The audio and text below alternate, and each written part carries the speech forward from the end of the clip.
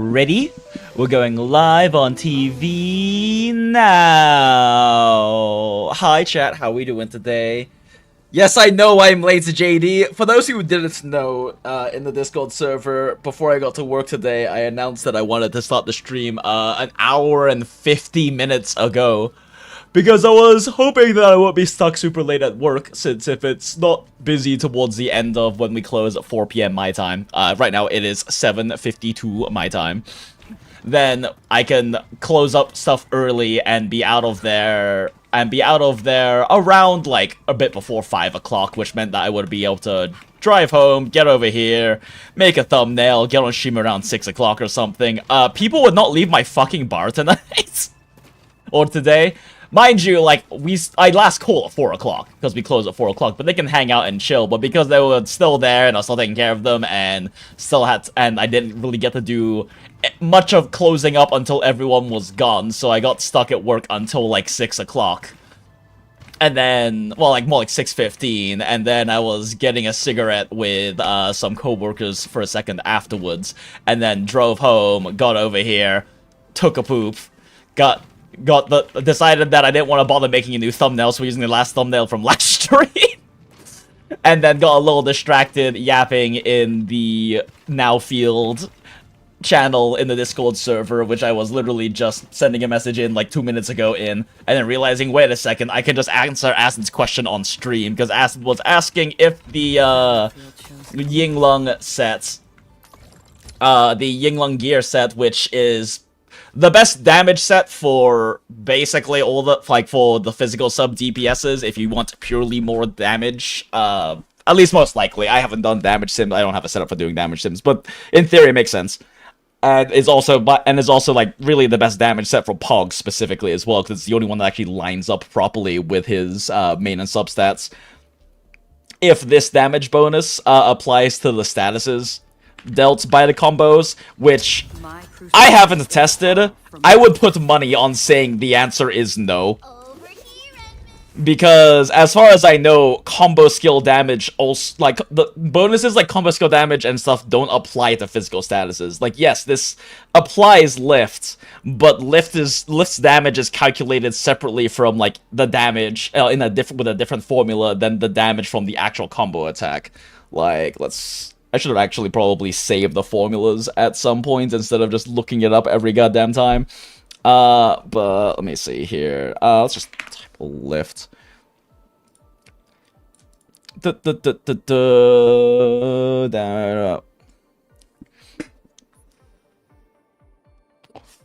Yeah, so like the main part, so like the actual parts that affect the damage are just the attack, arts intensity, and physical damage bonus of the operator. It's not gonna... what would make sense, again, I haven't tested, but what makes sense is that this set gives you essentially just gives you combo damage percentage, right? Like combo attack damage percentage, similar to combo skill damage bonus, similar to what this does. Presumably it would be like an additive 20% of damage to this 34.5% and this 41.4%, right? And if that's the case, it doesn't apply to the lift damage. Because the lift damage does not get damage bonus from that. The lift damage only gets damage bonus from attack, arts intensity, and physical damage bonus. Hope they tipped... Oh yeah, hope that they tip super well. Not really. Generally, people who are inconsiderate like that don't tend to tip super well. I mean, overall, like, I still did fine in tips. But a lot of people who are inconsiderate don't. I mean, some people are, like, super apologetic of being there late and do tip well, but oftentimes there is an overlap of people who are inconsiderate and people who stay around afterwards like that, and they don't always tip well.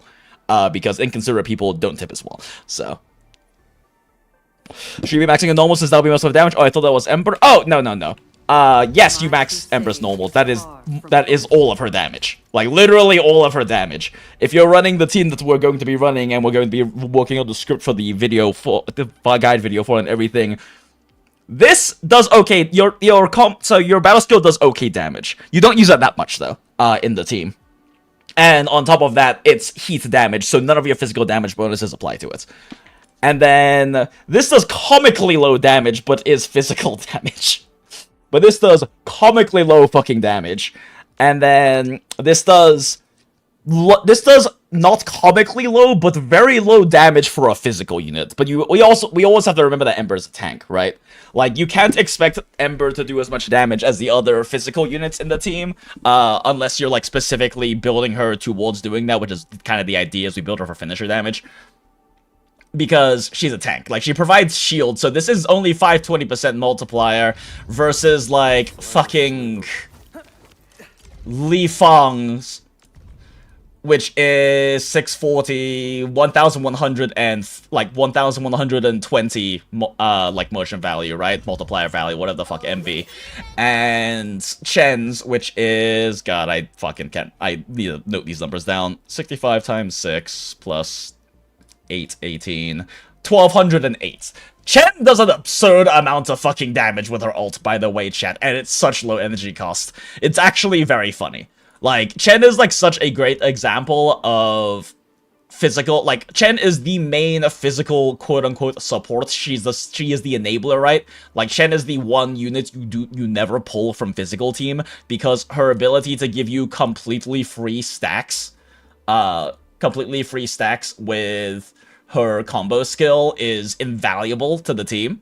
Like, she's literally the only character you never swap out. Every other character in physical team is swappable or replaceable. Even Ember. It's just we're insisting on using Ember because we want funny Stagger. But Chen is, yeah, Chen is the only one who doesn't leave. But despite being the main quote-unquote support or enabler, she's really an enabling sub-DPS. She has the highest multiplier on her fucking ult. Mind you, Li Fang does more damage on his ult because his ult has 2 knockdowns in it, and the knockdowns both deal 120% arts reaction, arts status, arts intensity affected motion value, right? And also you're always linking his ult. If you're not linking his ult, you don't use his ult, because that's also, the MV only is the case if you have the additional attack from using Link with it. And Link is a 20% total damage multiplier for his ult. So he's going to do more damage with his ult over Chen, because of the knockdowns. And Chen has no statuses in her, but she also has a fucking 70 cost ult that goes down to 55 with P4, which I think people like massively overhype her P5. Like, yeah, it's cool that her combo skill goes down by 3 seconds, but realistically, this rarely matters. Like, this rarely matters because all of the times the rotations, going from 16 to 13 seconds doesn't really help you that much, right? And then on top of that, it desyncs her with the stagger sets that we always run on her, because this is the 15-second cooldown. So it's really not actually that good. And when you're talking about, if you were to, like, perfectly, on a cooldown, use her combo skill every 13 seconds, you're saving 3 seconds per combo skill. That means you have to do 5 combo skills to even get an extra combo skill out of it, and that's only if you're perfectly doing it on cooldown, which you're not going to be in realistic rotations. So, like, it's actually really not that good. In my opinion, by far, her best potential is potential 4. Losing, oh, sorry, it's not 55, it's 15%, which is 10.5, so it brings it down to 59.5 energy, which is, like, way more valuable. Like, that is saving you over an entire combo skill or battle, and, combo skill or battle skills amount of energy to ult again, and she does a shitload of damage and stagger with her ult. Like, this is an insane multiplier, chat, with 35 stagger built into it. Saw Lisara's video on Ember recently. Yeah, I'm glad that I'm not the only one that has realized that Ember is built for a stagger team and she's not nearly as bad as people seem to think she is. And I did watch all of Lisara's video. She does cover a lot of really good points. There's also some things I learned from her video that I didn't know about before, and we will definitely, I mean, already in the script, I have, like, references to her, because I'm going to be, you know, referencing other videos in this as well. And even at the very beginning of the intro, after all, yet another Goat Lisara just put up a showcase of Ember main DPS. Mind you, I wrote this like 3 days ago, before her new video came out. Clearing every boss fast enough to get the highest tier speedrun medal each boss can give, link to both videos, yada yada yada. And I am going to rewrite some of this to reference things from her video. Because, you know, other content creators make good content, and if I get anything from their content, I want to make sure I am appropriately crediting them and linking to their video so people can watch it, because there are lots of good content creators and you should watch them. Actually, like, the fucking, like, description for this video, in terms of the links to other videos, is gonna be, like, there's gonna be, like, fucking 7 or 8 other videos links. Because, quite frankly, a lot of other creators have done better jobs explaining certain things than I have. Like, there's gonna be links to the animation cancel video from, Lin O, because Lin O does a really good job covering animation cancels, and specifically covers Ember's pretty in-depth as well. And there's gonna be a link to, like, 3 of Guaba's videos, because he does a great job doing explanations for the calculations, and for calculations and explaining concepts like how physical statuses and everything work. And quite frankly, if you're not already watching Guaba's video, go watch Guaba's videos, because he literally does what I used to do in Monster Hunter and Genshin, but does it better. So go watch Guaba. But yeah, there are going to be a lot of videos I'm going to be referencing and linking in this video. And Lasara covers a lot of very solid stuff with Ember, but there's also a lot of stuff that I want to cover beyond what she covered in her video with this video. So yeah, the script's already really long, chat. We're going to be trimming this down. It's not all 16 pages. The bottom part here is the tweet. This is the 1,180 fucking word tweet I made. Cover it that made me realize, wait, I should just make this into a video because it's kind of already basically a script. But like, because like that one Ember Stagger clip went kind of viral, right? Like, I mean, what does it even add? I haven't checked in a few days. It's at 2.5k likes and 1.1k bookmarks, which, I mean, that's not super viral, but I'm a washed up content creator. Let me have this. Anyway, so I wrote a fucking 1,180 word tweets just covering like raw basics of this, because there were so many comments on that one clip asking questions. So I was like, let me just fucking answer all the questions in here. And I was like, wait, why don't I just make a video out of this? Because it's been like literally 2 years since I made a video, and this is actually a topic that I want to really go into and really talk about and really discuss. So it'll be fun to do. I don't know if I'm actually gonna go back into doing much in terms of actual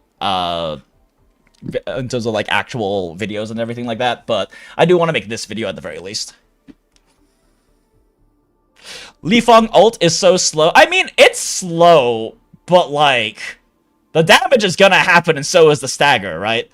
Like, it's slow, but most ults in this game are fairly slow.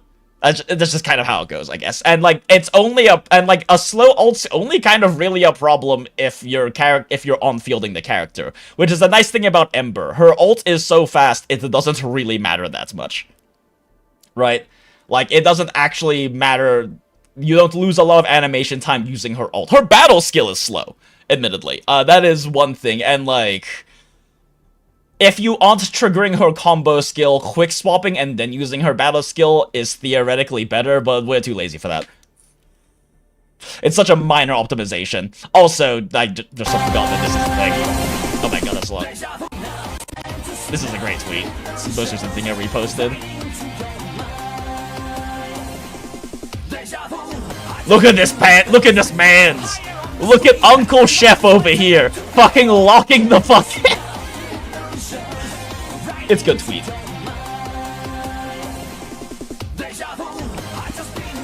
God, this clip makes me so happy. Anyway, yeah, so right now, what I spent like a better part of an evening writing the first bit. And mind you, this is like obviously rough draft. It's gonna be trimmed down. It's kind of just flow of consciousness writing.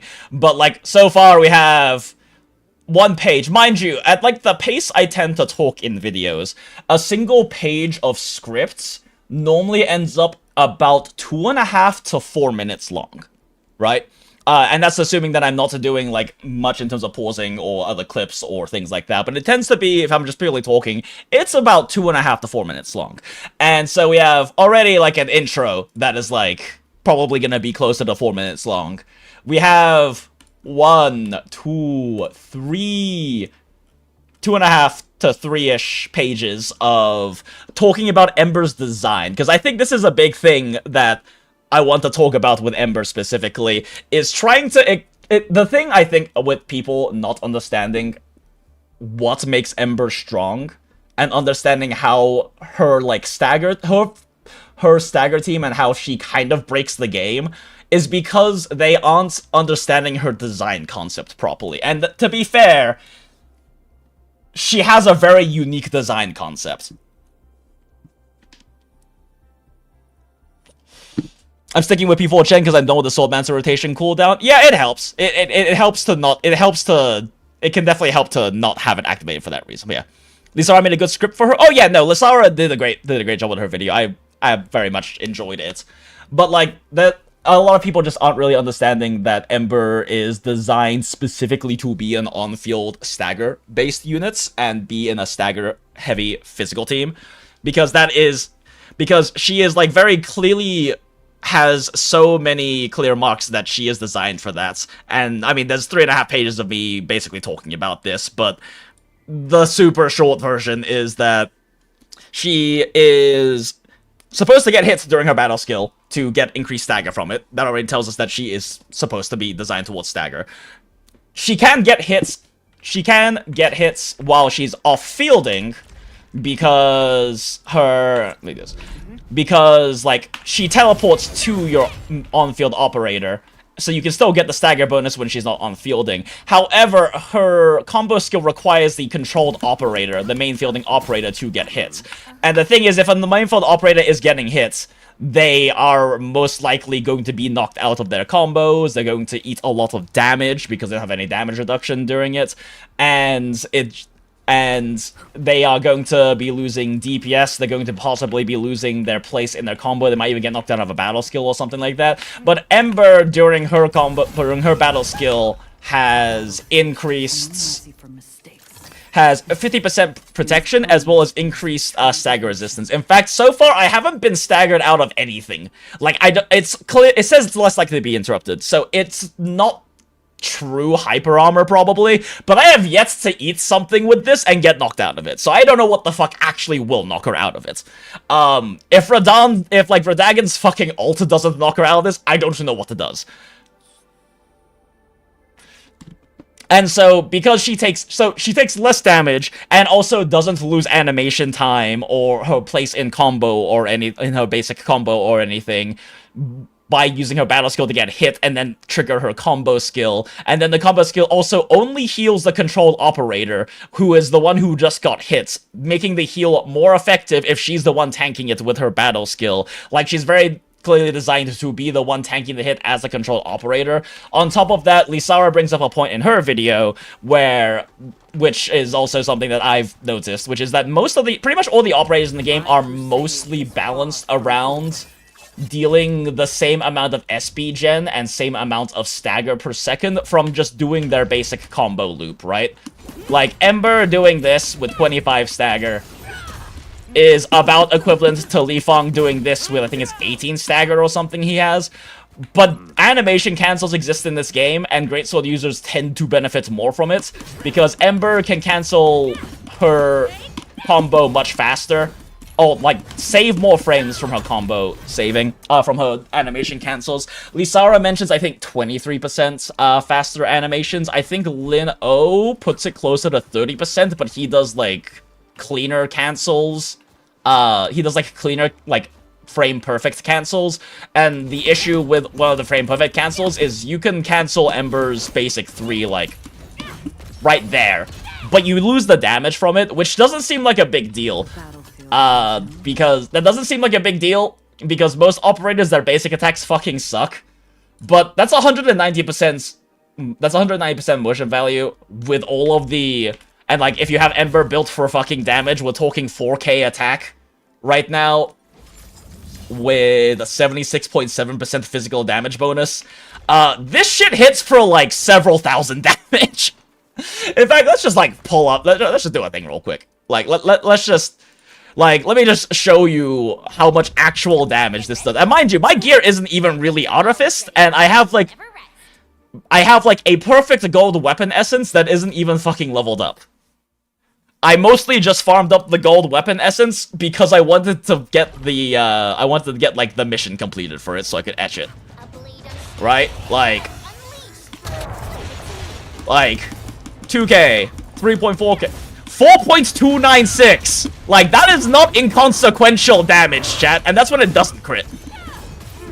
And if we have physical susceptibility, and some degree of reach on it as well, that's not even like this isn't even like a full breach. That's 6k damage, chat. Like, this is not inconsequential damage. So, you can cancel basic 3 even earlier, like, right, I'm kind of bad at timing it because I don't do it. But, like, because you can do it basically right as the red little early. I'm so bad at timing this. Like, right. See, you can cancel it like that, right? And you skip a decent chunk of animation time, but you lose the damage. Plus, it's just easier to cancel it as soon as you hit the enemy, right? Hit stop, cancel. Hit stop, cancel, like that, right? It's a lot easier. But yeah, point is that she gets, like, let's just say around 25%. If you're cleanly canceling her, it's about 25% faster staggered. And stagger and SP generation and DPS from her basic combo, which as you saw is not insignificant. One nice thing about physical on fielders is because you're stacking physical damage bonuses on them, and their attacks deal physical damage, it's not inconsequential damage. Like, this full attack sequence, how much is this? I really need to, like, write this shit down. That's 431 motion value. Her basic 4 combo deals more goddamn damage than her battle skill, and Li Feng is like the highest DPS physical unit in the game, and it's more damage than his battle skill.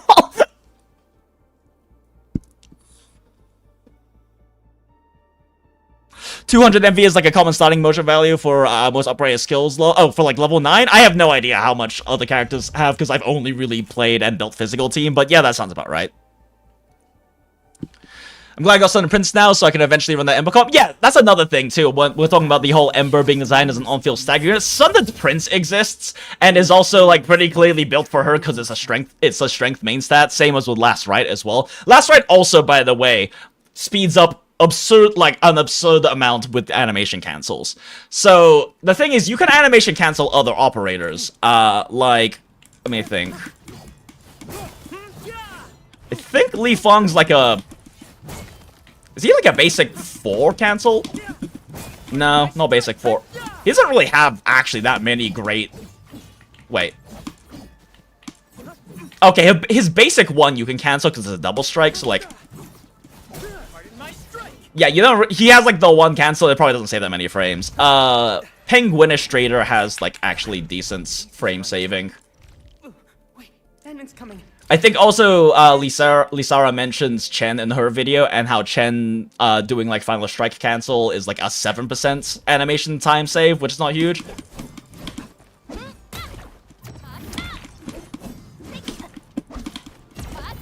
Like, you can cancel 3 times in Penguinistrator's combo, because any of these double strikes, you can cancel after the first strike comes out, right? So, double strike, and you can cancel as soon as that attack hits, so... Like, you can see, like, that's pretty decent, right? And she saves a decent amount of time, but she has 3 dash cancels, so that's very stamina-intensive. And Ember only has the 2 animation cancels. They're both really easy at a time, because you just dash cancel when you hit the enemy. And it saves you, like, 25% of your animation time. Or rather, gives you a 25% stagger, DPS, and SP increase, which is not quite 25% animation time save. But anyway, point is, it's a lot. Do you think Snowshine will do as a good stagger in Last Rite's team? Also, her parry deals 20 stagger with 70, 60 P5 SP usage. Potentially, yeah. But also, you're giving up using Last Rite as an on-field, if you use Snowshine in that case. Which I don't know if that's actually worth it. Because Last Rite doesn't cancel her basic combo to use her skill, which is kind of the main skill you're spamming. And, like, the issue with using Snowshines... I guess, like, you do get more stagger out of it, though, right? Because, like, she doesn't really do any stagger... Does she do stagger with this? Does it deal stagger damage? Excellent strike creates last strike mirage. I guess she doesn't do any fat. I guess she doesn't actually. I mean, the SP return is like huge though. But I guess she doesn't really, and she also gets alt energy gain. Because the problem is, so the issue with like battle skills in this game is that the SP is a shared pool, right? So if you're using an operator's battle skill, it means you're not using a different operator's battle skill. And, like, the issue with characters like Snowshine is that you can get the 20 stagger, I guess, or whatever it is, from her battle skill, which is not terrible. And the SP return is not terrible. And you do the Cryo Infliction, which is kind of what you need for a Last Right team. But you're trading doing this for doing, like, Last Right's battle skill, or Zaihi's battle skill, or something like that. It's kind of, and that is the question of, is that actually worth it? Is it? I don't know. I haven't really theory crafted or even like feels crafted Ice Team like at all. But I do know that Last Right has very good animations saving on her basic combo because this double strike, like her basic 2 double strike can be cancelled really early. So like similar to Ember, she has like 2 good animation cancel points that Lin-O covers in his video. Okay, I did that a little early.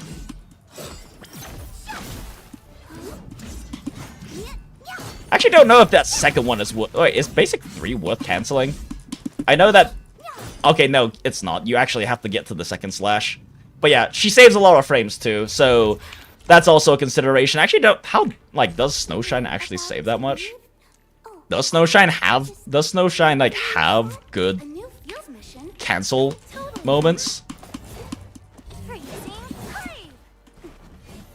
Wait, does she already have a 3 sequence? Oh, she already has a 3... I don't think she has any good cancel points. Like, I don't know if canceling these when they hit is actually worth it.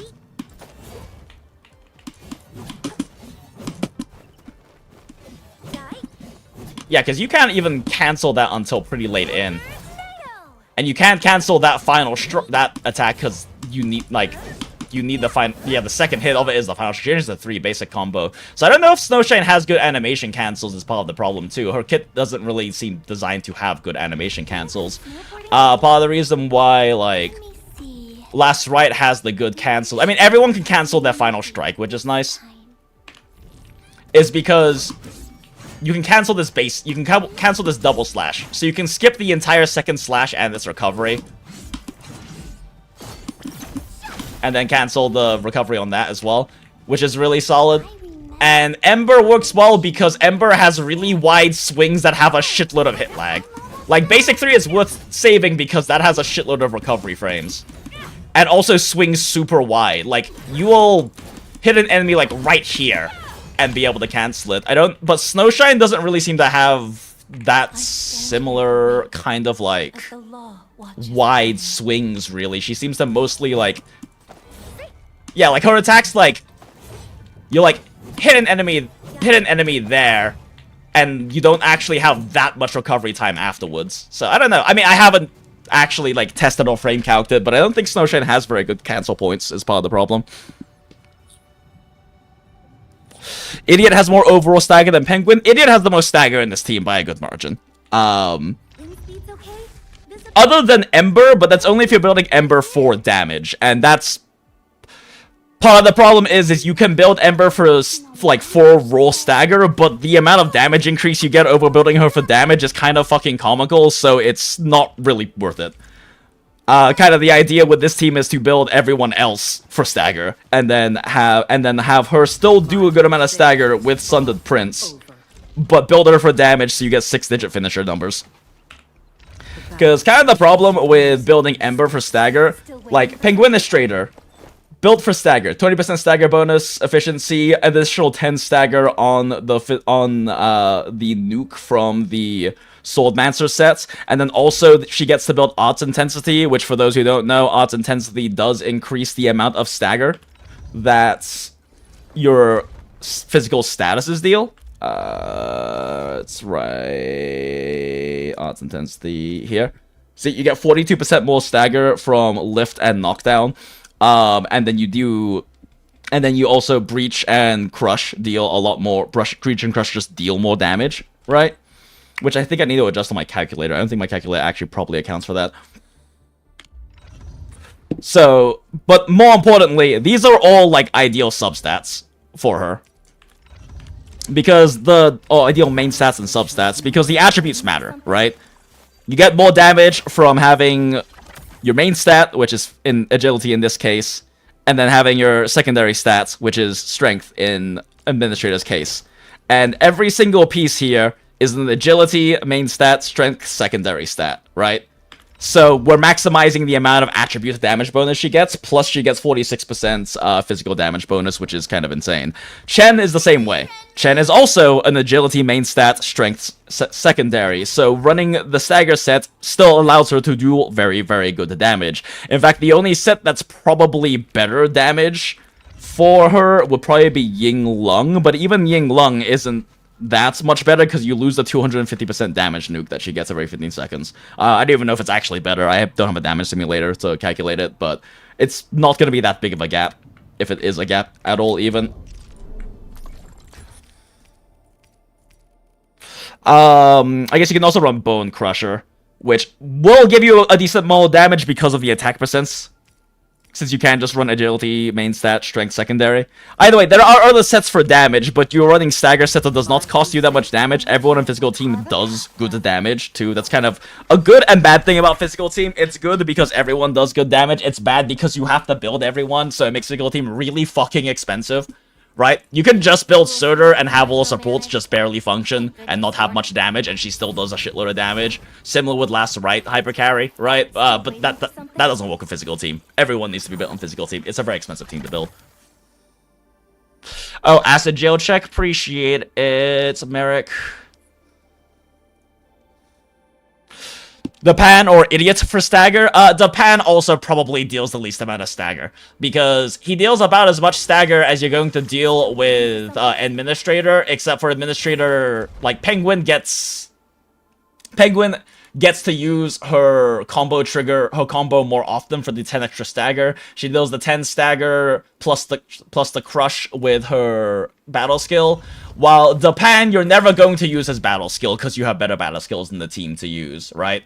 And he does 15 Stagger with his combo trigger, but it requires 4 stacks of vulnerability, which means you can't use it nearly as often. And then on top of that, Penguin gets SP refunds on using her battle skill on her after her combo skill, so you're being more SP efficient for the amount of stagger she's getting, and you have a lot more control over when to nuke with her, versus the Pan, who has to wait for 4 stacks, and you can easily overstack if you're not careful with that because of certain skills doing extra amounts of combo or extra amounts of vulnerability stacks, especially if your character order is messed up, because for those who don't know, combo skills go left to right in your team order. So, like, if we were to trigger both PogChamp and Chen's combo skill at the same time, which is very realistic because him using his battle skill to trigger Breach triggers his combo skill and also Chen's combo skill, then it'll pull up Pog's combo skill first, then Chen's. Which is an important consideration in physical team because of how stacking works and how some of the mechanics work. So it's generally almost always best to have Chen at the very end of your team for that reason, because you don't want to be overcapping on stacks, but there's nuance to that. Physical team has a lot of permutation, it's kind of complicated.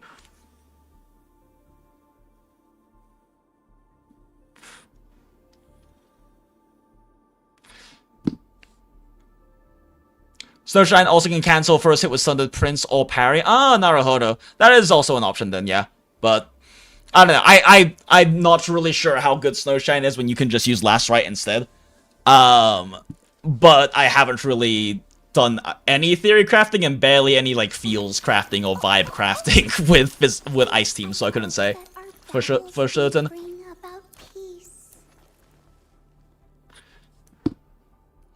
is something where you don't need stamina to dodge because parry. I mean, the thing is, though, is like you don't need stamina to dodge with physical team either because you just don't let the enemy attack. That's kind of what it makes this team break the game. It's not going to be the highest damage ceiling team in the game, most likely. Surtur almost definitely takes that right now because she's like the limited DPS that exists.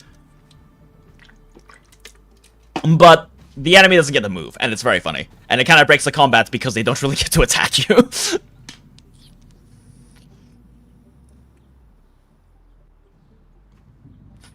Oh no! What did I do? Why did I remove Merrick? Wait, what the heck just happened? Merrick, I'm sorry, I hit a button! I don't know what I hit, but it deleted all of your messages. Why did this happen? What did I do? Did I time out you on that? I hit a button. I'm sorry, Merrick. What did I do? How do I undo this? I was like alt-tabbing to my YouTube studio and click something and I deleted Merrick's messages. Oh no, what did I do? Well, Hangshan's swordmancy focuses on the will. What just happened? Being one with the blade is far more important than drilling a move over and over. Undo? Undo? Did I undo? I don't know what I did. Did I ban it, Merrick? No! Holy shit. Why is it so easy to accidentally right-click someone like that? Oh my god, there's a lot of hidden users on here. I guess there's a bunch of people from like back in the Monster Hunter and Genshin days I had to like hide for like spamming or something. I don't see Merrick on here, so I don't really know what... Did I time out Merrick on accident? Like, what happened? What did I do? I genuinely don't know what the fuck I just did. I got nuked for jailbreaking acid too many times. I'm sorry, Merrick. Ah! I don't know how to remove your messages either.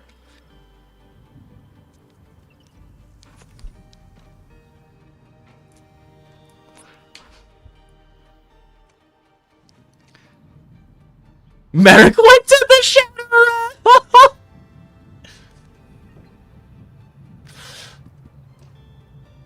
Oh, did I time you out on accident? I'm sorry, Merrick. I don't know how to untime out either. How do I untime out? Fuck. Moderation activity. Was... Okay, I see. Merrick was timed out by me for 300 seconds. How do I untime you out? Is that a thing? Hold up. How to remove timeouts. YouTube stream. There is no way to undo a timeout!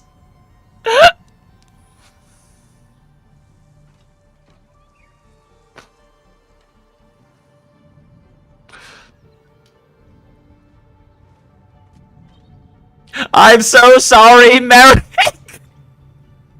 There is no way to remove a timeout, apparently.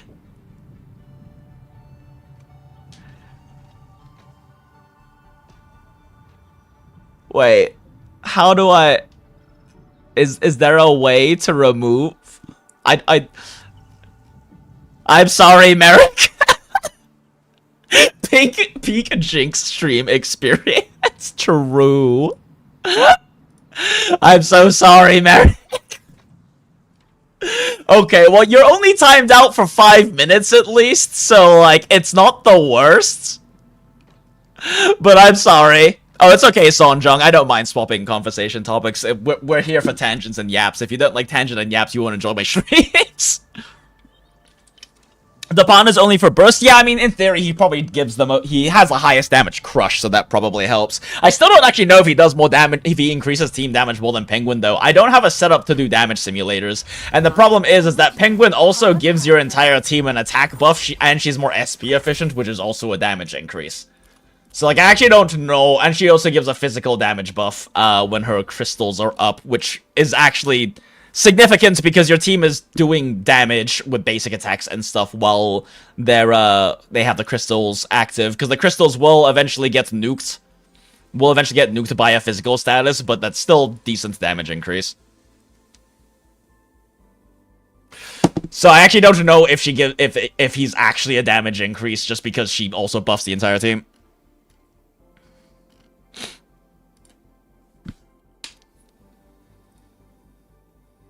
They are also top chat banned. He joined Acid! I'm sorry, Merrick. Think Pawn overlap with Ember slot as on-field? I mean, you don't have to run the Pawn as the on-field, right? The idea will be running him as your, your vulnerability stack, your physical stack consumer, because you have to have one person who consumes on your team, right? Like, the only requirements for physical team are Chen, and then a consumer. And the consumer can be Pog, because he consumes for Breach. It can be Penguin, because she consumes for Crush, and it can be Dapan, because she consumes for Crush. Because there's no reason not to run a consumer. You get 4 stacks at max, and then you nuke them in some way. Pog nukes by doing a smaller nuke damage, but also giving Breach, which is physical damage increase for the entire team for a while. So there's lots of the backread Void. I asked about Yinglung's calcs because the Shatter is included in her combo skill tooltip. Estella Shatter. Oh, yeah, I have no idea about Estella. I mean, that's a thing that we would have to test to be sure about. But, like, I'm guessing no.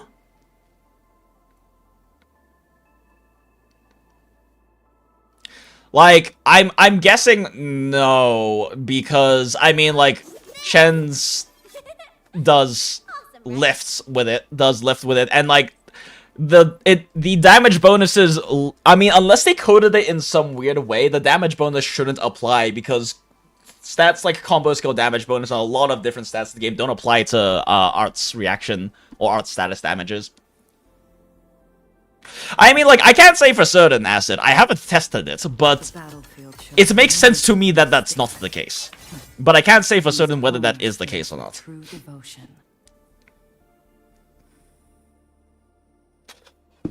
I'm genuinely cry-laughing, Peakscuff. I'm sorry, Merrick. For those who don't know what I'm reacting to, Merrick is talking in the Discord server right now. Link in the description if you feel like joining. Since Yinglung's has physical percent, I mean, physical percent damage bonus does apply to like knockdowns and lifts and everything, so that does work. But yeah, I don't know. I also don't. Does Shatter deal physical damage? I think it does, right? I don't know. Shatter teams are weird. I haven't really looked much at Shatter teams. I mean, there's just a lot of, like, these kinds of nuances of other teams I don't know because I haven't spent time theory crafting or even, like, vibe crafting them much, right? Because physical team has been my main and, like, the main thing I've actually put any degree of testing into. Shatter is physical damage? Okay, so it should get physical damage buffs then, which makes sense, but... The battlefield shows no mercy for mistakes. We must hone. How long is 5 minutes? Why does it feel so long? I'm sorry. Alright, anyway. Yeah, so, yap.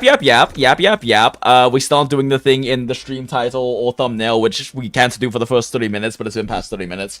I'm also realizing that before the food in my stomach from work goes away, I need to take my meds, so let me find those real quick. What the fuck? Oh my god. Oh no. Oh no. They fell off my desk and they're all over the floor, chat.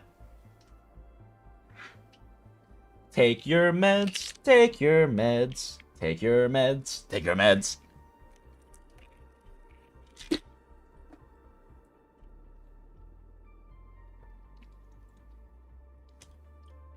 Taking my meds.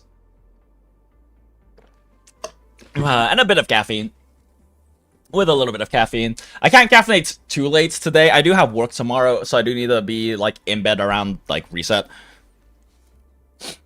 Yay! Merrick's back! I'm so sorry, Merrick. I'm sorry for accidentally timing you out. I don't know how it was so easy to... Oh my god! That's why! Okay, so apparently...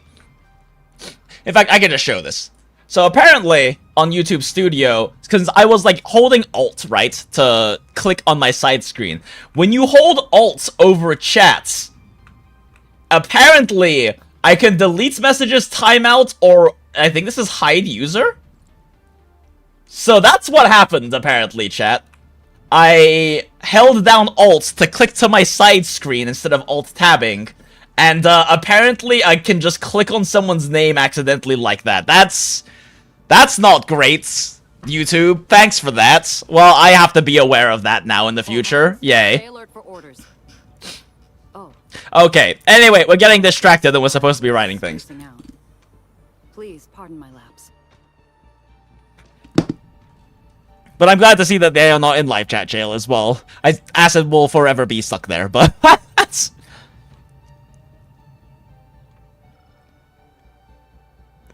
I've seen quite a few Chen, Last Rite, and Ember solo Ragan. I'm curious if someone like Perlico Giberica solo. I mean, the thing is, like, there's not a time limit, right? So anyone can really solo Rog. It's just a matter of how patient you are. Oh, Rog, you mean Radagon? Yeah. Oh, solo trimmed. Oh, interesting. Okay, yeah, that's a different story. Interesting. I mean, the thing about Last Rite, Chen, and Ember is that they get additional damage through their status build-up, right? Like, Last Rite just builds up her own Ice Odds Afflictions and nukes off of it, so... Theoretically, Last Rite solo and Last Rite with a full team is not that much difference because you're using all the SP on her skill anyway, right? You're just getting, like, damage amping and damage from other teammates, but since she's a hyper carry and does most of the damage on her team, it's actually really not that much difference. You're just losing amps like ice damage amp and stuff from Zahia and whatnot, and, like, potential electrification from Perlika and shit like that. But it's probably not that much of a damage loss, honestly. She is kind of a self-enabling carry. Chen does good general, like, motion value. She has good multipliers, and every lift is still just more damage. Ember has... I mean, we're building Ember for physical basics anyway, that's all her damage. And her knockdowns still deal extra damage, so I'm not that surprised that those characters can. The problem is they don't... Characters like Perlika and Gilberta don't really have mechanics like that. I guess Perlika, technically... fucking electric arts inflictions do a little nuke damage every time you apply them based on the amount of stacks, right? So she does kind of have ramping damage in that, so maybe she could. If you have Thunder Prince, what weapon does a DPS Ember use? I don't know. That's a great question. What's other option? Because I guess that's actually relevant for, like, the gear thing, right? What other 6-star weapons are there even for great sword options? Because, like, it's gonna be a 6-star weapon, that's not a question.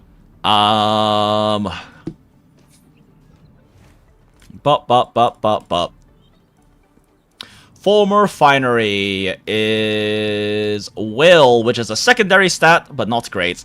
HP increase. This is a tank. This is for tanks. Okay. Thunderbird. Main stat strength. So it would be better. Shield applied. Still just sustain option. Yeah, this is Ember's signature, quote unquote. But it is better than Former Finery because it has a better main stat for her, probably. What's the base attack? Equivalent base attack. So yeah, I mean, this is better than Former Finery. Exemplar is slightly higher base attack, but only slightly. Main attribute attack percent. Okay, so this one? Yeah, okay, so yeah, so this one. Yeah, okay, the answer is this one. Slightly higher base attack. Strength attack percent. Skill damage increase, cryo damage increase. This is probably not that far behind, actually. It's got actually better first slots, because main attribute is weaker than, like, strength. But this one does give you physical damage dealt, and does give you even more physical damage dealt, so it's gonna be better. So, the answer is probably Exemplar followed by Kravinger.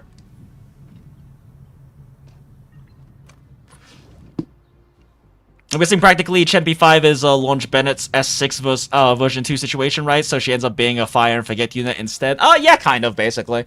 I mean, it's not as bad as Bennett S6, because Bennett S6 breaks a lot of teams, right? Like Bennett's converting you to fire damage actually breaks certain teams.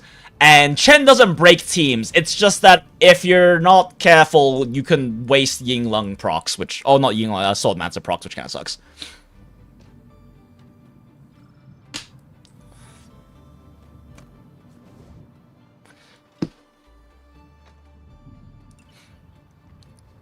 Yeah, probably Exemplar. So Ember I saw was using Exemplar. Yeah, Exemplar's probably higher damage, actually, than Sundered Prince. Because crit rate is fucking scuffed in this game. It's actually not terrible. Like, 19.5% crit rate is a little under a 10% average damage boost. The problem is that it's RNG as fuck, and Ember is, you know, a slow-hitting unit, so the RNG can cause a lot of variation in individual runs. In theory, though, it could technically be better.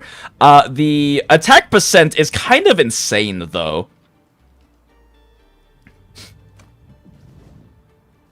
But also 48%, oh, sorry, 56% physical damage bonus versus 28% attack, even with inflated, even with, oh, no, double the attack gain. Actually, this should be better. Yeah, no, I mean, the solo trim uses Exemplar, but Sundered Prince actually should be a higher ceiling. Not only because of crit, but because physical damage percentage is already going to be inflated based on the gear she's running. Her attack percent is also inflated a little bit because of her kit, but only a little bit. Oh, but 39% attack is a lot. Actually, maybe this is better. I don't know. This is probably better. It's probably better by a little bit. Yeah, it's probably better by a little bit, just because crit rate is not nearly as good as just the straight attack percent. And when we're comparing, like, values, that's just gonna end up being... Yeah. Yeah, it's probably... Yeah, Exemplar probably is actually better for DPS. You just lose the Stagger.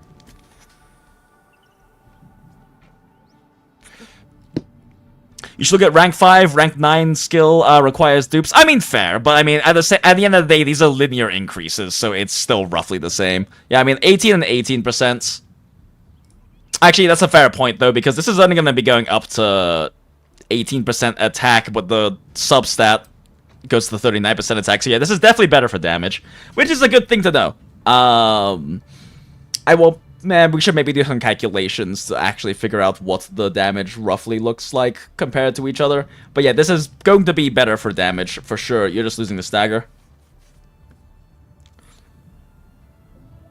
Ancient Canal really is just the free-to-play option. What even fucking is Ancient Canal? I mean, also Finishing Call was like free, technically, if you did like the little events thing they did for launch. But it's also a meme. Yeah, it's also kind of a meme. It's just for sustain stuff. What is this? Odds intensity is not very useful, but damage dealt. You can't really consume these. You can't consume vulnerability stacks. Wait, who even consume? Wait, who is this for? Oh, Dapon. Dapon's the only one who can use this passive. He's the only crush/breach user, like the only like vulnerability stack consumer who uses the greatsword. So this is like specifically for Dapon, for Uncle Chef.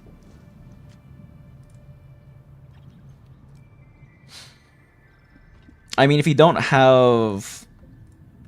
It's probably still the best option, though, out of all of these, because that's not that useful. Defense increase isn't a damage increase.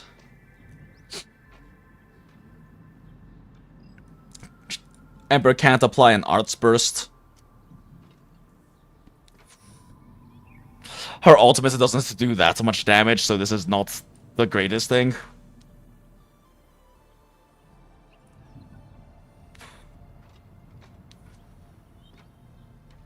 Actually, it still might be better than this one. Odds intensity is not that useful for like... I mean, it increases Stagger, but it's not that useful for her damage.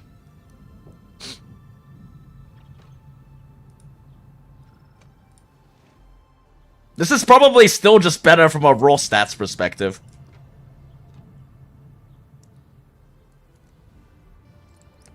Because this is... a decent chunk of... Actually, I have no idea how good this even is.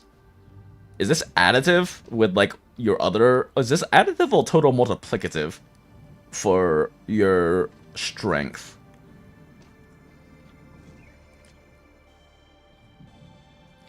Wait, Industry 0.1 is the best option? Really? According to whomst?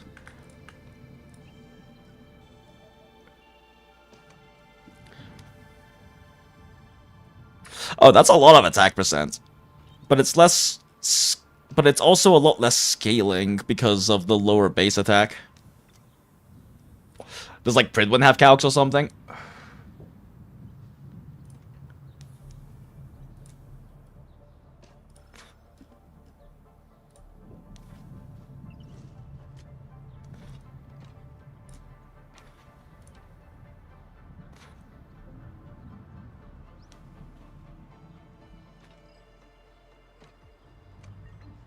I mean, this is... The problem is that this isn't necessarily based off of damage.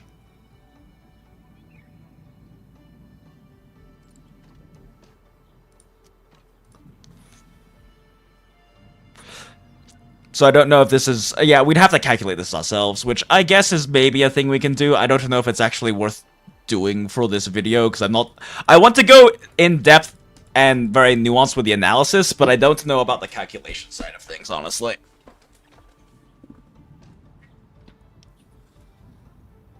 Stepped away a little for foods. What does arts intensity actually do for physical? Based on name, I assume nothing, to be honest. So the thing is, like, arts intensity increases the damage of arts arts and I guess just elemental statuses and reactions. So for physical, it's actually fairly significant. Yeah. Arts intensity influences bonuses to physical statuses, arts reactions, and arts bursts. It's just a weird name because it's because it applies to physical things. So triggering crush increases damage, breach increases damage and effect enhancement, which is huge for breach. Arts intensity, very good on PogChamp.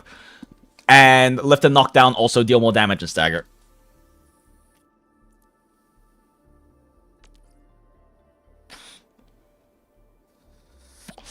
But the other options require you to have 6-star weapons, and for most, it might not really be feasible for some accounts. I mean, that's fair.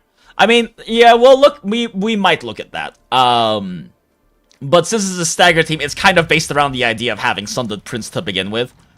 So, I will look at potentially doing calcs for that, but I don't know if I want to fully do calcs for that, because limited time, and we've already spent an hour yapping instead of writing anything on the script. Other 5 stars also require P5 to be competent. It's not that hard to get a P5 Industry 0.1. That's fair, yeah. We will... It's a little hard. The problem is, too, is that because the stats are all relative based on other buffs in the team, that it makes it a bit more difficult to effectively calculate, because we also have to account for potential buffs like the attack percent from Administrator or things like that. It's been an hour, so now we're legally allowed to do the stream title. True. Sundered Prince is also a free weapon. Yeah, the issue is that... Don't worry, when Nakamati go Nakamata in chat. Oh, why is this held for review? Weird. Acid's message just now got held for review. Sundered Prince is also a free weapon. Exactly. The problem is that you probably... A lot of people probably use that box on Thermite Cutter, because everyone was recommending Thermite Cutter. And to be fair, Thermite Cutter is the best option out of that entire box, if you're not main fielding Last Rite or Ember. And even if you're main fielding Last Rite, it's probably still better to run her signature. Probably, it's just a lot more damage increase, most likely. But yeah, the only issue with it being a free weapon is a lot of players probably got Thermite Cutter, because that's the recommendation from every Theory Crafter, and it's a good recommendation.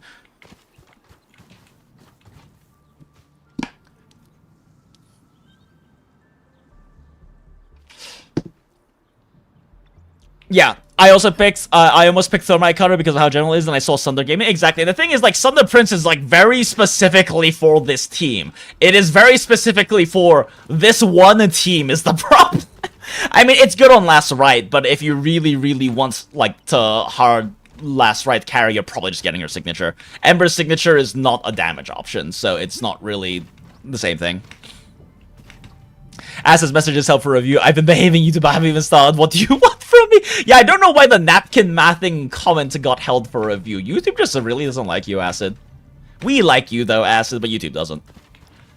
Alright, so yeah, we need to do the writing thing. We need to do the writing thing, but I also have to pee. And maybe peeing will help reset my brain a bit so I can actually start writing. So, BRB chat.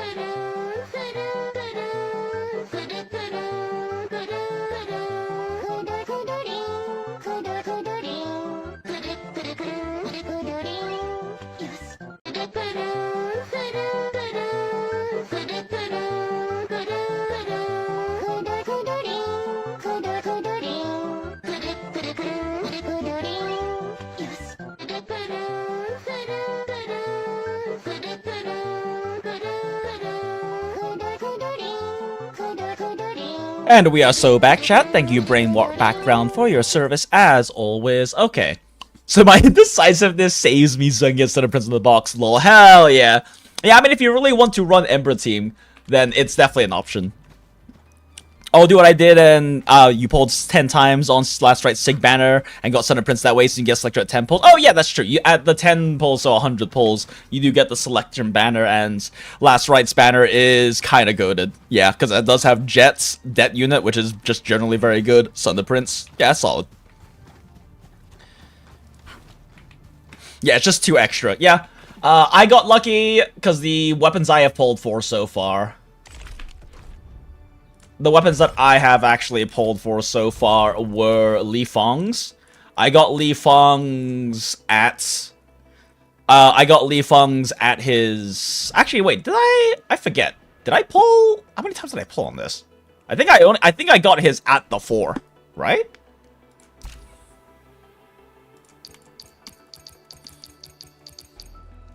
Yeah, I got Lee Fongs at the 4 polls, so I got lucky on the 50-50, and I got Pog Champs on the 4...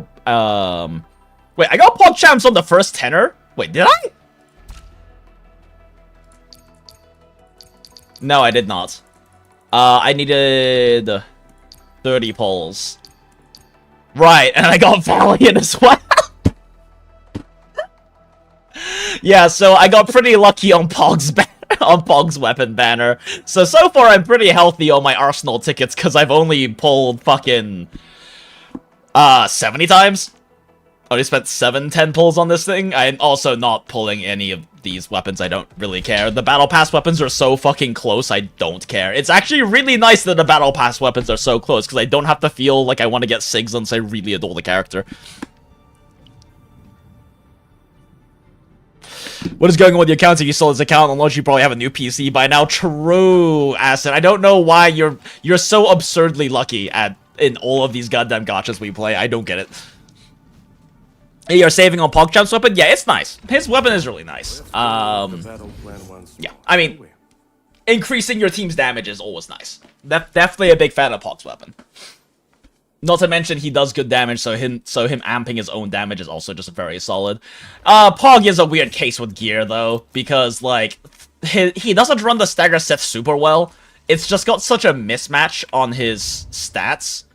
So like it's a very significant damage loss for him, and physical team has the benefit and issue that everyone on your team does damage. So whenever you're not running the correct stats, it's a pretty decent damage drop for your team. And so like the question becomes like if we run SP set on him, right? If we run like the SP, I should really just make all of these pieces. But if you're running like the SP, what the fuck is it? Yeah, if you're running this team for the damage increase on team, like it's not terrible. And a nice thing about this too is it lowers his cooldown for his combo skills, so it lines up better with Chen and with it lines up better with Chen's and with Penguin, which I believe this is the set Lisara ran in her runs and her video because it makes it line up better, but it does cost him a lot of damage because there aren't any will main stats. Like there's only agility, which is his secondary attribute. So it costs him a lot of damage. But also so does Stagger set. And that's also a problem. That there is just no good will pieces in here for him, really. Not to mention, we really want Arts Intensity on him as well. In fact, I should probably change his gear up. Because I don't... What do I have on him right now? Oh no, he's running the correct pieces. Yeah, he's running as much Arts Intensity as he possibly can while not losing too many stats. Because Arts Intensity increases... Breach's damage amplification, which is really fucking huge. Yeah, actually, how much is the amp on Breach? I don't remember the specific numbers.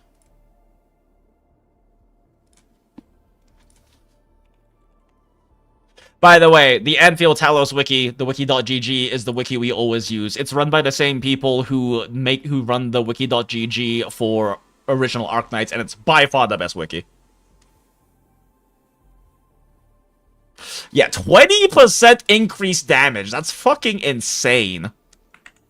And then, with the amount of Arts Intensity we have without even, like, artificing his gear, it's 34% more, so that's another 6.8%. So 26.8% physical damage taken, which is a completely separate multiplier than physical damage bonus and the other things we have stacked, is fucking wild. I don't know if this is additive with susceptibility, though.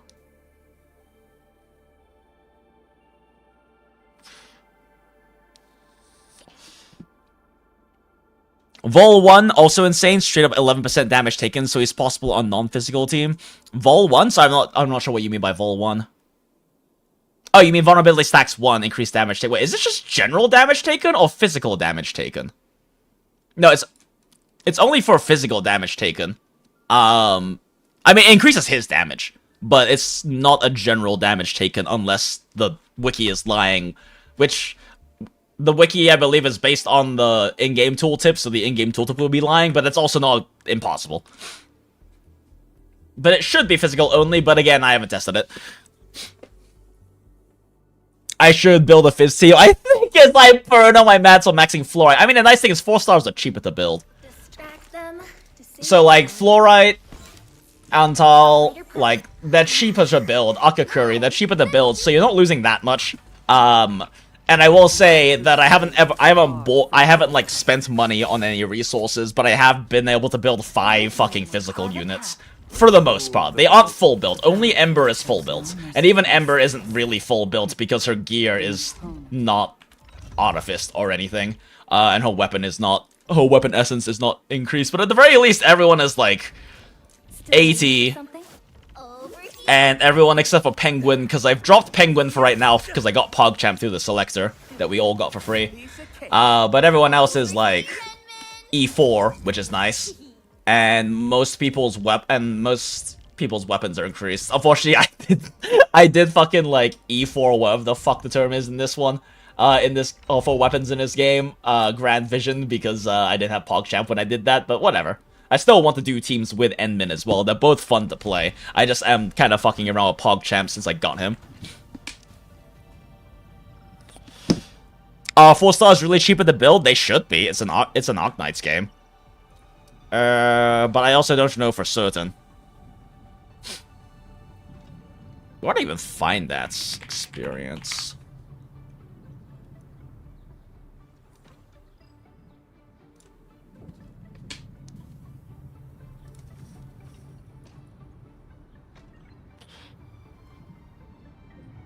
Boop, boop, boop, boop, boop, boop, boop, boop, boop, boop, boop, boop, boop, boop, boop. I don't know if there is actual numbers for this. Maybe they're not cheaper to build. It doesn't say anything in here about it being cheaper to... Oh, wait, actually, you know, we can check. My crusade is Perlika. Autofill, +2 levels. Antal, autofill, +2. Actually, maybe they do cost the same. Shit, actually, maybe they are, actually. Oh, wait, no, yeah, maybe they're not cheaper to build. Huh. I kind of just assume they are because it's an Arknights game, but they actually might not. No, they're not. Oh, that sucks. Huh. Huh. Interesting. Yeah, sorry, never mind.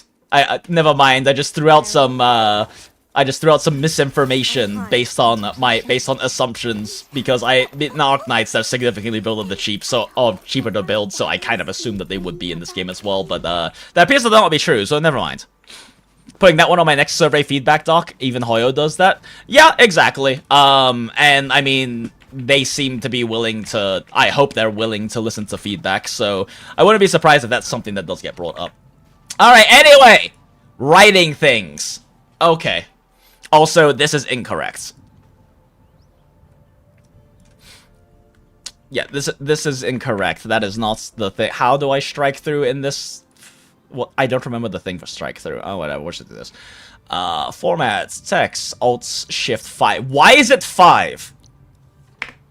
Okay. So, gear. Alright. Let's talk gear. Let's talk gear. Let's talk about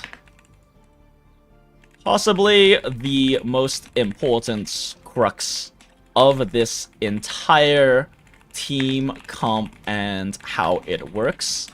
Gear. And weapons. Let's change the title to gear and weapons. While Ember is built specifically, or designed specifically as a stagger op, she is but one gorgeous and a powerful Sancta woman, and cannot carry the team's stagger alone.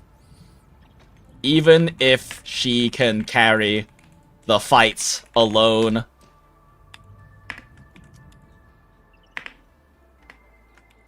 As apparently, since there are solo Ember trimmed runs of fat ass for some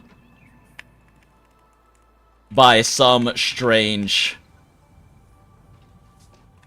miracle of speed runners being based clip of trim run ending. I need to actually find that run itself. We'll worry about it later. Link in the description. Link in the description to these runs and tell them Jinx says hi. Yes, I will say that every time. Lol.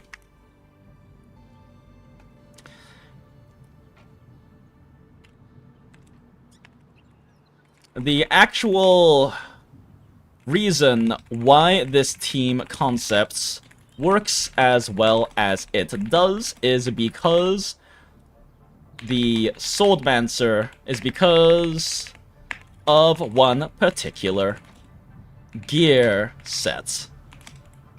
The Swordmancer set. Our beloved and beautiful Swordmancer set. This set gives us... This set has the... Okay, you know what? No, that's too wordy.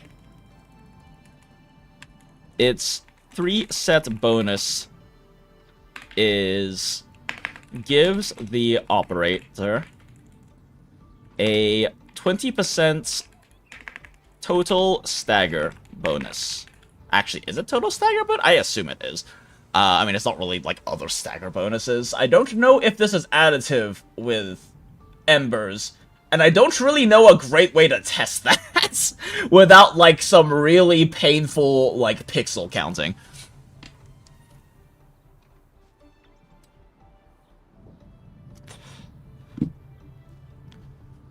Aegis are about to introduce 6-star to make 5-star the new 4-star Lamau.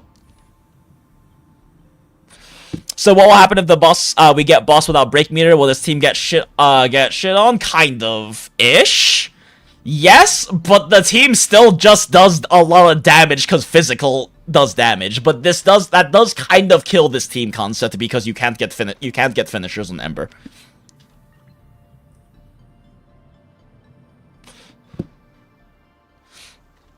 Wait, well, is this question for chat since Jinx is hyper-focused on physical? Does arts damage dealt plus affect shatter, combust, etc. damage? It should? Question mark? Going the in-game tooltip, yes? Okay, if the in-game tooltip says yes, then yeah, it should. Wait, there's more. But wait, there's more.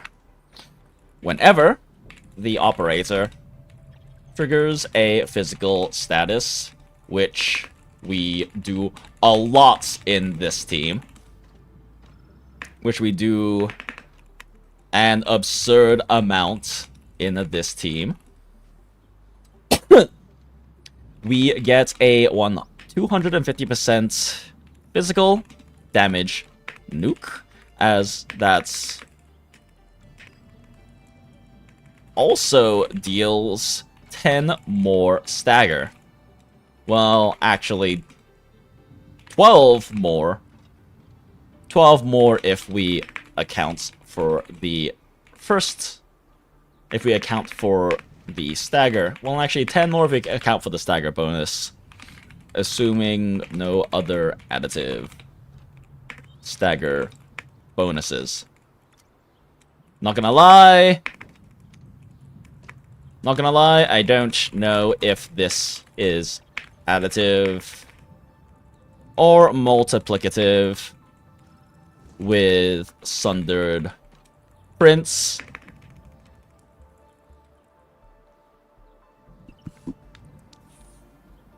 Our gold gear's level 70. Maybe in the future we get level 100 red gear. No, yeah, probably. We almost definitely will. But I'm going to guess we don't until new region. Which, by the way, fun thing. If people didn't realize this, but where is it?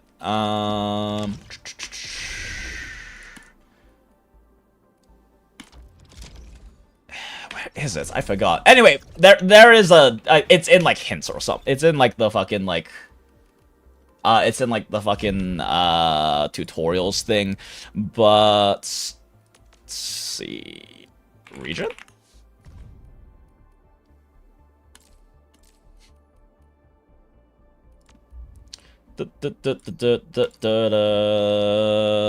Post management.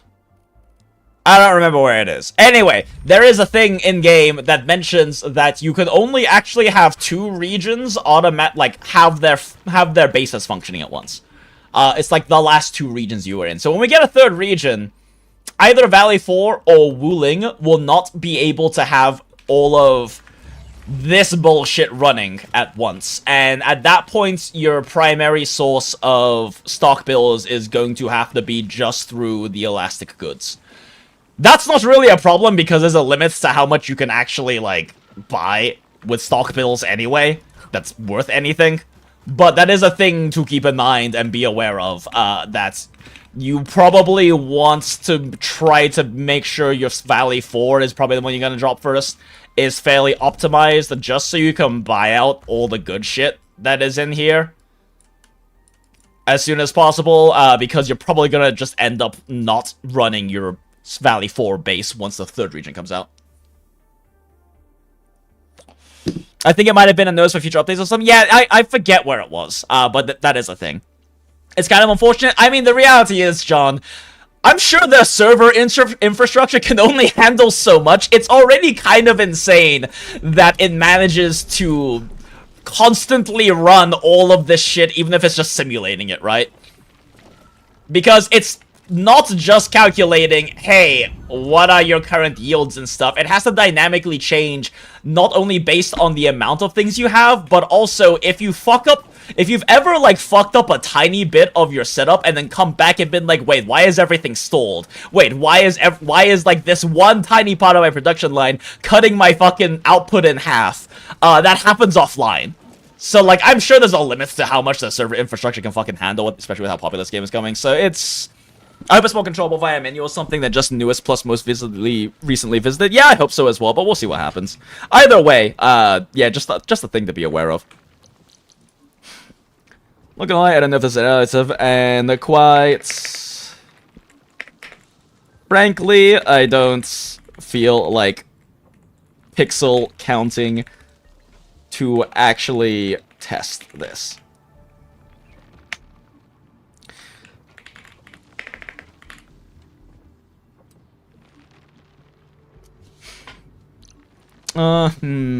Actually, this is like a good segue into not running the set on Ember, so... I think maybe like, side notes, I'm not gonna lie, I don't know. However, this is not all that's relevant, because in actuality, this set is not all that optimal to run on Ember herself if you plan on running her as your primary carry, which if you don't, why are you watching this video? But more on that later.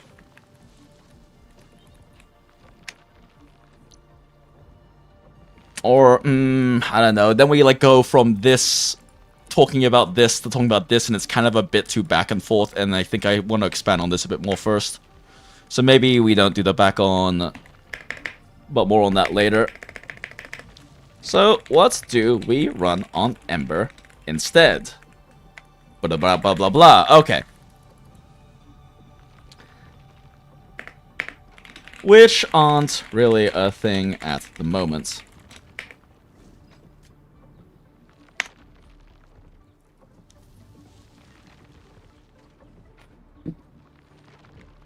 This effectively increases the stagger amounts we get from...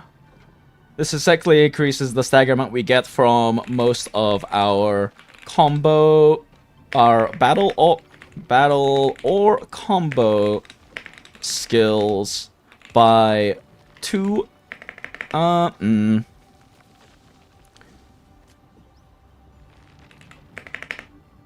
Anywhere from...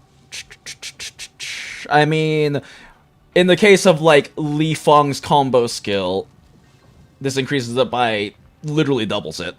But that's the highest you can get out of it, from X% to literally doubling it in the case of...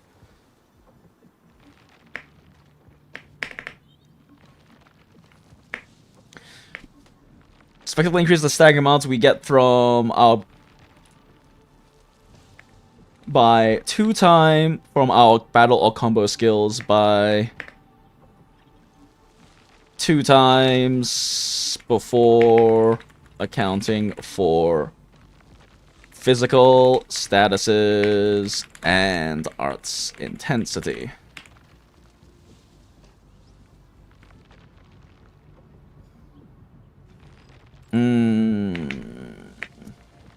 Why arts intensity? Okay, so I could either go off of this into talking about arts intensity, but there's still more to talk about with Swordmancer in particular is the problem.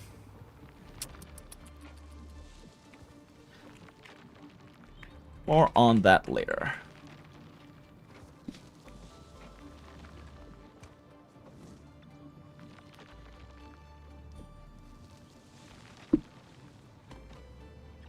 This damage and stagger nuke can be applied once every 15 seconds.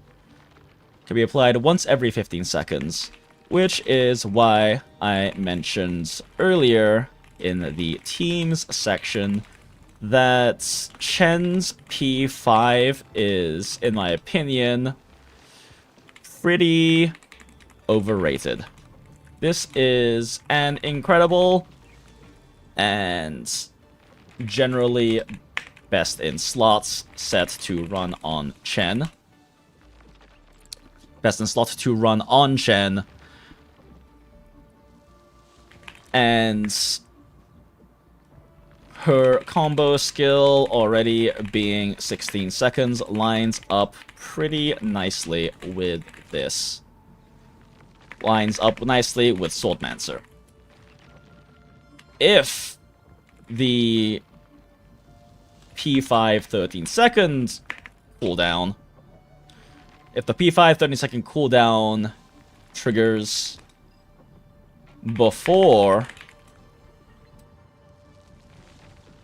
15 seconds, this effectively loses us the Swordmancer proc, and 250% motion value and 10 stagger is a lot of team efficiency gain.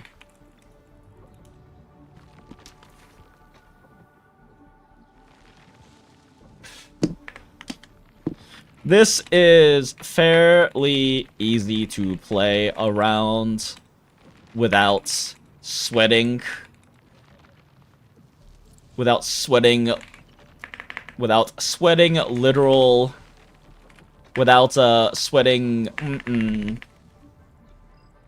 having to count the seconds between her combo skills by simply waiting 2 seconds after combo skill trigger to use Chen's combo skill. Or admittedly. But either way, this effectively negates the negates her P5 and gives you more to worry about instead of Unga Bunga Chen combo skill me press button.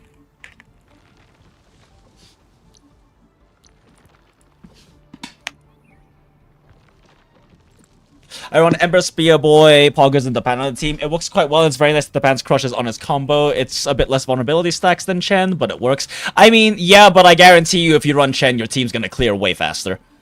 Because without Chen on that team, you are purely SP gated to build stacks, and your Dapan is going to be crushing literally half as much. Not maybe literally half as much, but like 60-70% as much.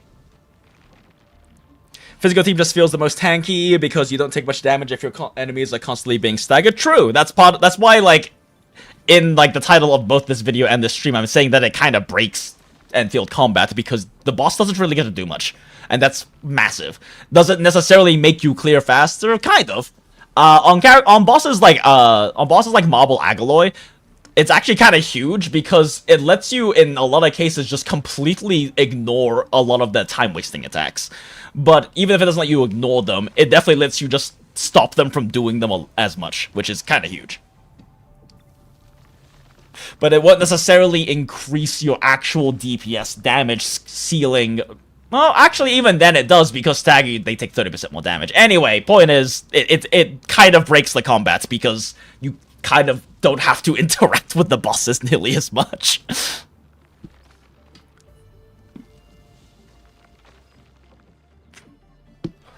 Guess I should buy out the entire shop first, then worry about tickets or essences. I mean, the thing is, like, buying the weekly thing, discounted things is smart because they're weekly discounted, right? Like, buying these weekly discounted ones is, like, a pretty smart idea. At least for, like, Wuling and stuff, and, like, buying the discounted, like, detectors. I mean, I'm fucking lazy when it comes to exploring, so I'd rather have all the weekly discounted ones as much as I can. As well as, like, getting the discounted, like, the really heavily discounted gifts and stuff. I still think that's smart to buy. It's probably gonna be a second before we get a new region. Like, if you're a newer player later on in this patch or something like that, then it's definitely more of a question at that point if it's worth it. But if you're day 1 or even, like, week 3 like we are right now, it's a week 2.5 right now. It's not that big of a deal. Does Chen's lift debuffs have an internal cooldown? It should not. As far as I know, the physical statuses do not have any kind of ICD. I haven't... And I don't know if there's a good way to test that. Because of animation time, Chen's... You know, let's just check real quick.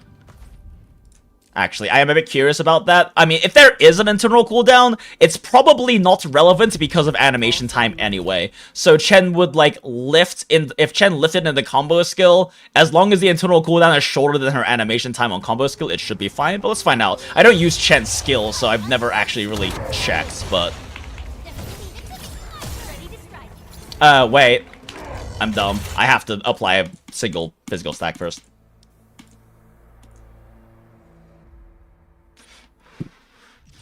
Vulnerability stacks are basically the engine of the physical team. Only Ember and Chen can give stacks on combat skills, so you want them out. Exactly. Like, the thing is, like, does a team perform okay without Chen? Sure. Physical just does a lot of damage if everyone's built. Is it going to perform a lot worse? Yeah, definitely. Like, I don't think people really understand how fucking strong having potentially double stacks, because SP regen is gating you, right? Like, SP regen gates you, and this game runs a lot slower. So having every 16 seconds an extra physical stack, in a lot of cases, just lines up with your SP gen. For the, like, maybe a little less, but it lines up pretty nicely with your SP gen. So your potential, in a lot of cases, you could be doubling the amount of physical stacks you get, which is just fucking massive. Like, not running Chen is genuinely throwing in physical team. It's okay to throw. If you'd rather run a different team, go for it. I'm just letting you know from a team efficiency standpoint. Like, this little idiot goober is the only character you never remove from physical team. Everyone else is replaceable. Including Ember. We're just not doing that because the entire concept is built around her.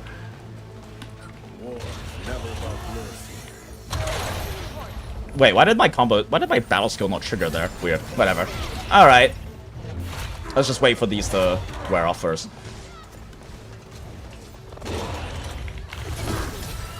Well, that definitely double lifted, so if there is an ICD, it doesn't matter. That was 2 lifts.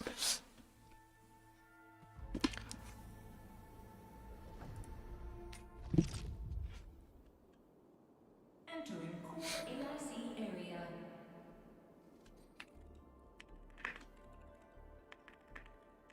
As I mentioned in the team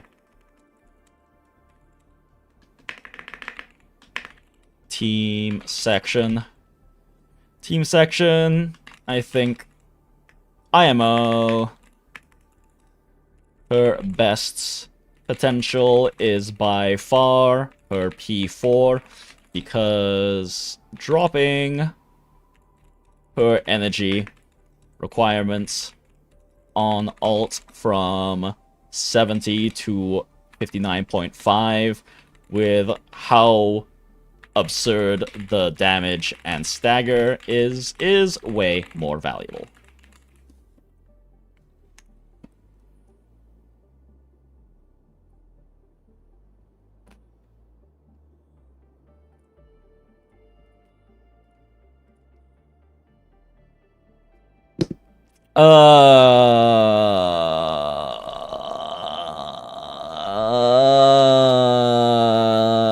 I'm gonna italicize this, because I don't know if this section is necessary, and this video is getting absurdly long. So it might be a potential thing I cut, because I already talk about this for the most part in... the team section anyway. Okay, let's see here. Anyway, moving on. Light once every 15 seconds. Because this has a cooldown per op running this set, it means that for optimal stagger outputs, we want to be rotating everyone. We want to be rotating the users. We want to be rotating the, users. The users' physical statuses every 15 seconds. This is every 15 seconds. This is very easy for Chen and Li Feng, because Chen just do combo skill, and Li Feng's battle skill is the best general one to use in his teams, because he do big ooga booga number.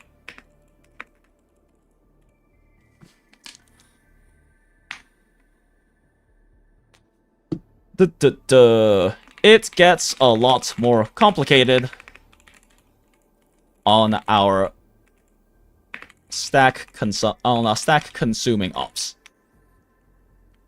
The only way that Penguin and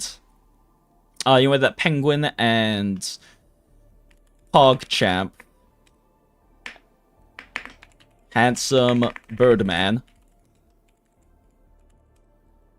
can trigger physical statuses is through their respective battle skills.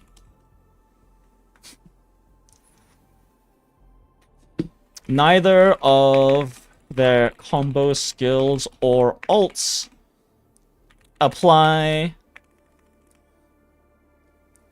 can do this.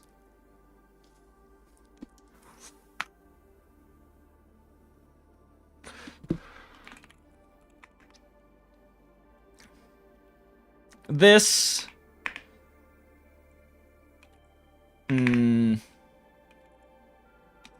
be SB intensive, as this can be SB intensive to optimize fully, especially if you are aiming for 4-stack consumptions.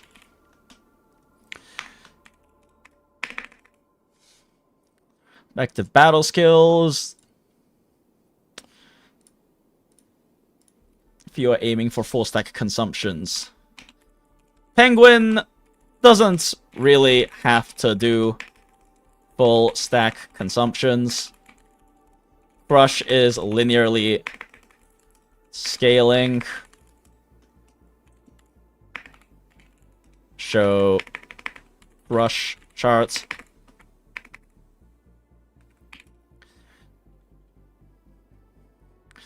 And her getting the 50 SP refund with P1 makes her even more SP efficient. However, PogChamp taking a Pog Sig weapon is pretty good at target. Yeah, unless you, like JD says, unless you have Thermite Cutter. Actually, what is Thermite Cutter's main stat?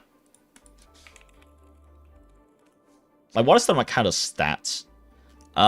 Will, yeah, okay, of course they made it Will. That's so funny. Yeah, so yeah, it's, Thermite Cutter's really good for him.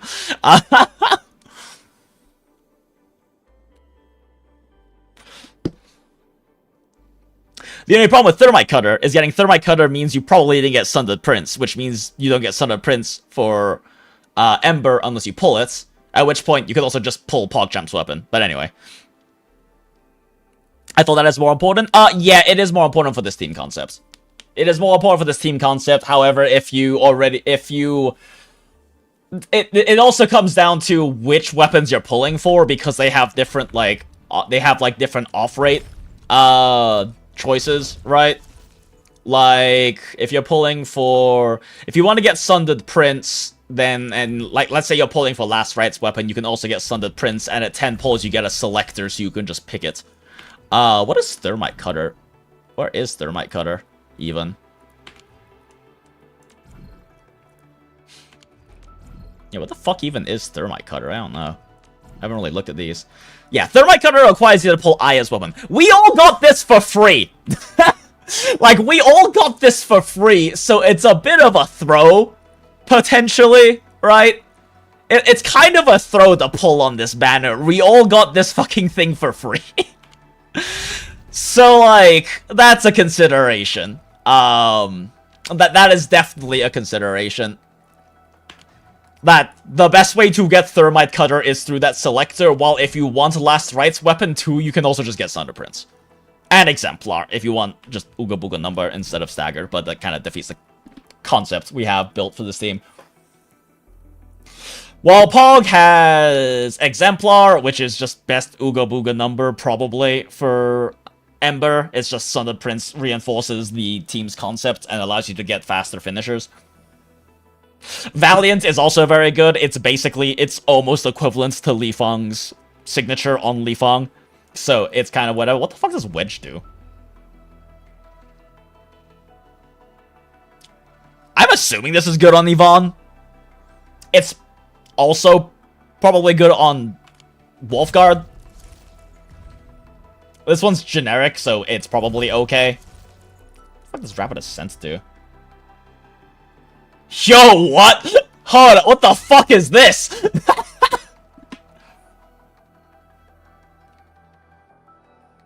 Is this Chen's best in slot? No, that's right. Chen's still better with Sundered, right? Oh, not with Sundered, with whatever the fuck the 5-star weapon is. But that, like, seems like it should be her best in slot, but I'm pretty sure it's not it's calculated not to be. That's my Chen weapon for Unga Bunga ult. Yeah, I mean, like, if you have it.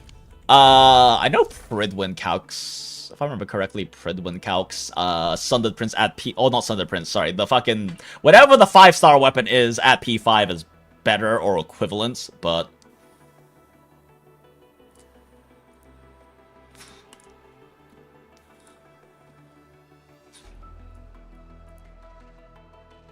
Yeah, at P5. Full circle better. The other reason for this is the lackluster passive stat line, with the main offender being the passive crit rate stat, which compared to the others offers less damage than this, plus the fact that the passive only affects her ultimate battle skills and being generic. Boost, most other weapons get sets it behind the curve. The weapon is solid when played around, but it is enough to redeem it, versus Eminent Respite, which is just a pure stat stick. And Grand Vision, which is also a pure stat stick.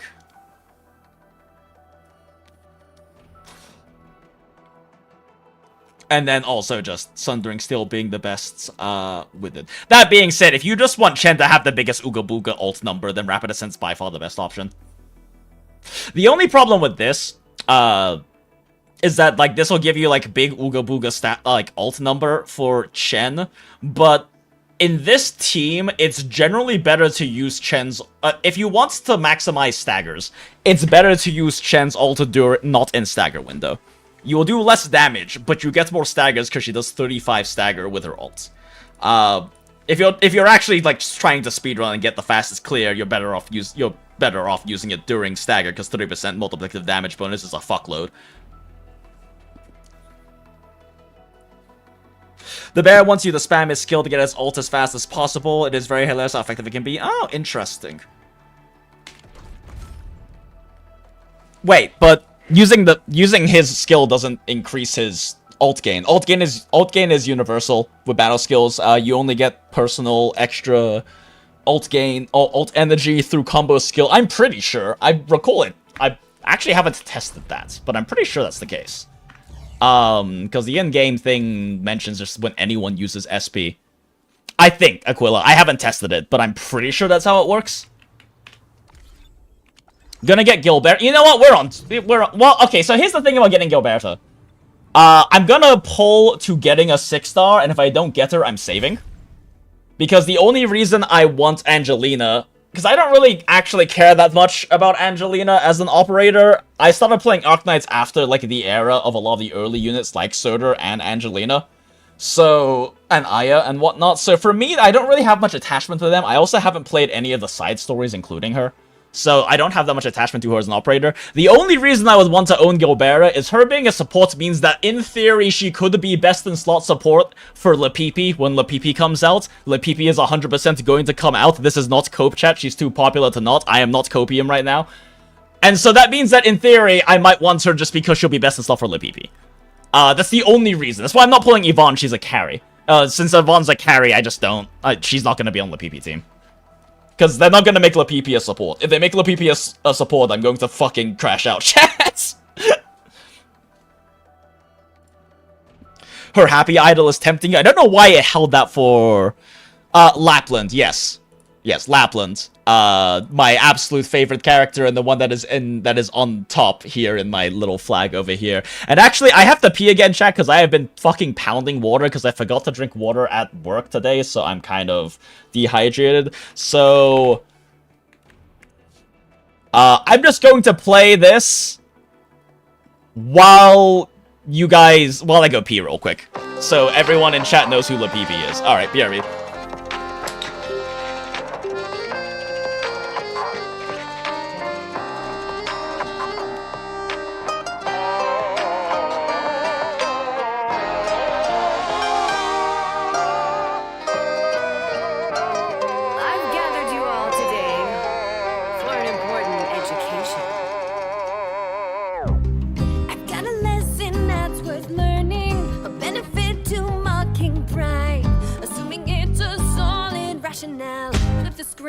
As I go in control, listen close. There's a ring between when you're saying what you mean. It's obscene. You'll just ignore me when I warn you. Cut off your nose to spite your face. You can't help that you're a lying breed. Chaos reigns, make it fair. Show your veins, tuck your tail, run away when all that's good is for. Try to bust the wheel. When your world is turning inside out, what do you think you're gonna do? Follow a dead end road while I expose the truth. I'm no savage, you're just average. I don't have the truth, a lot to ask. I'm gonna rip off that mask.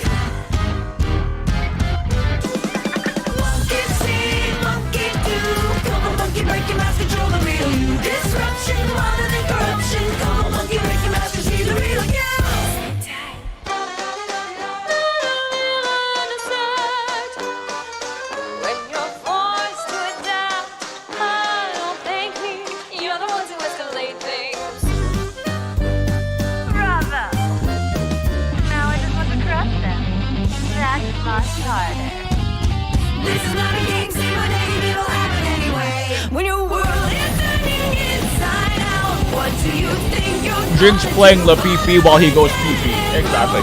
Personally, I want Texas Morlo. I want both. LAPPIPI without Texas is a sad, sad situation. And I fully expect them to be released back-to-back. gonna rip off that mask? It's turning inside out. What do you think you're gonna do? Follow it dead and wrong while I expose the truth. I'm no savage, you're just average. I know nothing, just a lot to ask. Okay. Rip off that mask. Yeah, no, Lapland is literally... Lapland and Texas Yuri is literally why I started playing Arknights. Because I follow a lot of artists on Twitter. It's the main people I follow on Twitter. Are artists and, like, fucking gacha memers. And a lot of Lapland's... And I also follow a lot of Yuri artists, because I love Yuri. Not really some... I find sapphic love a truly beautiful thing. This is like a whole fucking massive tangent that I've gone on many, many times. But I do find sapphic love like a truly beautiful thing. And really enjoy a lot of... And generally not very hardcore Yuri art as well. So a lot of it just ended up showing up on my timeline. And it's not the only reason I started playing Arknights. Like, I have a lot of friends who are day 1 Arknights or like year 1 Arknights players who have talked about it. And it's always a game I wanted to try because I knew that the themes that they tackle... Like, the style of setting it is, the style of storylines, the themes it tackles, things like Defiant Hope in a truly... what's the word I'm thinking of here? A truly hostile, dark, and unfair world.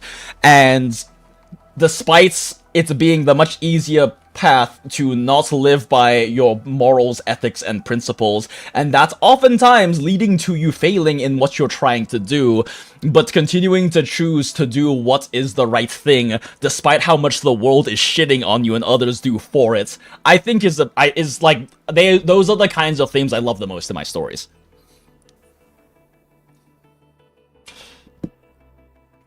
As someone who hasn't played OG Arknights, so they have to sell me on everyone. Yeah, that's fair. No, it's hard to sell me on waifus. I mean, like, and they're gonna be selling you on, like, on non-reconveners, right? Because I don't actually want Enfield to have too many reconveners.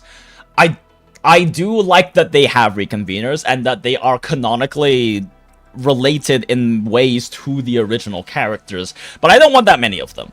Because there's a lot of room they have and a lot of interesting things and storylines and character interactions they get to have with original characters. Like, I love Rossi. I love Rossino Wolfpearl. God, what's the fucking... I need the full thing. One sec. It is in my now field. Yes. I love Rosina Wolfpearl Lupino, prima elite of the pack, future capo, and strong arm of the dawn. Remember this well. She's incredible. I love Syracusan characters, though, obviously, because I'm a Lapland and Texas. Fan is not even... I'm a stan. I am 100% a Lapland and Texas stan. But, like, I also, like, I really love Waifu and Tong Tong's interactions and dynamic and everything. Like, Great Chief and Waifu are fucking great. So I really want them to do a lot with actual original characters. But also, I know for a fact that my two favorite characters, Lapland and Vishadel, are definitely getting reconveners. There's, like, actually no way they don't. They're way too popular characters to not. How long it takes? I'm hoping that... I would not be surprised if Vishadel was the first anniversary character. I would really hope that Lapland happens before anniversary. I don't want to wait a year for Lapland, chat. Anyway, that's LAPPIPI. Rossi is original to Enfield? Yeah, 100% original to Enfield. And actually, speaking of, like, Rossi and Wolfguard, my current prediction... Mind you, I haven't played Wolfguard's companion story yet, so I don't have context from that. But my current, like, prediction is that the leader of the pack is going to be Texas, and Lapland is going to be some kind of, like, weird outcast or something who got kicked out of the pack, because that would be very Lapland.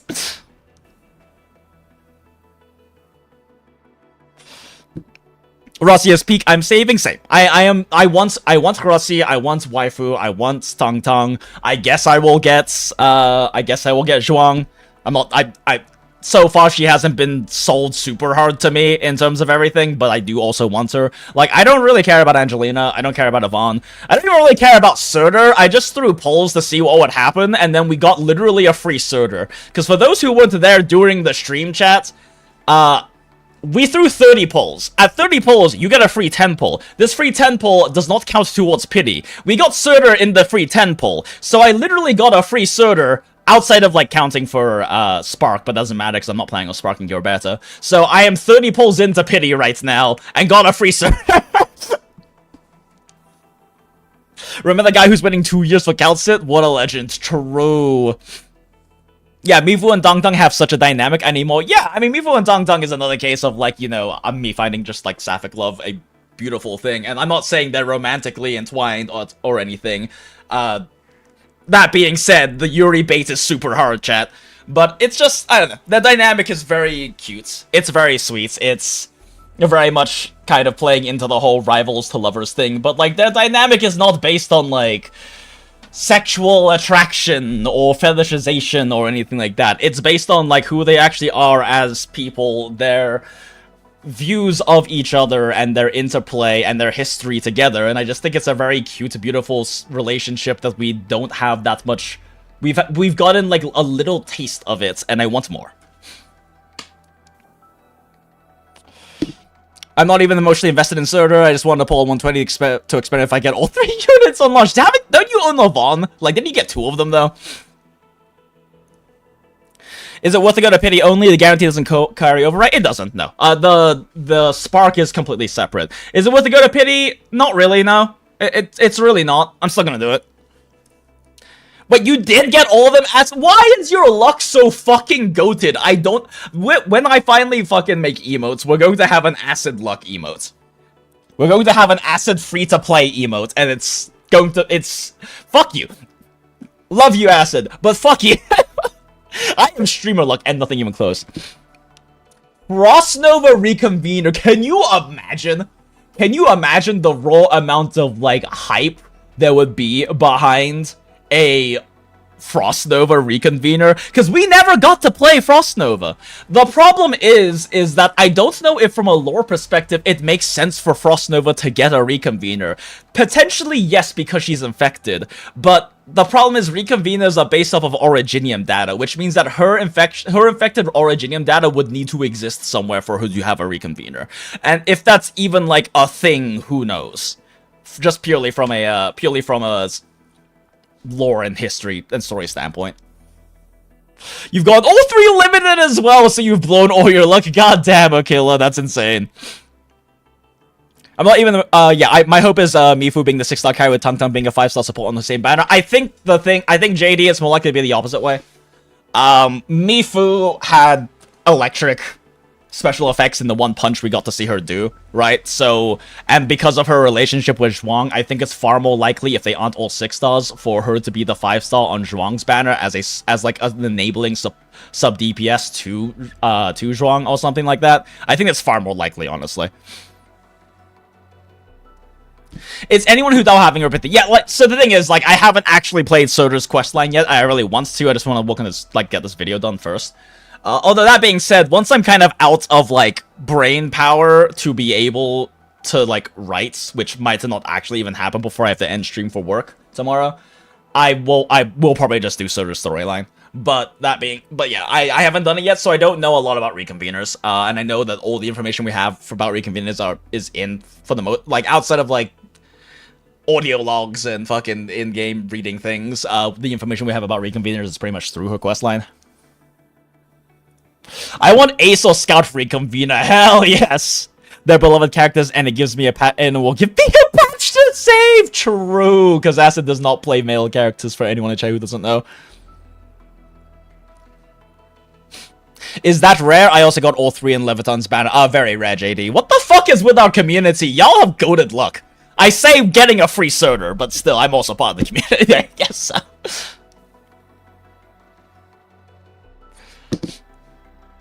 Funny enough, my luck was cooked or godly. I got P3 Ardelia. Oh no, P3 Aya. I mean, I'm assuming it's probably good, and like, Aya's a very universal character. But still, when you want more characters, that's kind of cooked.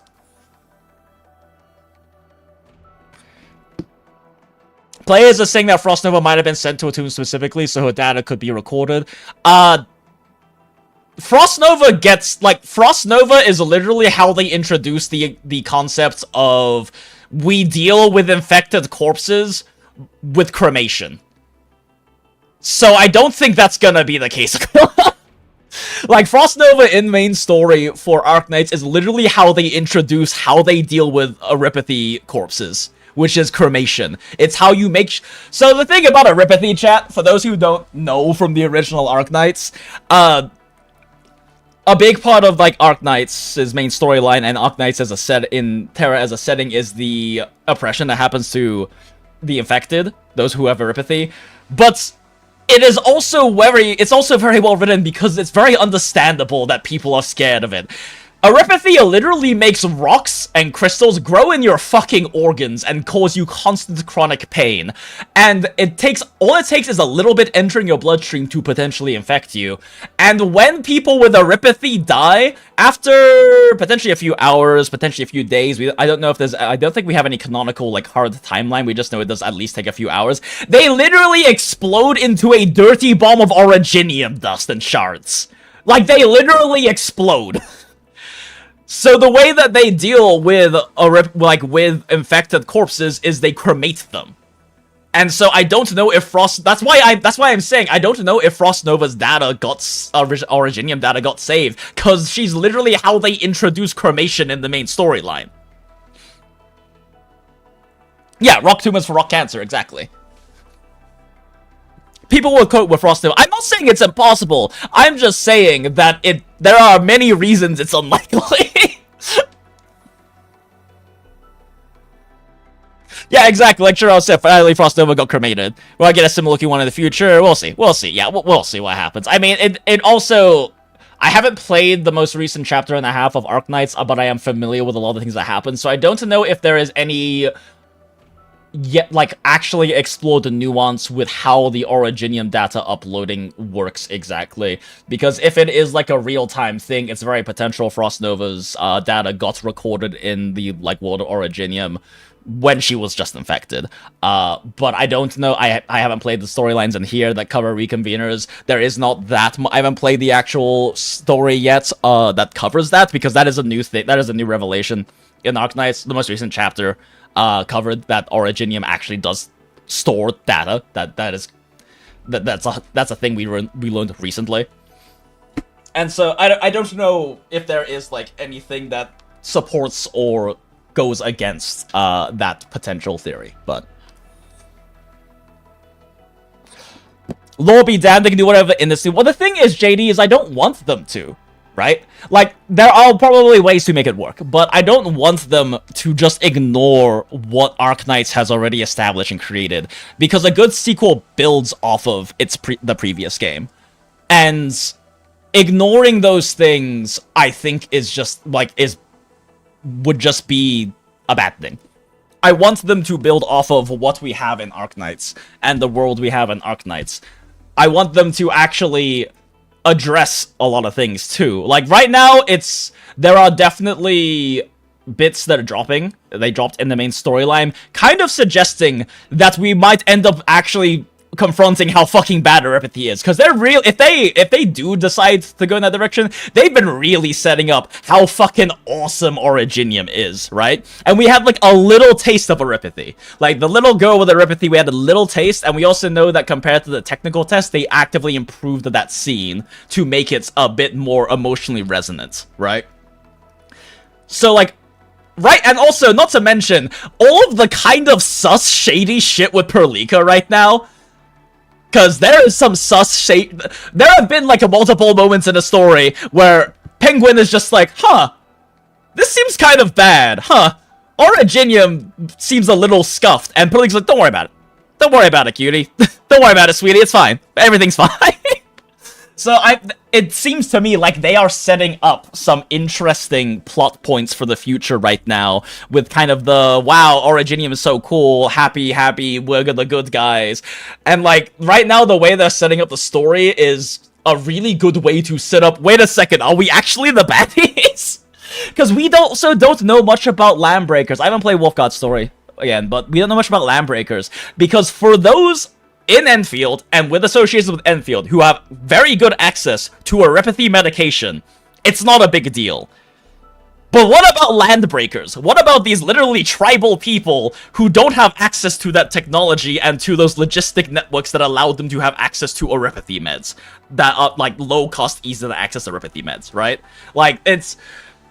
They are setting up... They have a lot of things set up that can really dive into the kinds of storylines that are Arknights and, like, Hypergryphs writing at their best.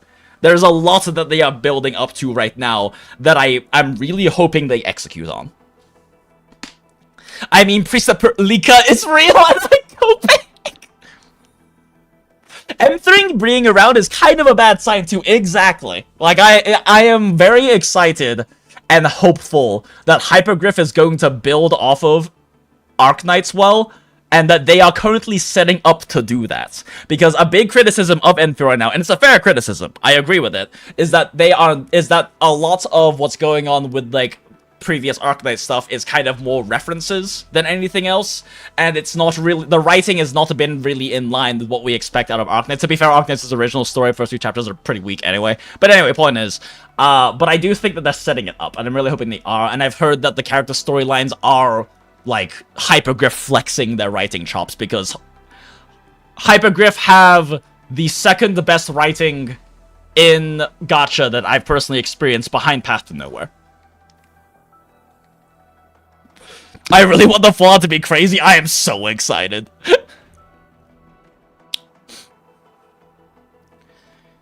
There's nothing stopping them from saying that like female Enman is priestess and male being doctor, that Komba not exactly the same people. My theory is that they're their kid. Honestly, that they are in some way their kid. Maybe not biologically their kid, but they are in some way their kid. Because priestess and doctor having had a romantic history is basically canonical.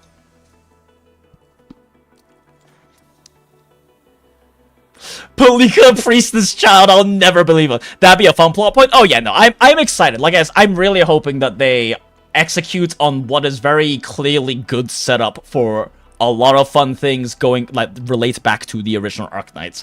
Not to mention, them doing that well would also bring more people into the original Arknights, because they'll want to know more. And also probably bring more people to their anime and future seasons of their anime. Like, it's the smartest business decision, and also the best decision from a narrative perspective, in my opinion. Priestess is right, and I refuse to believe the propaganda. That is part of the genius of Arknights' writing, is that what you just said is actually a very fair perspective to have. And that's the really that's a part of, like, the genius and just how good the writing is at its peak. The Arknights has a lot of sloppy, not very good writing too in some cases, but like that's like at its peak, and at its, like, the thing that Arknights does best is world building in, like, Gacha, and honestly in gaming in general, it's definitely up there. But also they do incredibly well with their moral quandaries and ethical balancing, as well as with their theming. The themes they cover are incredible, and they handle them incredibly well. How good the actual, like, writing is in, like, a prose sense and dialogue sense is questionable in some cases. That's the thing. I think Path to Nowhere does significantly better than them, and they do just as good of a job with the other things, except for kind of the world building, but they're getting better about it. But that's the thing I think Path to Nowhere does significantly better. Their prose is just consistently really good, and Arknights has some sloppy prose. You know, I've seen other Hongshan swordmasters. But what if, in the end of Arknights, Priestess is right, and everyone is wrong? I mean, that could be an interesting storyline too, though, because it becomes a matter of, like... Being one with the blade is So I guess spoilers for the end of Attack on Titan, but that's kind of how Attack on Titan ends. Like, the goodies who try to stop Eren straight up admits they don't know what a better alternative than genocide is, but genocide can't be the right answer. Yeah, so, like, I think that's a very interesting potential direction to go as well. How popular it would be, I don't know, but that is also genuinely a potential, like, adds like a potentially very good conclusion to things. Anyway, writing, right.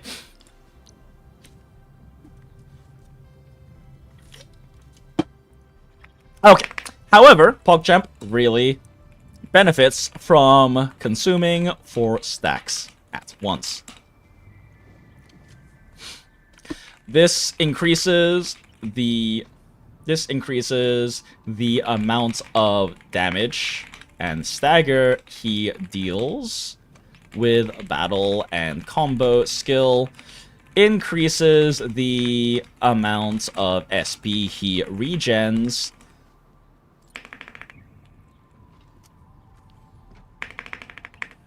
which, unlike Penguin's SP refund, builds ult energy for the team, increases the amount of SP he regens, and increases the damage increase from his breach. This can make his rotations kinda scuffed. There are cases like using Li Fong's ultimates and its 2 built-in physical stacks to quickly build up the 4 stacks for max PogChamping, but this requires running a team with Li Fong in it and requires his ults to be up.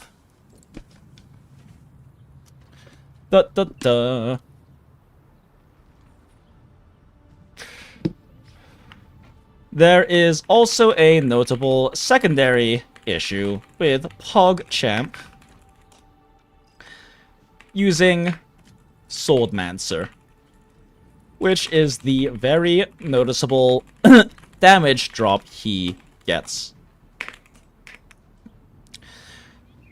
See, main and secondary attributes are very important in Enfield. The amount of attack percent gain, especially from main's attributes increases, is very large.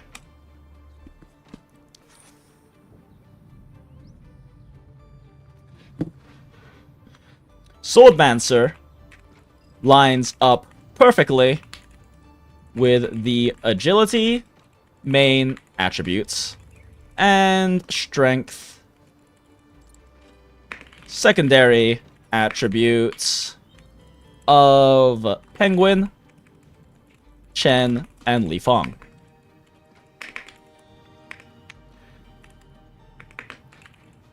Handsome Birdman has a... Is it? Well, actually, is it main or primary attribute? Now I think about it.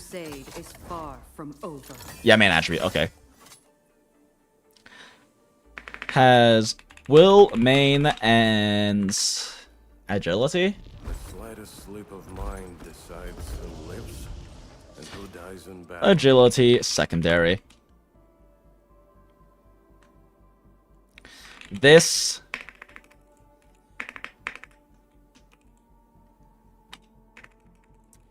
significantly, because secondary attributes attack percents increase is significantly lower. Whoops. I was trying to hit Control B for bold. Quote, actual percent lower.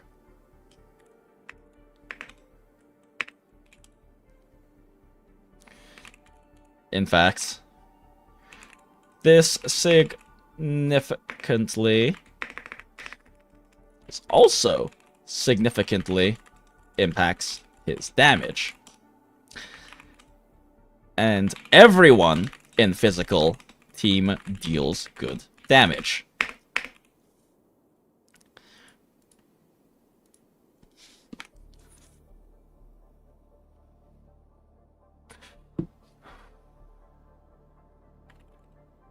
With him already struggling to consistently apply Swordmancer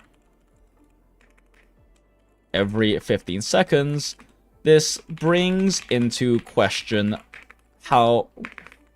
whether the additional stagger is even worth it. Additionally, Art's intensity increases the damage and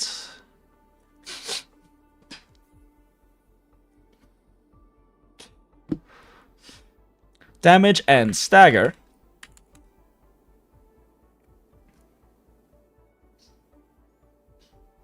Should I talk about Art's intensity before talking about specific character?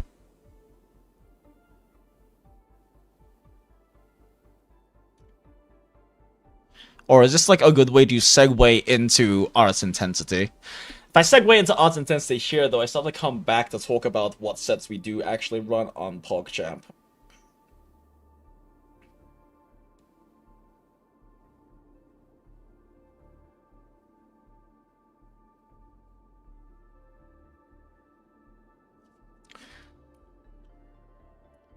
I guess I could come back and talk about what sets to run on PogChamp and Ember at the same time, so that might work.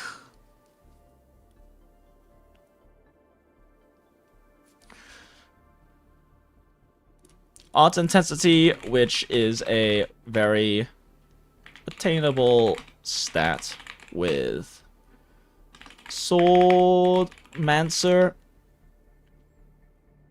does increase the damage and stagger of lift and knockdown, but not the stagger of crush or breach. But more on that later. Then I will need at some point Art's intensity as like a subsection, I guess. The SP game from Pogger is insane, lol. It makes physical feel the best out of all teams. It is pretty insane. It's also, I think, a tiny bit overrated. Like, it's really good. But I think PogChamp's Breach is actually more valuable. Because his ult is, like, incredibly good because of the AT-SP gain it gives you at Mastery 1. That's why his ult is literally the only skill I have Mastery 1'd right now. Like, I am now probably gonna be getting around to mastering Ember's basic attack at the very least, but his is the only one I have Mastery 1 because it increases his SP gain to 80 on his ult, which is, like, insanely high. And before Mastery 1, it's only 60, which is a pretty noticeable drop, right? But I think his Breach is way more valuable, because the problem with his SP gain is that his ult is a whole separate thing. His SP gain requires combo skill. Combo skill requires crush or breach.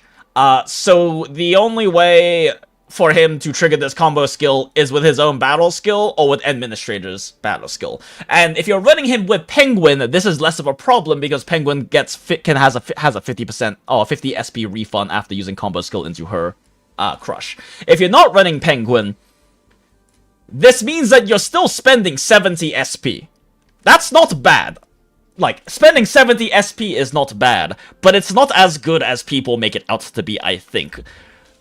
His SP gain, if you don't ult, is actually not that noticeable, in my opinion. But Breach is really fucking strong, so it kind of doesn't matter that much. His ult is a whole different story. His ult is fucking insane. Like, his ult is a bunch of stagger, a lot of damage, and AC SP is a fuckload. But I think his 30 like, especially if you're not 4-stack breaching, fucking 2-stack breaching is 10 SP. That's not that much. Does it help? Yes, but it's not that much. Because you also have to understand that with SP, there is 100 SP breakpoint, because that's how much it costs for battle skill. So getting faster battle skills is a good thing. But you don't actually get an extra battle skill until you've recovered 100 SP, right? Like, just, that's how it works. You don't get a full extra battle skill until you recover 100 SP. That requires him to do 3 points whatever, 5 whatever, battle skills. Which, again... Oh, no, sorry, 3.5. I'm stupid. It requires you to do... How much does he gain from this?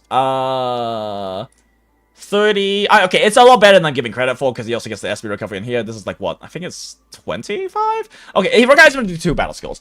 But the point is that it is very, very good. I don't know if it's as good as people necessarily make it out to be, but I actually did forget that he generates SP on his battle and his combo skill. It is good, but I still think his breach is far more valuable. Breach is such a fucking overpowered mechanic, chat. It's so much damage increase.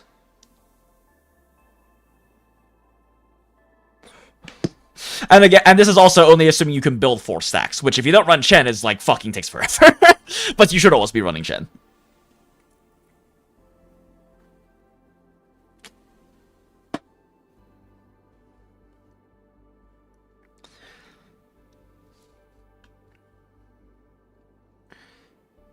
So what other sets can we run?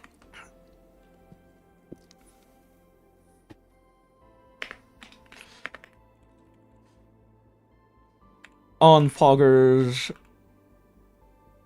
McGoggers. No, that sounds dumb. Okay, on PogChamp.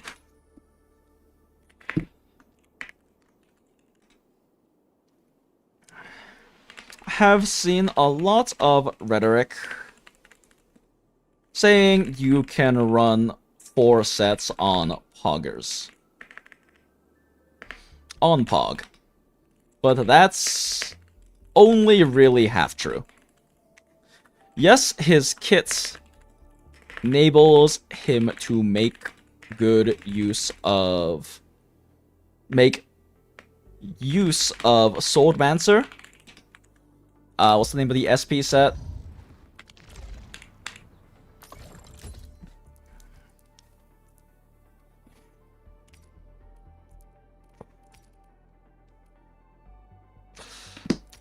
I feel like I remembered hearing something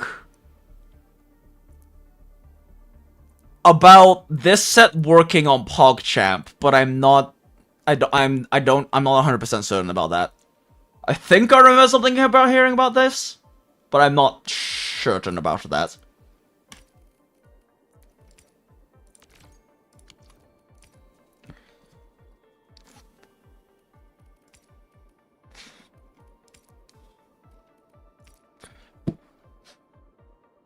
As well as Frontiers, Sir, for Stagger.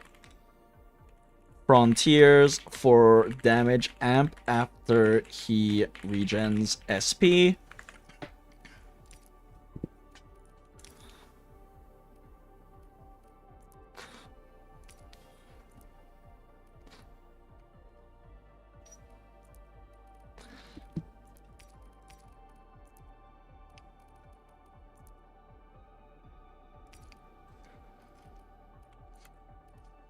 As well as physical, as well as DPS sets like Aether Tech,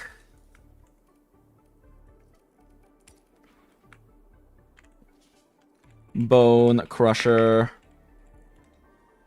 I guess technically you can run 5 sets on him. I'll just say 4 to 6 because you can also use crit set on him. It's just a fucking meme.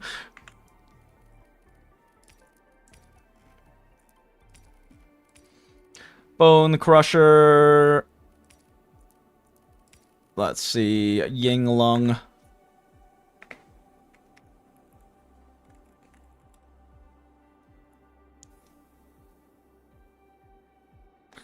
The bear has crush on his combo and costs no SP. Yeah, it does cost no SP, but you have to build 4 stacks as part of the problem, and Yeah, the build 4 stacks is part of the problem, which is genuinely takes a long time, without ults, without Li Fang ults specifically. Even with Chen increasing it, you're still gated by SP and Chen's cooldown. And in terms of, like, raw stagger output, he's outdone by Penguin, who does the same thing and is more SP efficient with her Crush procs, and Crush is linearly scaling. Yes, he increases the Crush damage with his combo skill, so that's valuable, but in terms of, like, stagger rotations and SP efficiency, his SP efficiency is, like, she still has SP efficiency, Penguin still has SP efficiency built into her kit, and so does PogChamp. He's still plenty viable an option, and also potentially a very good option, but I haven't really done much fields crafting and zero testing with him because I haven't built him, and I don't plan on building him personally.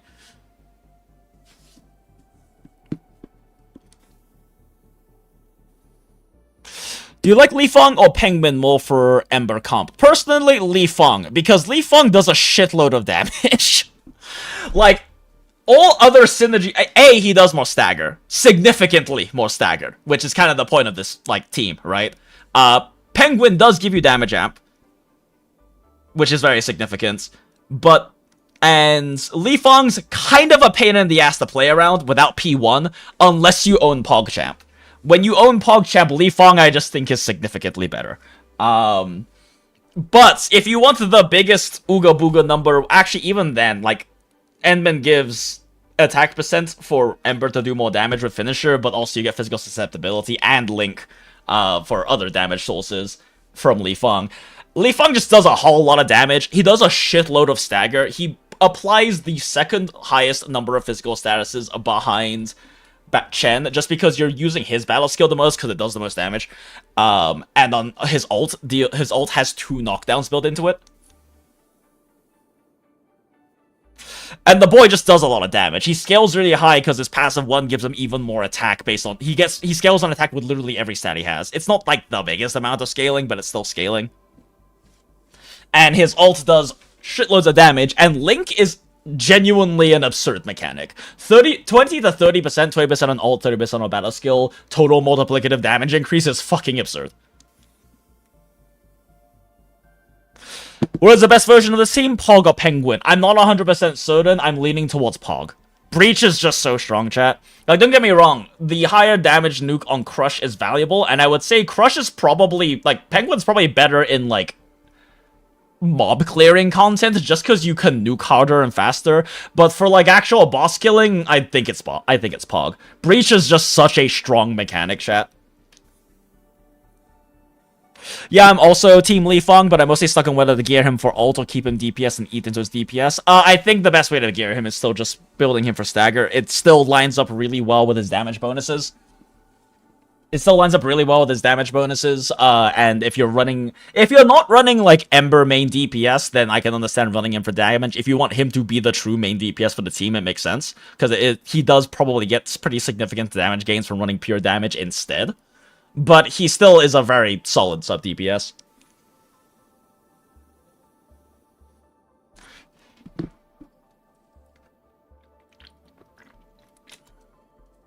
Okay. Alright, anyway. So, yeah, Yinglong. And even...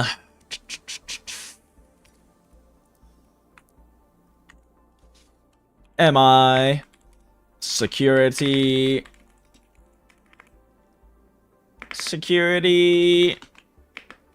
But crit is a meme stat.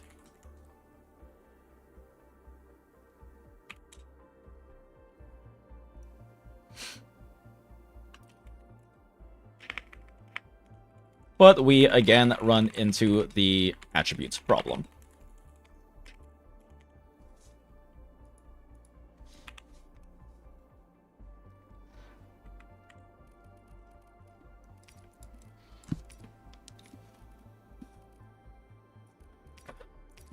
Frontiers doesn't have will main stat. Frontier literally doesn't even have will on it. Like, this set's kind of a fucking meme because it is so bad for PogChamp, but the team damage bonus is not insignificant, and his combo skill now lining up better with Penguin and Chen's is also a good thing.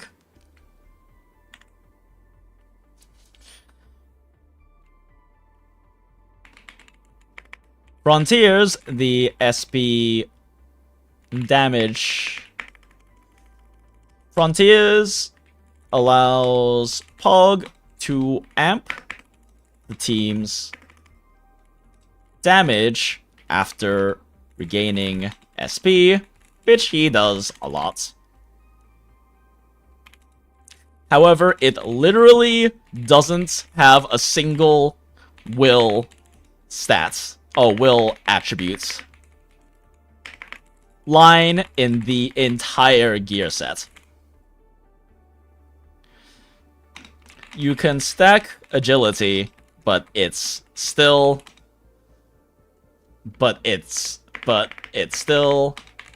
hampers his damage a lot.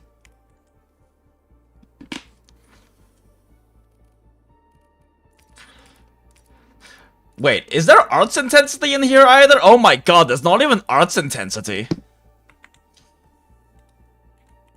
Even worse, it doesn't have any arts intensity on it, which is a very important stat on poggers.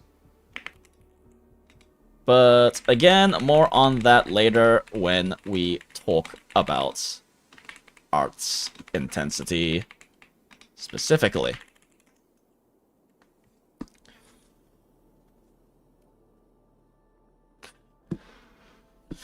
Does this damage amp, however,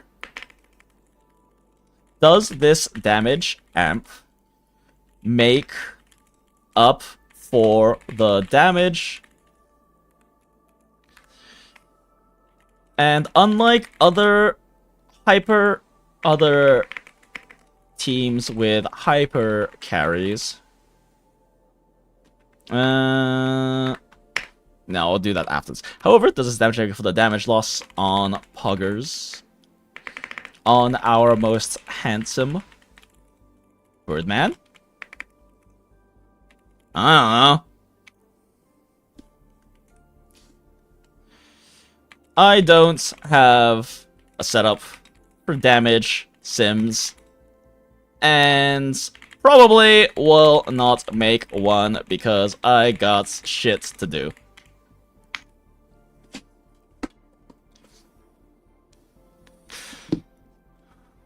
So I genuinely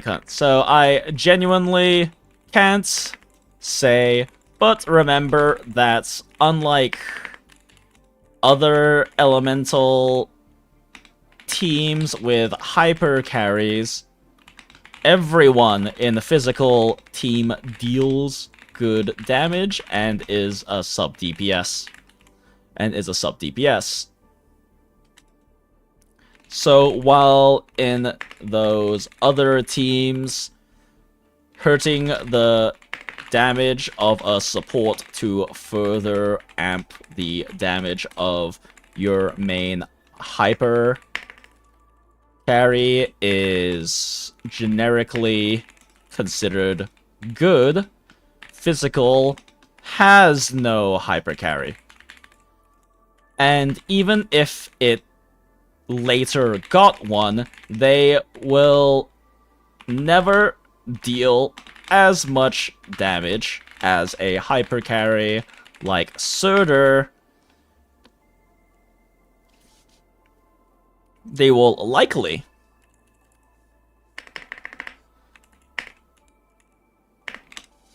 never deal as much damage as a hyper carry like Surtur, because it would simply make physical too strong. It's already very competitive purely because everyone deals good damage. Add a Surtur and it's immediately imbalanced.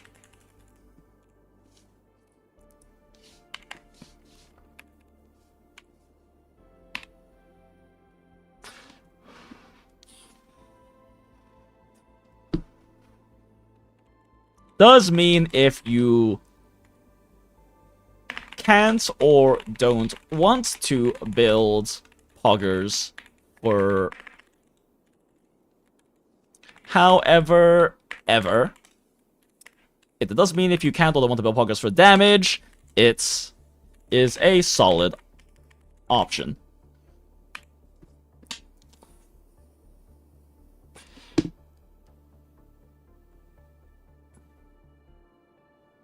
I don't think Pog need agi focus. It doesn't do anything. Isn't his secondary stat agility? Am I crazy? His secondary stat is agility. It still gives him anything. It gives him attack increase. It's not a lot, but... Yeah, so far Arclight and Akakuri being one. Yeah, no, the set's designed for Akakuri and Arclight. They very clearly specifically designed it not for Poggers, because he's so much better than both of those two at base, it would be kind of insane if he could run this set well. Does Angelina give a good amount of stagger? Probably not. Not really. As far as I know, Angelina does not give that much. I mean, she gives lift, which is nice, but the problem is lift only matters if you also already have a vulnerability stack. It doesn't provide any extra stagger unless they already have vulnerability. They already have, like, a physical stack on them. Yeah, I mean, it's not, like, a huge amount of damage increase, but it is a damage increase. Like, main attribute's way more important. Secondary still increases attack percent. And it's, like, literally what else do you run as a stat, right? What the fuck does intellect do for him, and what the fuck does strength do for him? At the very least, if you run agility main stats, he gets some attack increase. It's just way worse than will. Main stat is 50% convert to attack percentage, and second is only 20%. Oh, are those the numbers? Cool. I will, yeah, cool. Yeah, I will. I have to, like, look into that, but I'm sure that's correct. She's not having shadow comps? Oh, yeah, no, I mean, I'm pretty sure she's designed for shadow comps. And, like, Yvonne can do shatter DPS, I think, or something. I don't know. I haven't looked into that kit much. I'm not gonna lie. Yeah. As for the DPS sets, really, the only real choice is it Yinglong? I think it's Yinglong. Let me double check.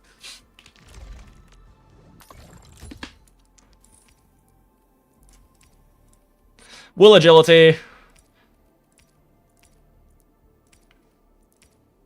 Will agility.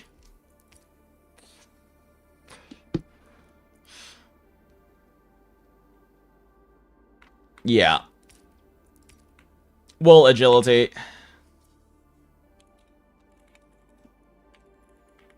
And agility. It has will, main, and agility. Secondary pieces that also amp his combo skill damage a lot, and at 4 stacks, his combo skill deals very good damage, right? Am I trolling myself? Let me double check his multipliers real quick. I remember it doing good damage. It's pretty good damage. I mean, it's not the biggest multiplier. It's definitely better on Chen. If you want Chen damage, but could just kill the frequency.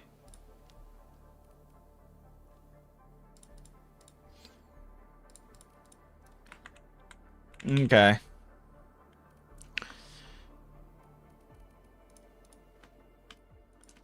At level 9, M0 deals...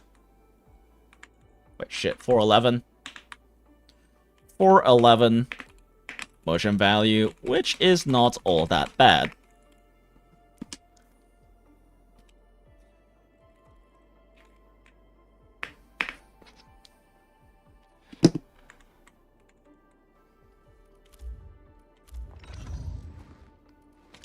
And how much damage increase is it again on...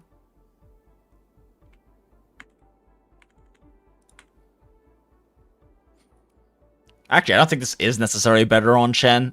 Chen doesn't really get that many, like, passive stats, stacks on it, but, you know, if you're not running Stagger setup, then Chen getting the cooldown reduction on her... combo skill could be nice, I guess.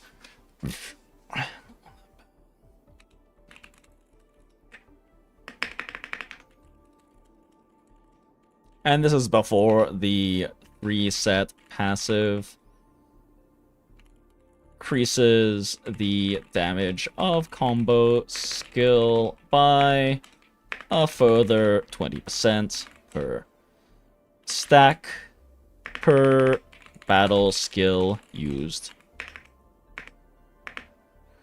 which naturally stacks up well because Poggers wants to have physical stacks built up for his breach.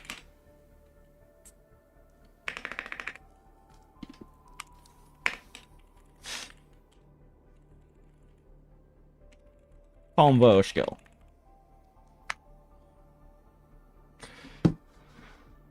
Additionally, the 15% combo skill CD reduction lines his CD up better with Chen and Penguin if... Actually, why am I saying Chen? Idiots and Penguin if that is the team you are running.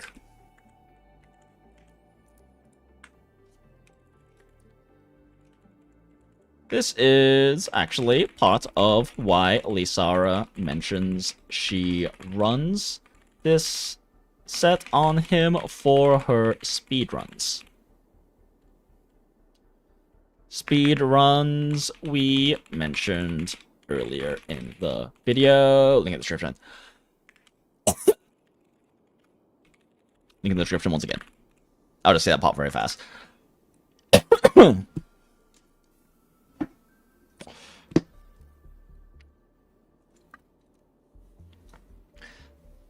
Chen and Spear Boy should be using Swordmaster for more Stagger. Agreed. Yeah, I mean that's my recommendation. I can understand running Li Feng on a damage setup just because he does a lot of damage, but it kind of defeats the purpose of this team building up Stagger.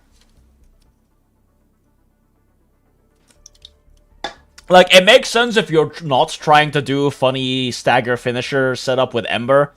And you just want, like, physical DPS team, then running Li Feng as your primary physical DPS makes the most sense. So, like, that, it can be understandable there, but it goes against the concept of this team that is being discussed in the video.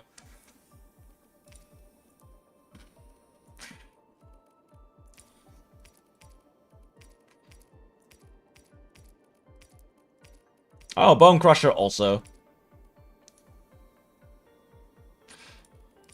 has pieces that work.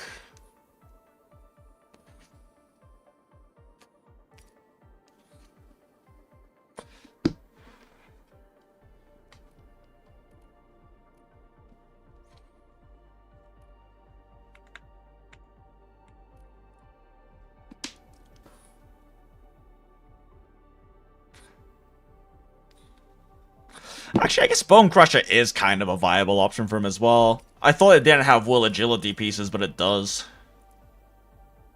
And the attack percent's really nice.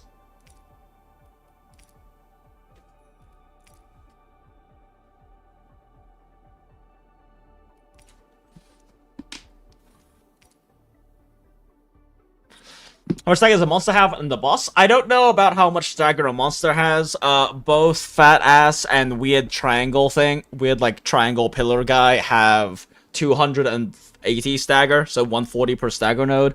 And Marble Agaloy has 340? I have it written down. Hold up. Where's my Stagger calculator? 320, so it's 107. 106.67 per node. Hot Otzi statue, Marble Agaloid is the one that is, or Agaloy is very much the one that is easier to stagger.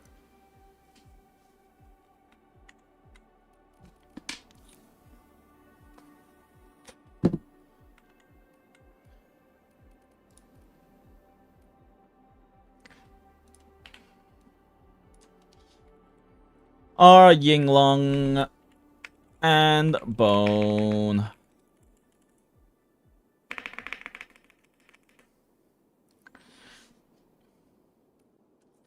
And the Bone Crusher, because...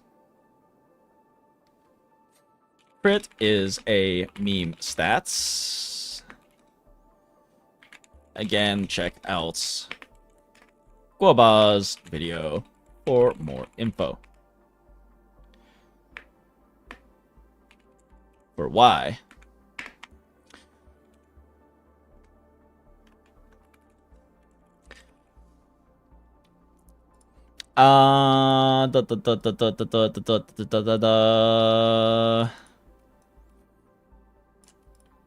Okay, you know, I'm just gonna remove this part. Because again, I don't know which one deals better damage. Theoretically, it should be Bone Crusher because the attack percent, but I don't actually know. So I'm just gonna say they both increase the damage. They both have Will, Main, and Agility secondary pieces. And both amp up his... And both amp up his damage with the sub stats. I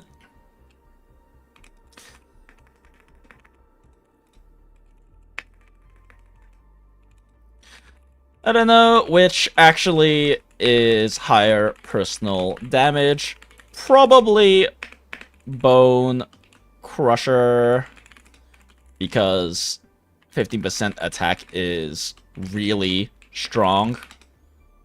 But I know has damage sims. Damage sims and don't want to spread misinformation.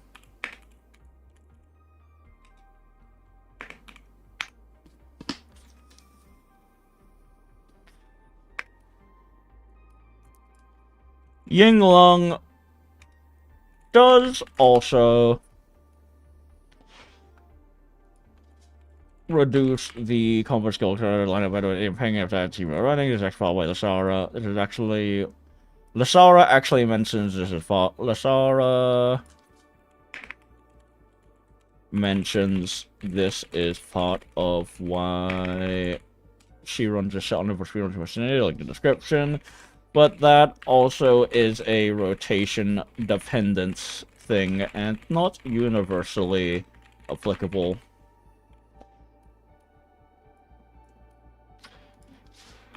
As with many things in speedrun scripts, but I think that is also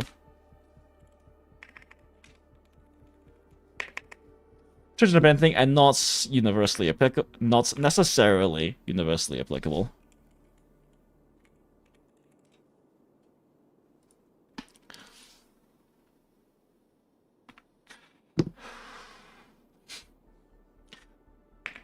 Point is, PogChamp is awkward. 2 gear. If you don't want to think, just run Stagger set on him. It still plays into the team concept of staggering as fast and often as possible.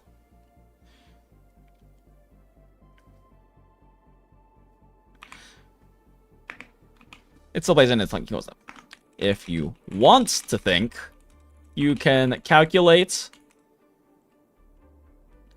You can use my stagger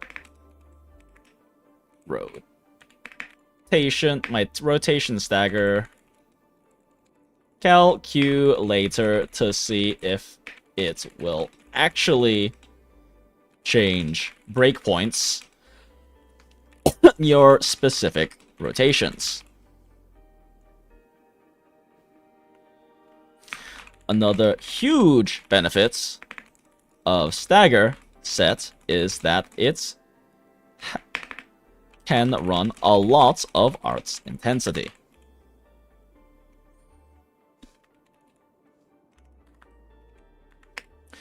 Speaking of which,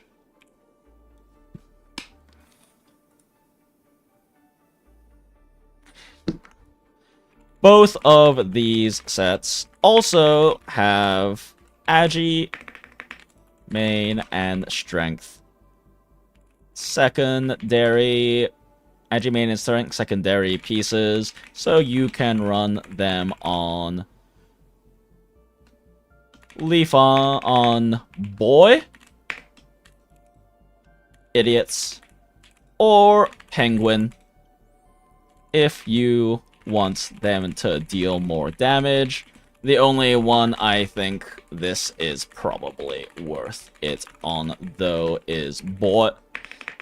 Is Bennett looking ass over here, because he just deals the most.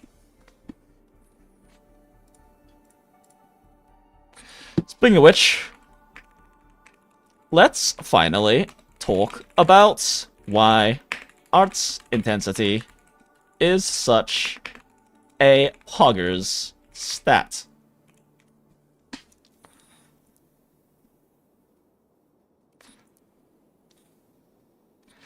Crit is a meme stat.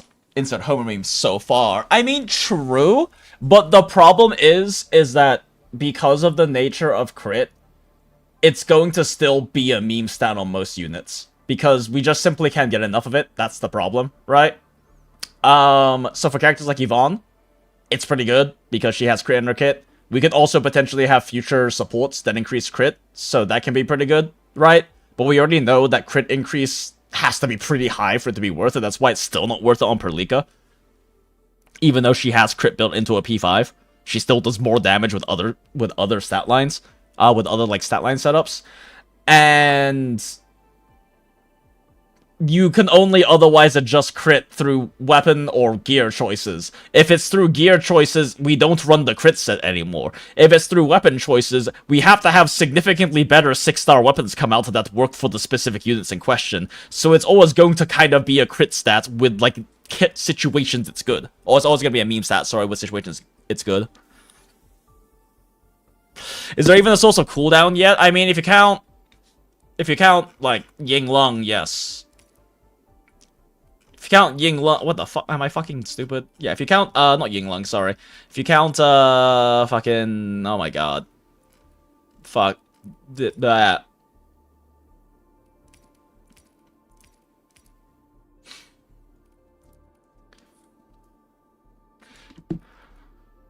Oh, I forgot to mention Aether Tech. Shit, one sec.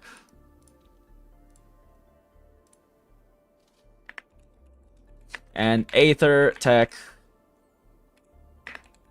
just doesn't line up, and Aether Tech has the attribute problem.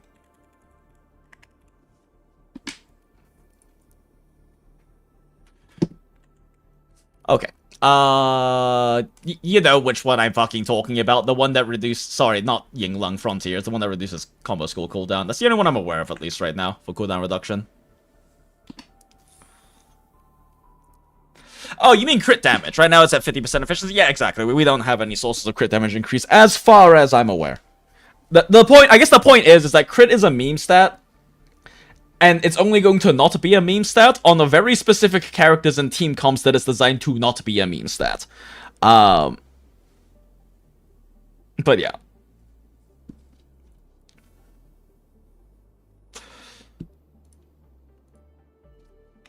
And, well, yeah. And likely will remain as such outside of niches.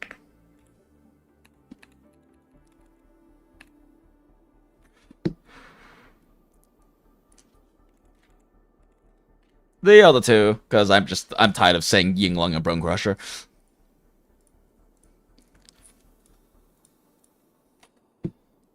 Such a Pogger stat, and not just for PogChamp. In his case, Ott's intensity increases both the damage nuke of Breach, but most importantly, the damage amplification of Breach. Running 60, is it 63? It's 63, right? My cruise. The slightest slip of mind decides who lives and 62. who dies in battle.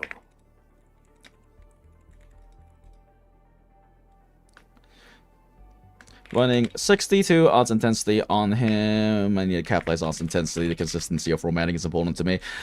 Running 62 odds intensity on him with no artifice gear. Increases a 4 stack breach from 20%. It's 20%, right?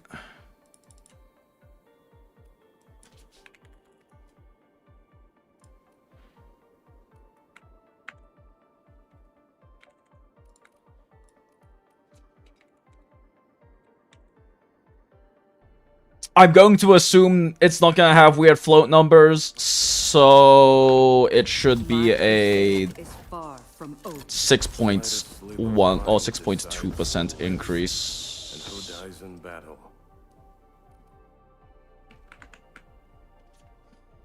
26.2% damage increase. Considering that damage taken is a rare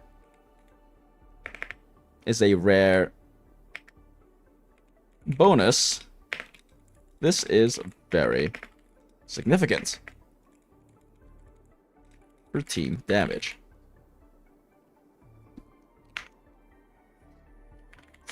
For Penguin and Uncle Chef, increase their crush damage by 62%, which is very big ooga booga crush dopamine. Ooga booga dopamine number. Dopamine crush number. However, the most impactful case for this stat for our team concepts is that it increases the stagger of lift and knockdown by 31%.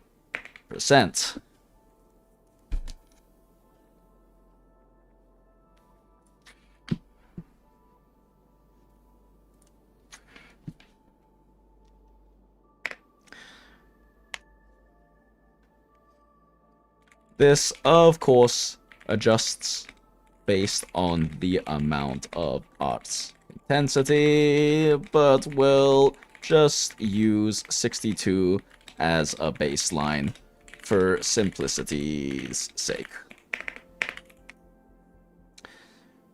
Now, considering the damage taken is a rare bonus, this breach increase is very significant for team damage.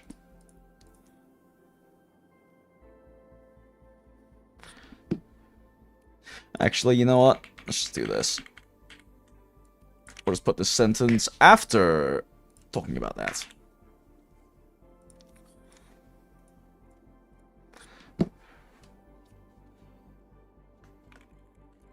The raw amounts of lifts and knockdowns that Chen and Li Feng output. This leads to significant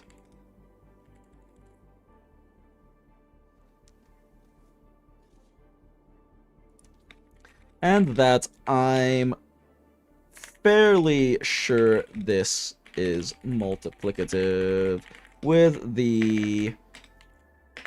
I remember hearing somewhere that it is, but I don't remember where, if I'm being honest.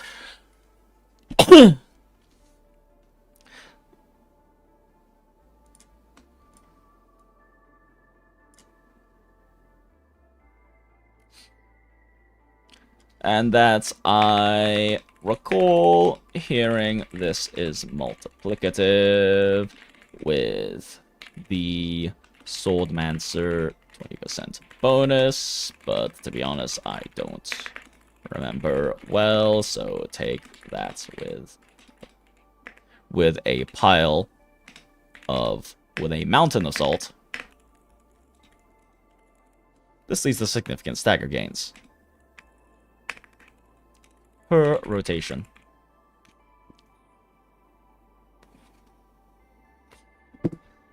If you really want, again, you can use my stagger calculator to see how much these affect breakpoints, but generally speaking, it's a very worthwhile stat to build into.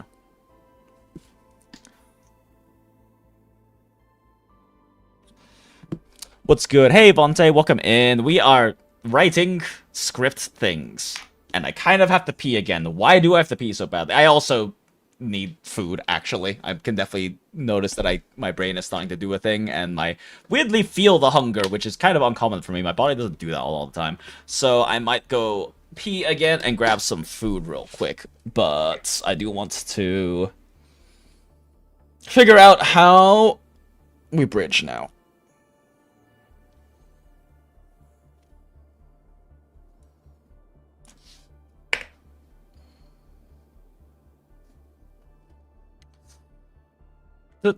Oh, maybe save that. Okay, no, I really have to pee. I'm gonna go grab a little bit of food. I did cook some rice earlier, so there is rice for me to eat, and I'll just throw some shit on there super fast and pee, so BRB chat.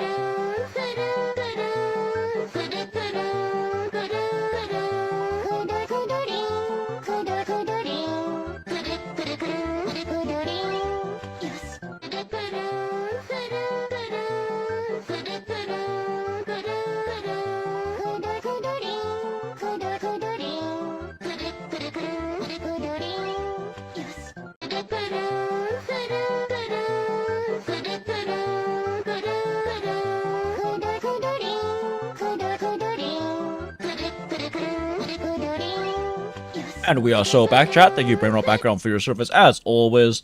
Alright, I have made Chinese girl dinner.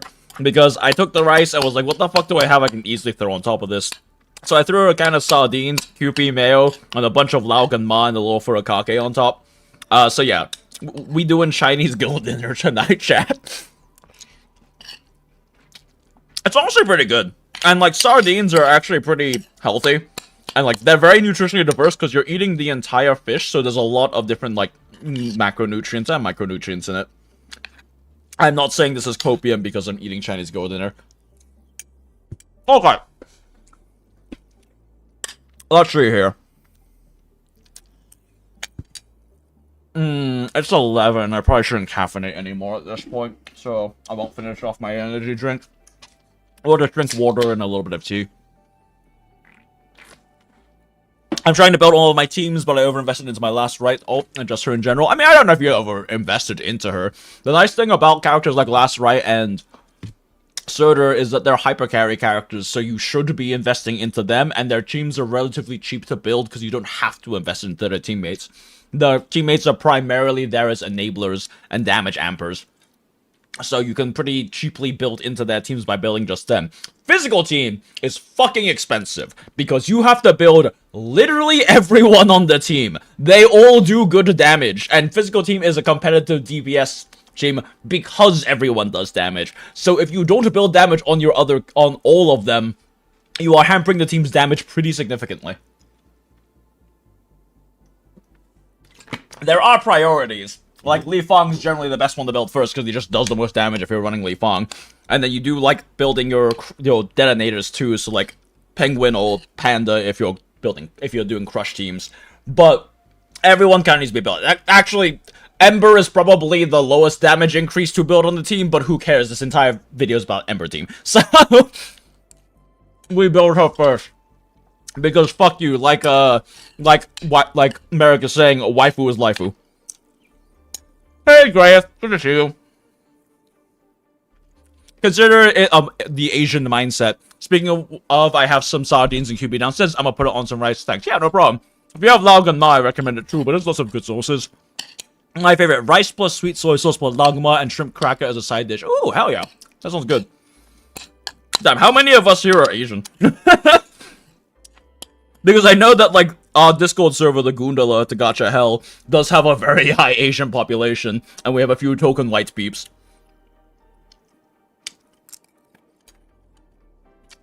Funny how, a Discord server community, or a community that is focused around gacha games, and I guess theory crafting and math sometimes, has a lot of Asians in it. That being said, I'm a pretty bad Chinese person. I do not speak a lot of Mandarin, unfortunately. And I am learning more, but I'm still pretty bad at it.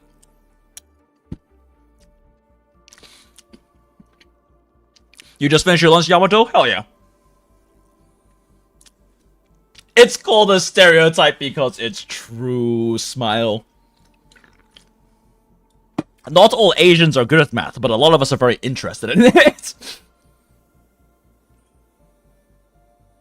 Okay, cool. Alright, if you really want to get use my Stagger calculator to see how much these affect breakpoints, generally speaking, is a very worthwhile stat to build into. I'm very easy to do with 3-piece Swordmancer. With 3-piece Swordmancer and Aether Tech Gloves. There is an alternative option to Aether Tech Gloves. Which one was it again? It's Aether Tech Gloves or Aether Tech Gloves or Kit? Kits.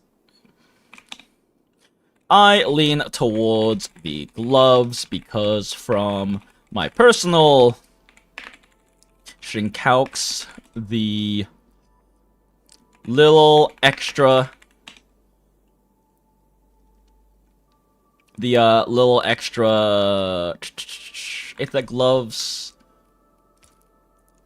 Tech gloves or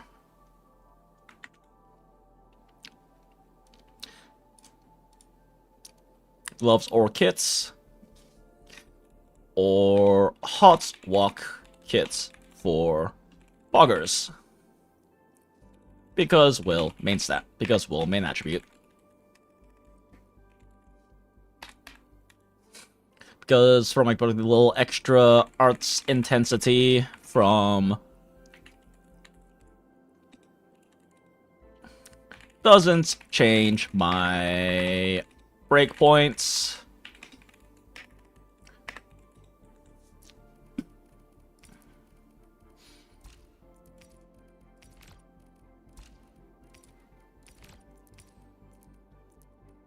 Because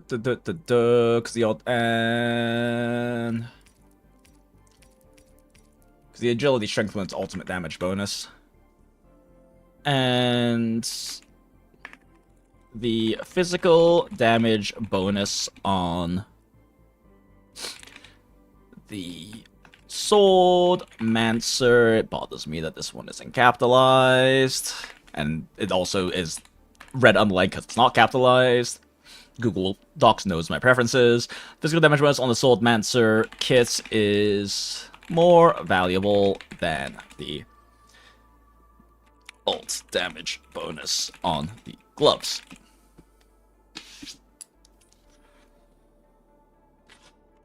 But mileage will vary your rotations.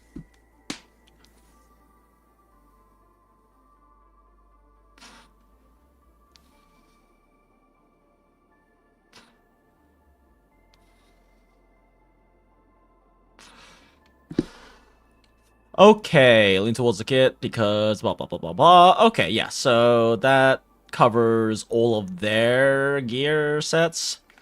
As for the pawn, I don't know, dude.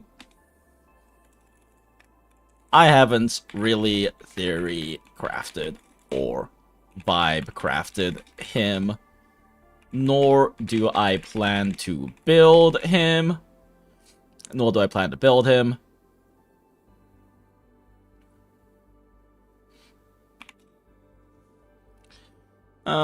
As for Uncle Chef, because that's why I've been referring to him throughout the video. If you want some other calcs, thankfully Maggie. I saw that Maggie was doing infield calcs. I haven't really looked at that many videos from other content creators yet, to be honest. And I'm gonna be real, if like this is not the reason I'm doing it, but a side benefit of me being like, I don't actually know this or have this calculation. A benefit of that too is people will comment by being like, oh, this person did this calculation. Smile. Very much not the reason I'm doing it. I'm not doing them because I don't have the time or care to do them. And time or care to do the testing or the theory crafting for things that I'm not directly interested in, which is just these variations of Ember team. But, you know, fun side benefit.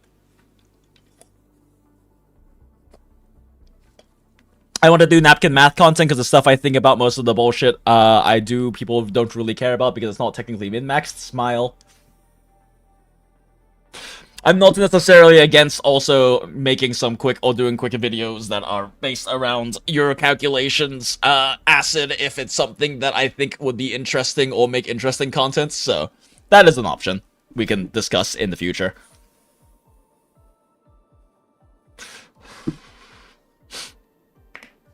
Okay. And also, if you do your own content on it, I am more than happy to shout it out if I think it is worth shouting out. Since we love supporting each other here in the Goondola. Alright, I'm gonna build him.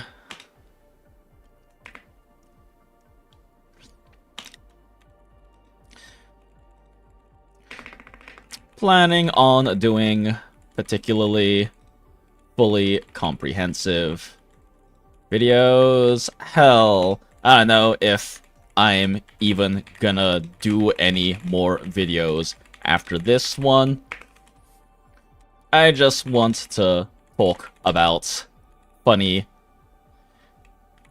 Stagger spam 6-digit finisher. Red-headed Sancta, Hag without a gun teams, and we's gonna do exactly that. Speaking of our beloved Ember,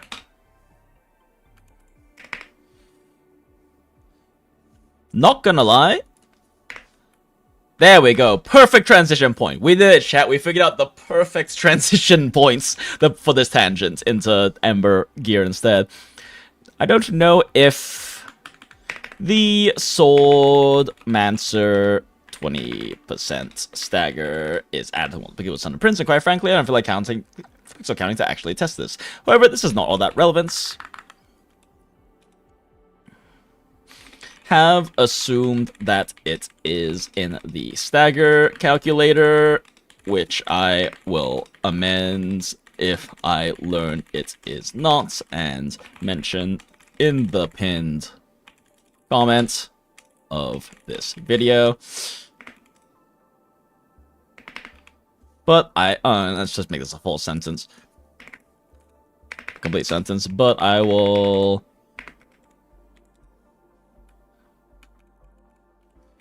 that if I learn it is not, and mention it in the pinned comment of this video.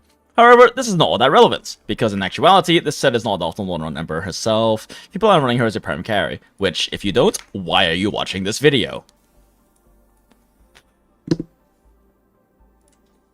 I mean, there's a lot of good yap in here about physical team in general, and I appreciate you listening to me endlessly drone on.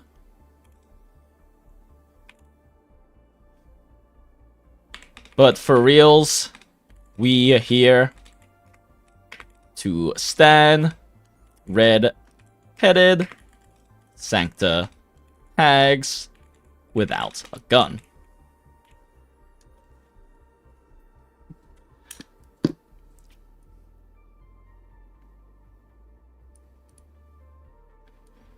But if you don't stand red-headed Sancta without a gun, I question your life decisions and tastes.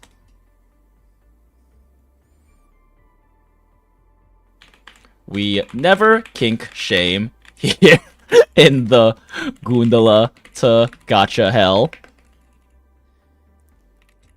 Link in the description to the Discord. There we go. Now we have a little nod to the Discord. But we will definitely kink ask why. So, what do we run Ember instead?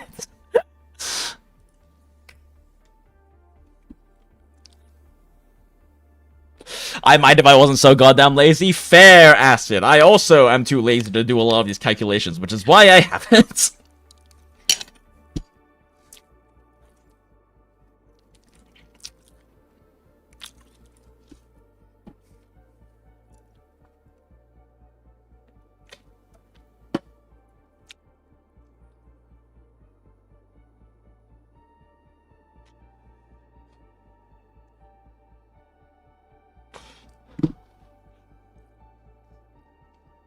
So what do we run on Ember instead? Big, ooga, booga, damage numbers.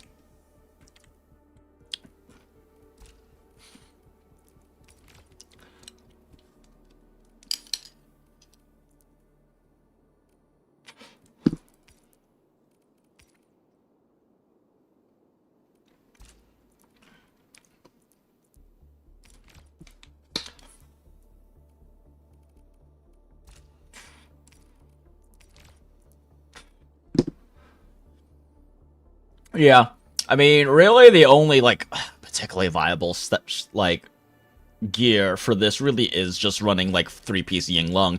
And the attack, it's probably because the attack percent, it's the fucking, this bonus of combo skill damage is, like, literally the lowest possible damage increase for Ember, because her combo skill does laughably low damage, but it's just pure stats. physical damage bonus, correct correct attribute lines, attack percent bonus. I mean, like, the other options, like, what, fucking Bone Crusher? Burp. Does Bone Crusher even have correct stat lines for her? No. It does not.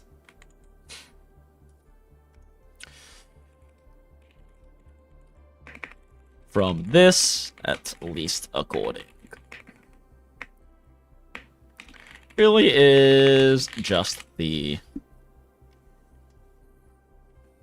Yinglong set with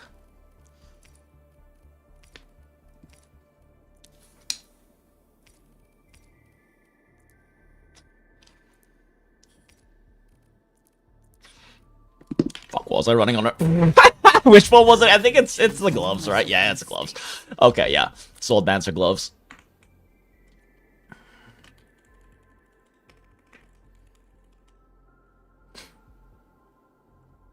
With Swordmancer gloves.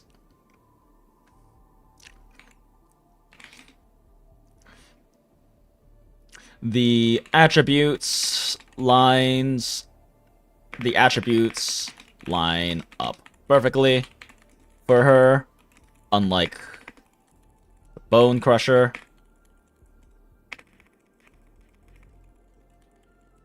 The Bone Crusher sets, the attack percent is a very good stat line.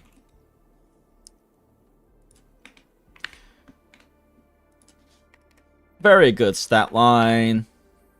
And the physical damage bonuses are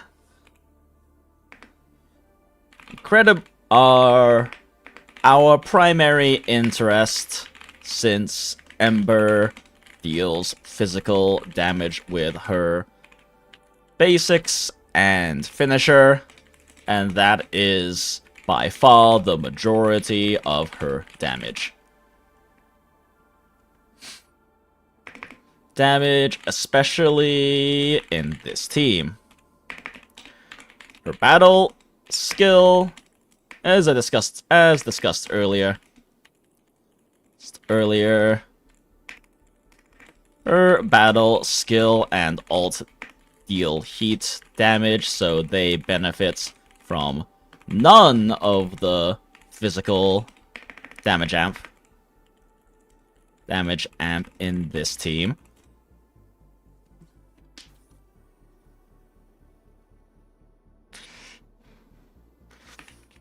Her combo skill does laughably insignificant damage, which, funnily enough, and her combo skill does laughably insignificant damage because it's really just there for the knockdown and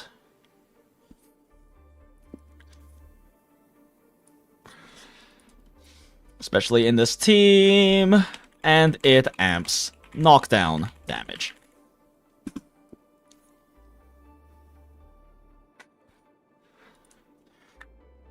Not to mention have pretty mid motion value.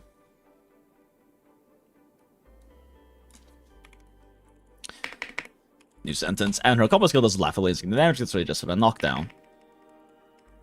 This actually makes the second 3 sets bonus on Yinglong incredibly bad for her. The other stats just simply make up for it. 4k attack Ember is 4k attack Ember. 4k attack, 72%. 72%? Physical damage, 76.7%. 6.7% physical bonus. Ember is 4k attack physical. 76.7% physical bonus. Ember. And I haven't even artificed her gear.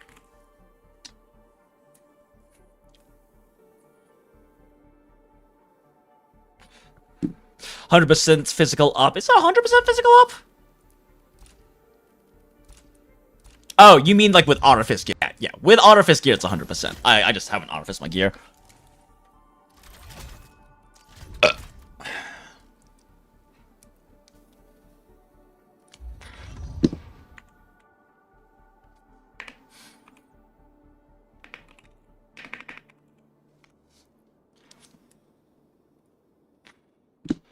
My Ember still hits 4K attack without...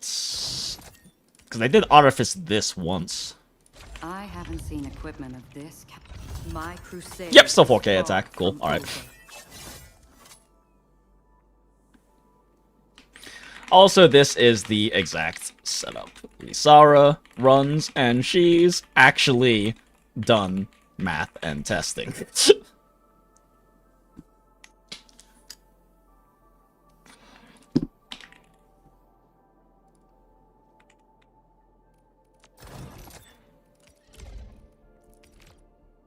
Eighth attack chest is...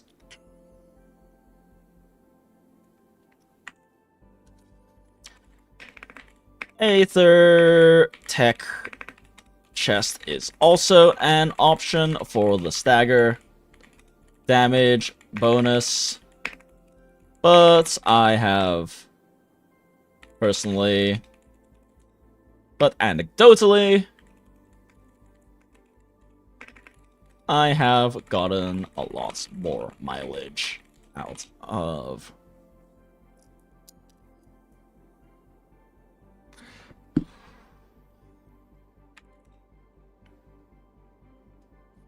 I got a lot more mileage out of this setup because the physical damage bonus still applies to her basics outside of Stagger, and a full combo deals literally tens of thousands of damage.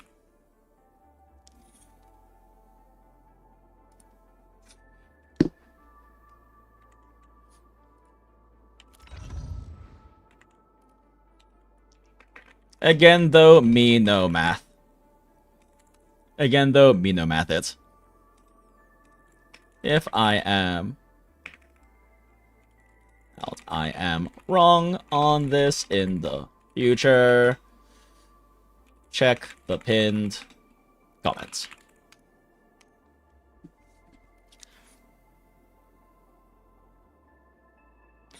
Well, I'm only here that Jinx hasn't even artificed her gear. Grave! Do you know how expensive it is to build fucking physical team?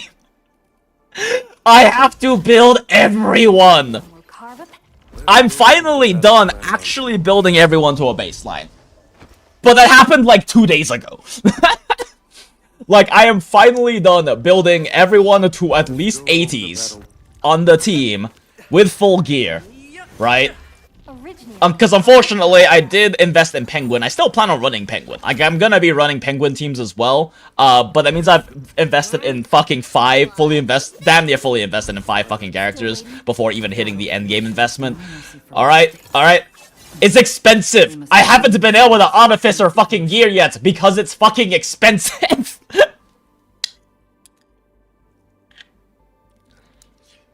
While Lisara's video is really good, at least someone breaking down some of the info being semi-misleading. Oh, really? Oh, interesting.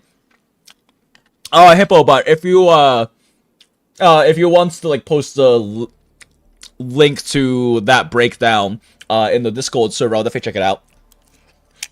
I haven't really looked that much into, like, other content and breakdowns and stuff.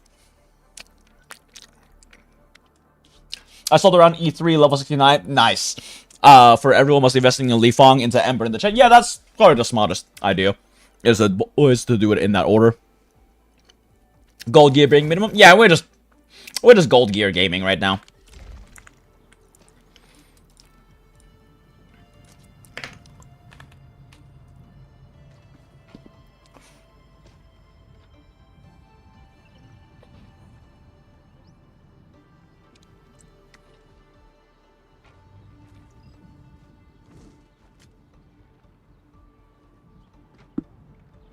Oh, I didn't mention why we don't run Swordmancer. Issue really comes down to sword attributes. Swordmancer just doesn't line up with Ember well.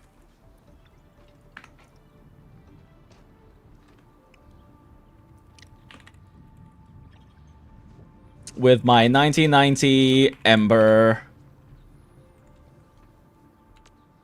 My crusade. 1990 Ember, blah,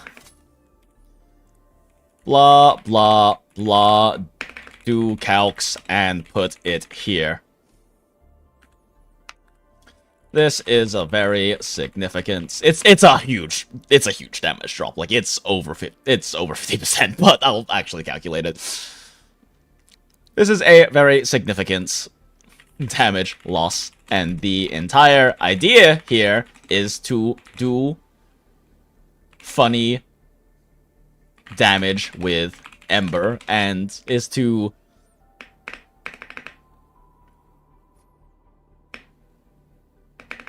we are here to, it's not really the entire idea of this team is to just stagger shit constantly, but and we are here to stand. And we are here to stand our beloved red-headed Sancta Hag without a gun. So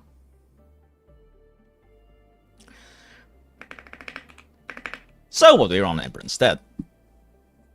Wish chat again, sorry, it doesn't matter, Green Hippo, but I mean you can just put in the Nowfield one. Nowfield's probably the best option for that. Just because it's like, yeah, that's probably just the best one because it's a relevant channel, but I'm pretty much in the same boat, so I know Artificing, however, isn't eating same resources, leveling my characters and weapons. It's stonks and sheer night pass, not T-creds and XP math. That's true. Yeah, I mean, I am going to be Artificing up, I just haven't really gone around to it. Plus, I also kind of want to use mostly unartificed gear for this video anyway, right? I'm not looking to... I mean, maybe I should. Maybe I should. I mean, like, I want to be able to do calcs based on unartificed gear, but maybe I do want to just artifice her gear to make her do funnier number for, like, background footage and shit.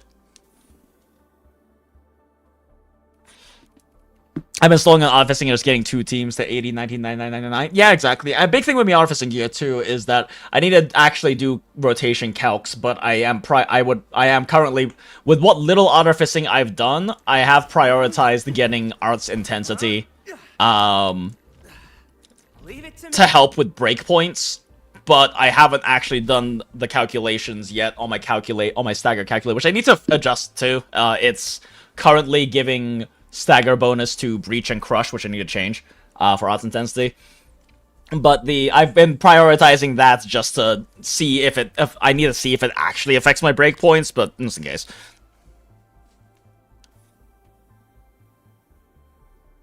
If you want office gear, just make a new set, so only like 20k. So exactly, yeah. You're not wrong.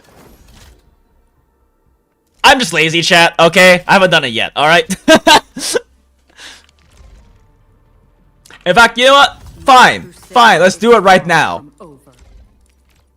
I haven't seen equipment of this caliber for... Fine, chat. You win.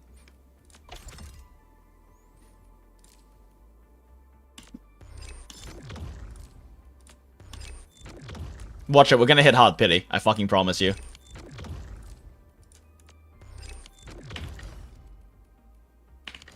Oh, whoops. No, we stay in this menu. You can tell I'm not very good at this.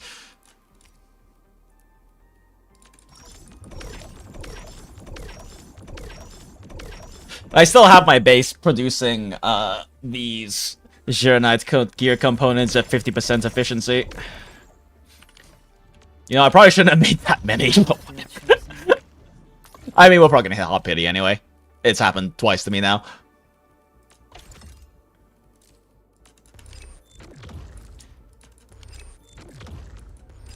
I should probably be doing the other stats because they're highest success rate. But I want to see how many this takes. Oh, there we go. 12. That's actually not bad. It's not bad. It's not bad. Oh, okay. Sure, thanks. One time. Nice. God damn it, keep hitting escape. Yesterday, I max Artifice to stand in 4 tries. Probably dying today. Don't die, that's bad. But also, yeah, you might have eaten a lot of your luck. Oh, wait, no, we don't do that one. Right. We do, like, main stat will instead. Alright, what else you got? Soul Matcher.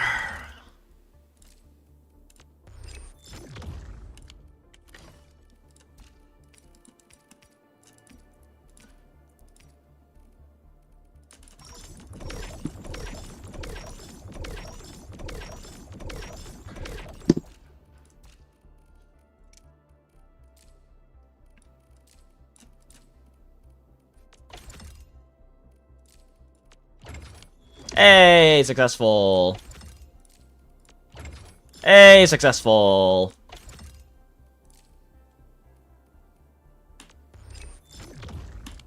Wow. The one with a better chance was not successful chance.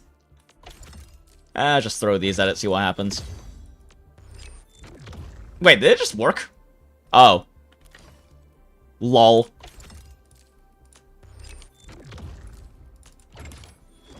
Wow, okay, this is happening. Actual streamer luck moments.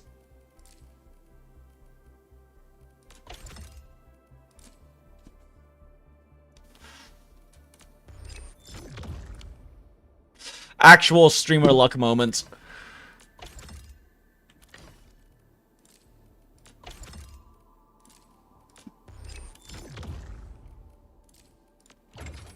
Actual streamer luck moments.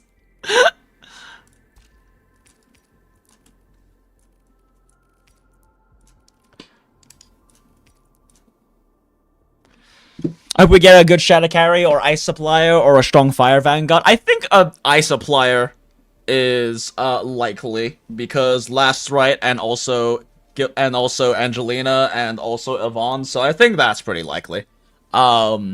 I don't know about super strong Fire Vanguard. Akakuri is already fucking insane, especially for a 4-star. So I think that might... we will get one, I'm sure, but it'll be further down the line. There are other, I think, more likely Vanguard slots to get filled first. Everything except for physical. And Shadow Carry, I also don't... I don't know Yvonne's kit. I've heard she can I heard that she can run Shadow Team, so it might be a second on that as well. A nice supply will make Last Right Insanity? Yeah, no, all Last Right needs is Cryo Chen. Every team deserves a Chen, and right now we have physical and kind of fire through Wolfguard. He is a fire Chen, but longer cooldown, and his ult kind of fucks with it a bit. Hope we get a Lesh for fire based on combustion or heat application that will be nutty. Yeah, it's just with Surtur already being so strong, I don't know if they're going to do that anytime soon. Because Surtur already is, like, so solid and has such a solid team, I don't know if any characters that specifically make Surtur team much better are gonna come around anytime soon. I think they're gonna fill out the other teams first, like, make Lightning actually have, like, a premium team. Give a Cryo Applicator, a proper, like, combo skill Cryo Applicator for Last Right and Yvonne teams. Nature DPS is also going to probably come first. I'm kind of expecting Tang Tang to be a Nature DPS, I'm not gonna lie. It would make sense, because we have a few nature units and no nature DPS. They will give us lightning DPS first? I don't think they're gonna give us lightning DPS first. I think it's more likely for us to get, like I said, I think Tang Tang is probably gonna be before Zhuang, and Tang Tang is probably gonna be I expect there to probably be nature DPS. It would kind of fit. And, like, we are definitely getting an electric DPS through Zhuang, but I think Zhuang is going to... Fang Yi is going to be, like, later. I don't think we're going to get Green Woman anytime soon. I think they're going to wait a few patches first to kind of build up everything, and then when Wu Ling's main storyline hits its apex, they're gonna drop Fang Yi. They will drop Green Woman. So I think she's still a few patches away. I think us getting Rossi, as well as us getting Tong Tong, is gonna happen way sooner than that. Personally, I think that, at least.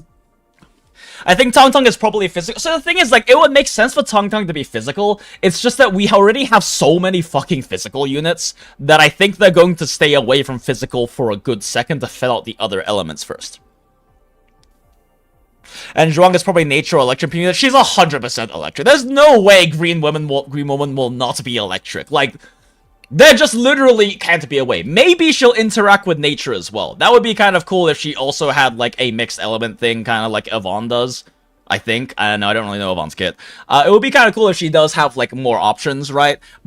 Similar to how Soder can use corrosion as well for her kit. But there's zero chance she's not an electric DPS. Me thinking Rossi Thunder DPS abuses electricity, but I'm hoping she's physical hyper carry. Smart. I don't think Rossi's gonna be a Thunder DPS. Like, we're getting Shuang. I just don't think there's going to be a Thunder DPS that isn't Shuang. I think that Mifu is likely going to be an electric unit, but she's gonna be a sub DPS enabler or whatever for Zhuang.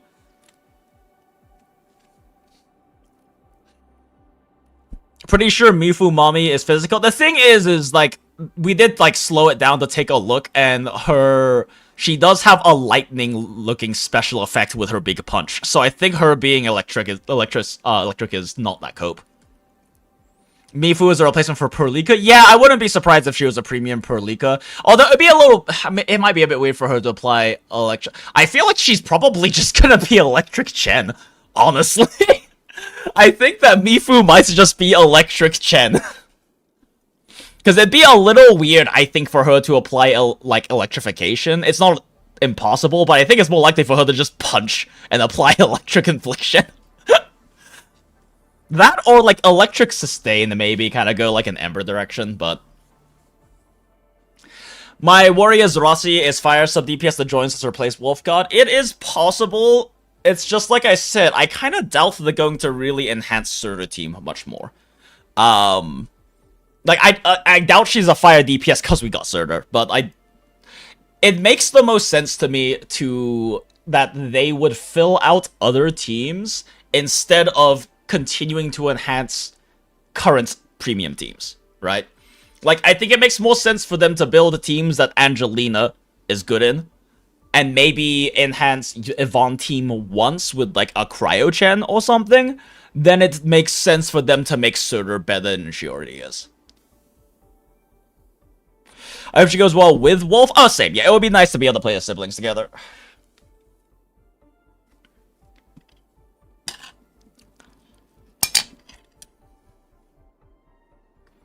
Good to see them being the, for the element. Oh, sorry, be for that team 100%. Yeah, fair.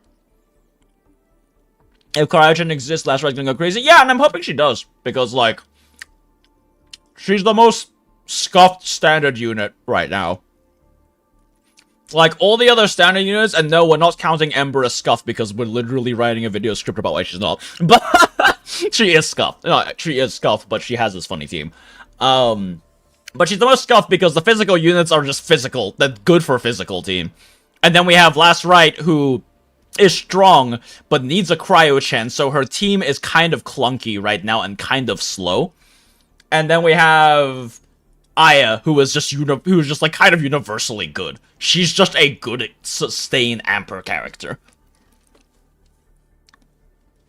Ember first on the chopping blocks. If by chopping block you mean her chopping the block with her greatsword and final strike and finisher, yes.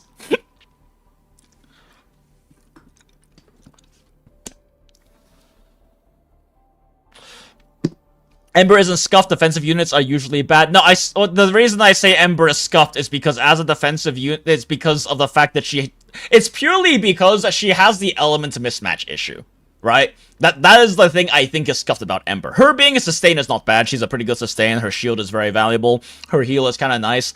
But it's just the fact that she deals heated damage with her skill and her ult. That is like the weirdest choice. She is literally the only one who has something weird like that in her kit. Everyone else has, like, damage alignment. She's just the only one for some reason.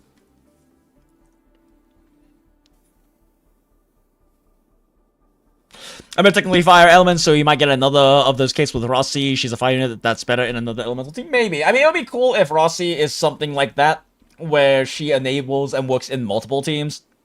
Like, I could see them making Rossi a premium Surtur support if she also has the potential to work well in a different team, right?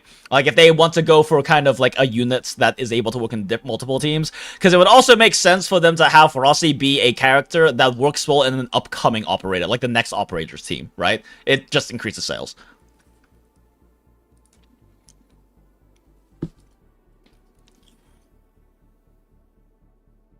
Even though I got all of the 3 limited characters in 1.0 and got the full 5-star physical team, I'm going to be skipping banners for a while, lol. Smile. I mean, fair. I mean, yeah, skip. Save. Saving is important. People...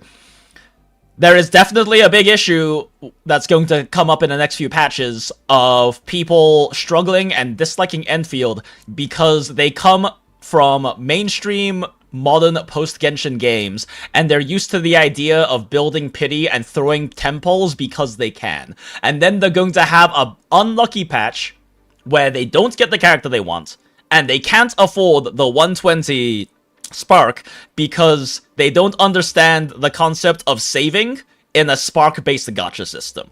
Because that's how you have to do it in, like, single-banner Spark-based gacha systems. Right? Like, Arknights is this way as well. It's just Arknights has much better luck rates, so generally speaking, you kind of just get characters. But, like, if you want to make sure you get an anniversary character, you have to save 300 pulls. Like, you don't really get a choice. Well, not save 300, you get a bunch of pulls during anniversary patches. But point is, you can get unlucky enough to just not get them. And even if you get kind of average luck, it's still, like, over 150 pulls because of the way the banners work. So, like, I just think there's going to be very noticeable drama and hates and issues a few patches in and a few banners in to Arknight's Enfield because a lot of the players just have never experienced and don't really understand the concept of actually hard saving. They understand the concept of, I'm gonna throw some 10 pulls and build pity, and if I fail on this banner, at least the next character I want, I have 50-50 guarantee, right? Like, that's... But that's not how these kinds of gachas work. Gachas with hard sparks, like this game, like Uma Musume, like a lot of other gachas, like... I mean, it's the issue that Uma Musume has had is a lot of people getting really pissed and mad because of how the spark system works, right? Because it's very possible. In fact, it's happened to me with literally every Haunt skill I've wanted to pull, rather, in Uma Musume, that I just hit 200 spark. I have the spark to get the fucking character, and I get, like, 6 or 7 other 3 stars that aren't the character I want.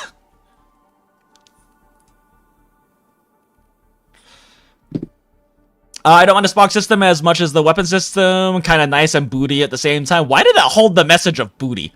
Also, chat, I realize now, because I had to turn on the moderator options, like the moderator view on YouTube Studio, from because of the whole incident earlier where I accidentally timed out at Merrick.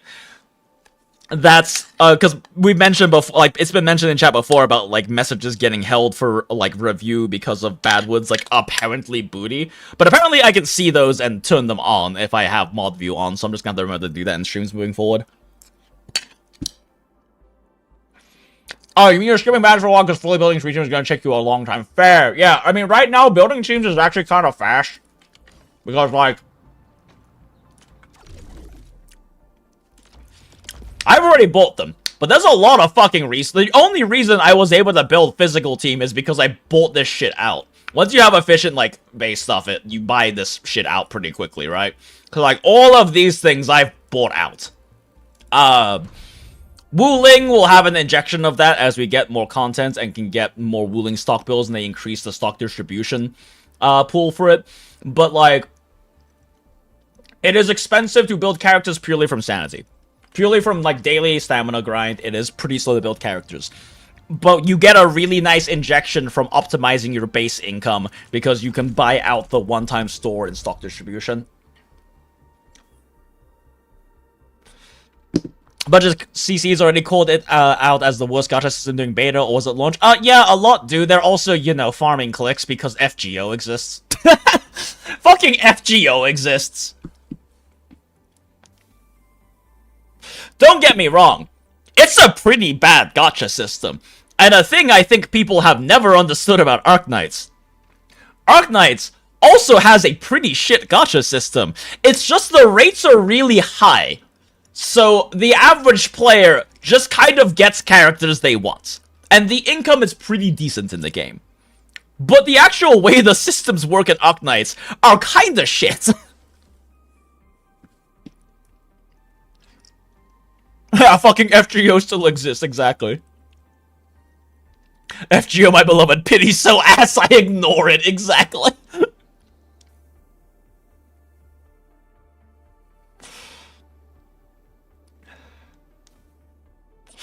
120 guarantee doesn't sound too bad to me. Oh yeah, especially if you're an Arknights player. But the thing is, 120 guarantee is a problem.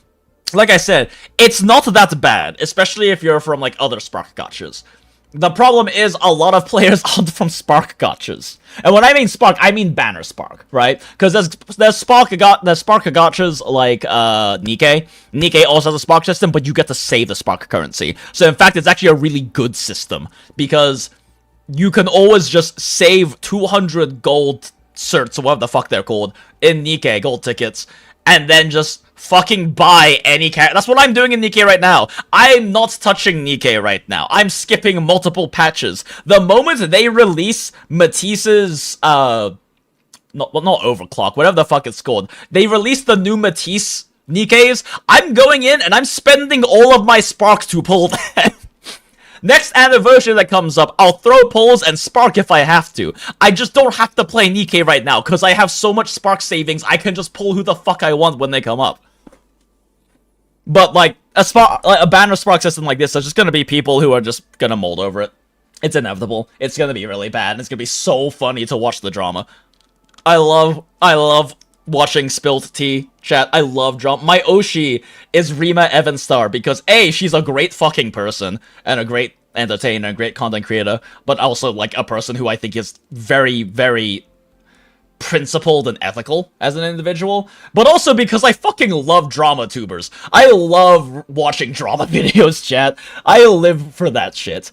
One of the things I miss the most about living in Atlanta is that I have several Atlanta friends who just spill the tea about the drama bullshit with our various friend groups and cursory friend groups and orbiting friend groups and people, right? And I just fucking I miss that shit. I need it in my life, and I don't get that anymore because my friends in Phoenix are all, like, healthy, safe, sane individuals. I miss the tea, so I love drama tubers.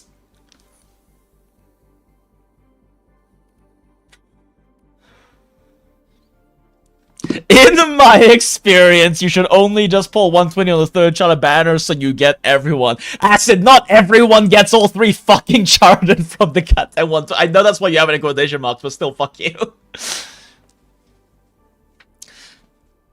I've been around in Arknights for 3 color banners, never had one without going to cap. Missed Ash since we wasn't gonna swipe and I was at 90 pulls in the banner. Yeah, fair. I mean, the thing is, Greyeth, too, is that, like I said, Arknights has good rates. So the thing is, on average, you're fine. But when you actually look at what max unlucky looks like in Arknights, it's fucking terrible.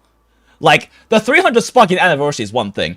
But we don't even have a true 120 Spark in Arknights.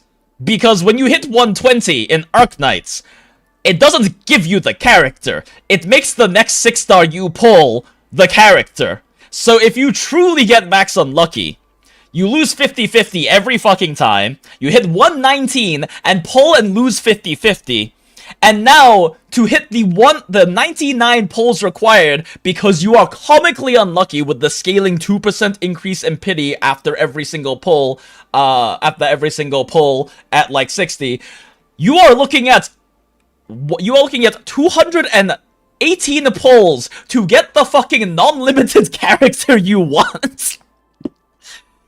You are, like, more likely, probably, I know someone's done the math, but I don't remember the exact, like, numbers, but you are, I believe, more likely to win the fucking lottery than have that happen, but it can happen.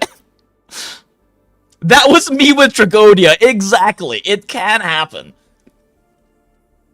230 polls for W, not Vishadel, 0, 1, 0, Weedy, 11, 6 stars, include Max, Doom, Saria, and Ifrit. So, my friend Akka, who I got to hang out with finally, when I went on that trip last month, my friend Akka, his Discord sig has P13 Weedy in it, because in the process of pulling for, and getting, and having to 300 spark W, and he is a bigger W simp than I am, but I will always contest I'm a bigger Vishadel simp than he is. He pulled a P13 Weedy in the process of losing 50-50 on Vishadel, or 25-75 on Vishadel, or on W, original W, that many fucking times. He pulled 13 goddamn Weedies. Just get every limited in the 20 free pulls they give you. That's how I got Pepe. I didn't want Pepe. I got Pepe because I got her on the free 10 pull.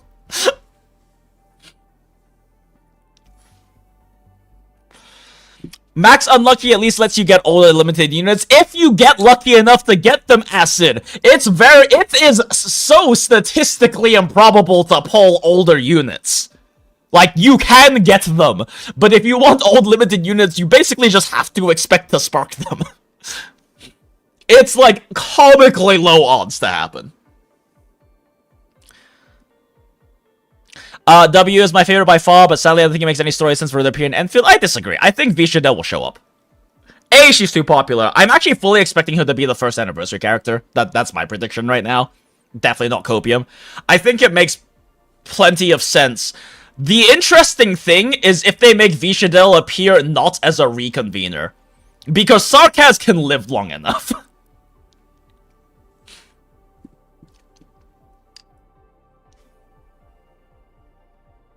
It's 14% if you fail 50-50. I believe it is 14% if you fail 50-50, yeah. And then there's, well, I guess, oh, no, sorry. The comically low odds is getting a specific pass limited that you want. Getting an actual pass limited is still pretty unlikely, but the comically low odds is getting the one you actually want. Which happened to me twice on LAPPIPI's banner, because LAPPIPI has blessed me for all of my simping. We need a Warframe banner. Oh, Warframe's 100% showing up. Yeah, there's zero doubt. Like, they've been lore dropped. They've been dropped too many times as existing already for us to not get them. Also, why haven't I bought these? Wait, did I buy my Elastic Goods today? I did. Okay, cool.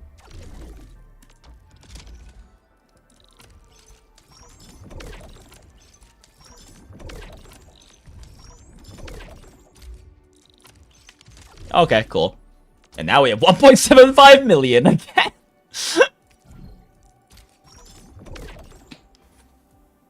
Well, I've officially bought all of these, and I do not fucking need these right now. I have so many, because I just didn't use them when building my physical team, and just spent sanity, which was really fucking stupid in retrospect, but whatever, I have a bunch now.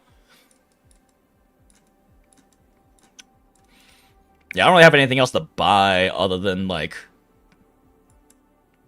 saving for these things, I guess, at this point. I guess engraving permits.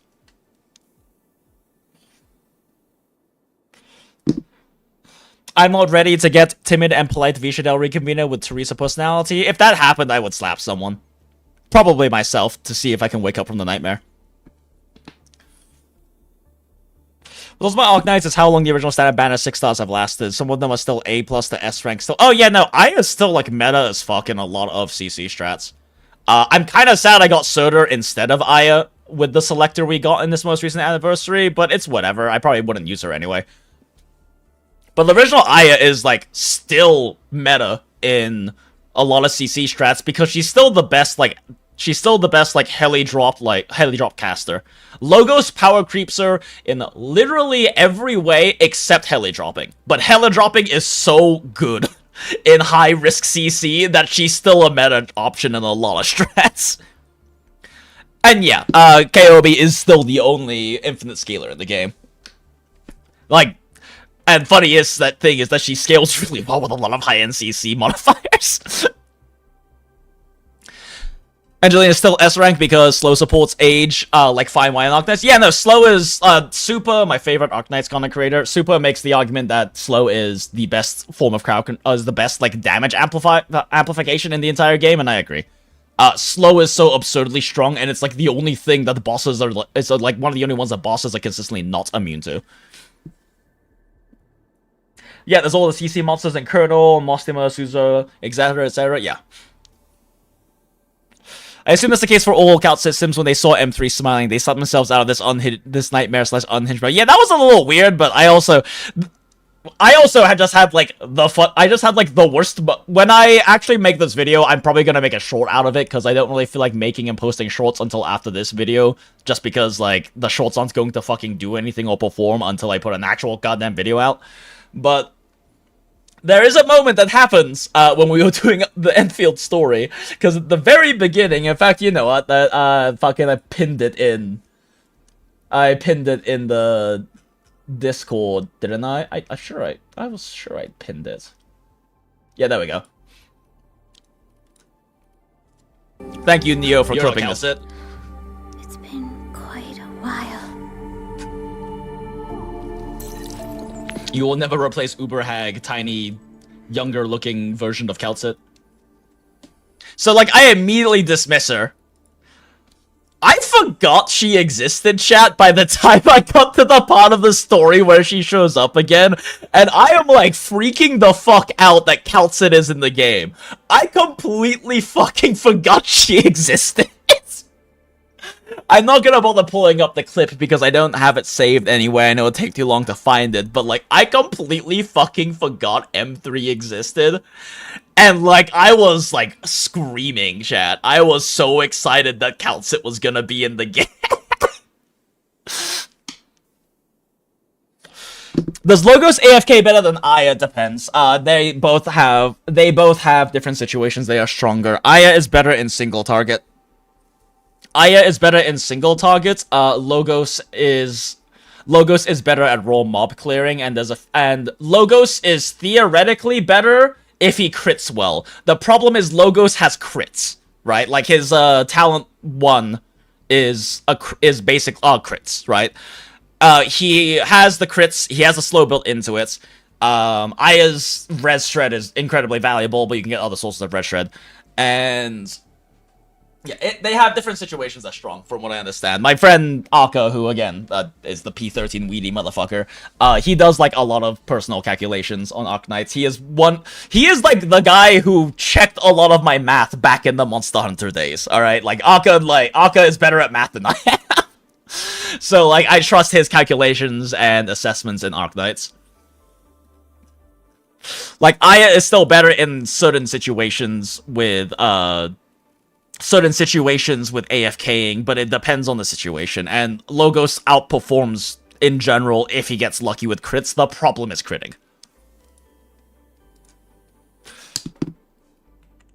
Okay, also, you know, fucking necrotic damage, elemental damage is insane. Like, doing actual true damage is insanely good on Arknight, so that's a big part of him as well. The issue is that his necrosis without like a ritualist like Virtuosa is pretty cope without additional slow on the team. But like, that means you just run slow. It just means it means if you're doing the AFK Logos thing, you're running some form of additional slowing so that he can actually consistently apply. Yeah, Necro damage, my beloved. It's so strong. Virtuosa was the character I was planning on sparking on the LAPPIPI's banner. Then the game gave me Virtuosa at like 100 pulls.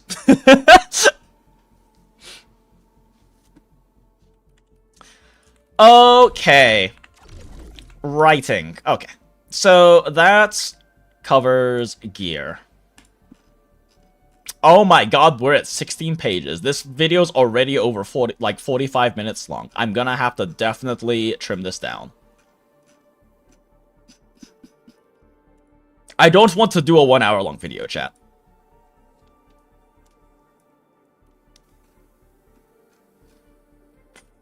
Okay, anyway.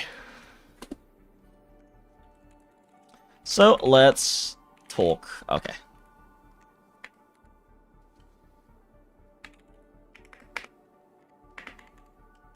How to play Ember.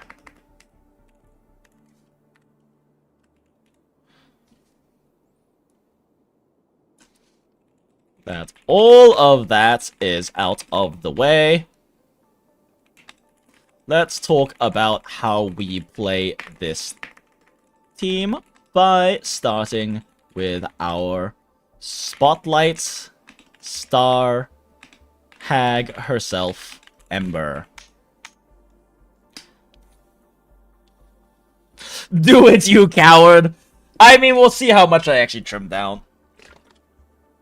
We'll see how much I actually trim down. The problem is, like, since this isn't, like, really, like, a true video essay or something like that, I don't think it would do too well if it was an hour long, right?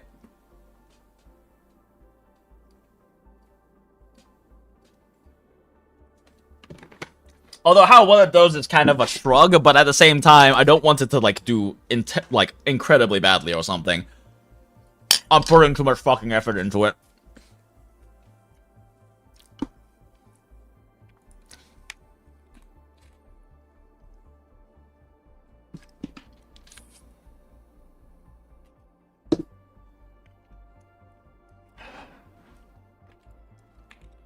It comes to playing Ember as our gorgeous controlled op stagger team 6-digit finisher machine of a woman.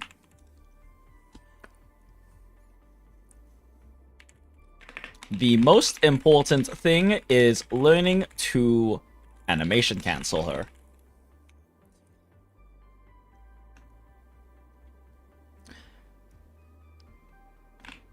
By far the best, this is by far explained, is this and all the nuance behind it is by far best explained in the Mechanical Goat Lin O's video.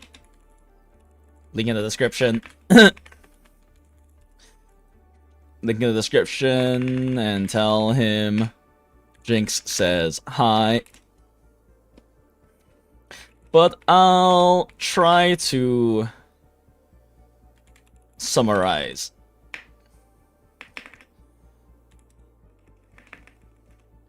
And you should go watch that video.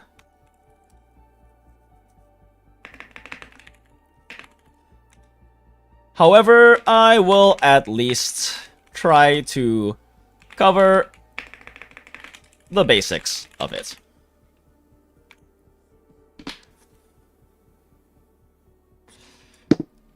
JinJinx, the Michael Reeves of Gacha TCing, last uploaded 8 months ago. 8 months ago? Oh, right, we did those, like, fucking clips. I mean, I don't know if those count. Those aren't actually videos, chat. That's just me, like, clipping, like, fucking 30 minutes out of the, like, a stream. Like, the actual last real video I did was the fucking Calcaro video. It says 1 year ago. This was actually almost 2 years ago, chat. Like... this shit fucking came out. When did this come out? June 3rd. Okay, a year and a half ago, chat. Over a year and a half ago, I made this fucking Calcaro. This is like the last actual video I've made. Because the others were just like stream clips. That isn't really making a video. It's me clipping. It's me going into the stream VOD, cutting it from one point to the other and uploading it.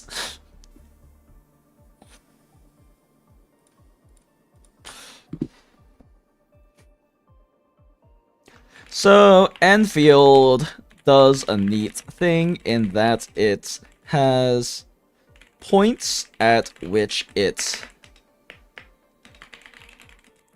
that an animation is done, that a basic attack animation is done, and it will skip to the next one if interrupted by things like your battle skill or dash, or most importantly, dashing. On certain characters, on certain characters, this can lead to massive gains in speeding up your basic combo and accessing your final strike faster. Ember is the poster woman of this.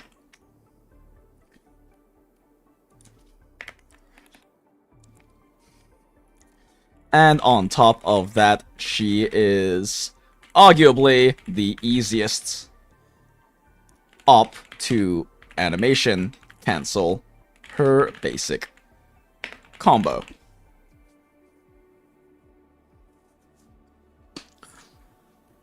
Are you kidding me, YouTube? What did I say to the auto modding? I didn't actually see your thing get auto modded either. Interesting.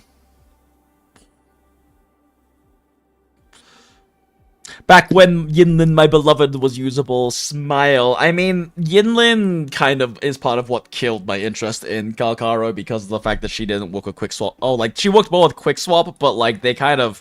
The change in Wuwa to the outro skills just kind of made me sad. It all popped up when I refreshed stream, sorry. Oh, no worries, Acid.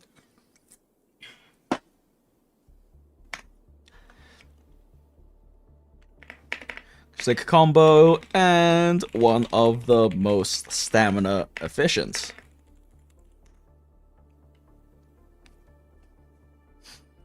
She gains the most from dash, canceling her basic 3 and her final strike. Both of these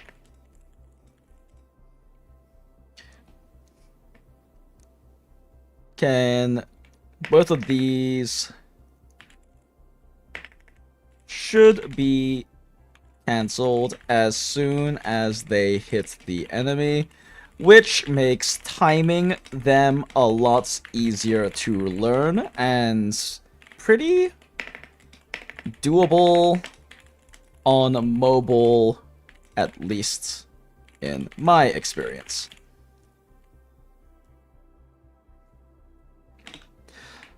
Some other ops like Penguin and Last Rites want to cancel their double strike basics, which is quite frankly a bit more awkward to time, which I find is quite frankly a bit more awkward time.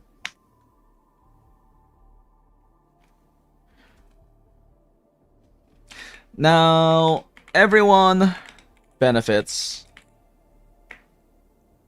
Most operators benefits from canceling their final strike after it lands.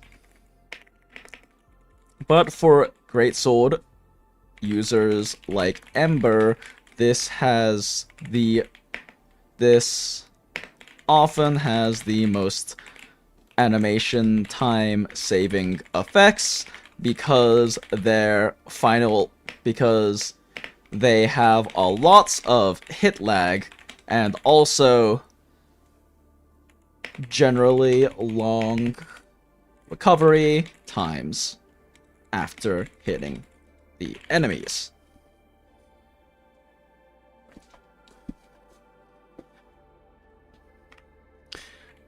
You can actually cancel Ember's basic 3 before the attack connects, and it's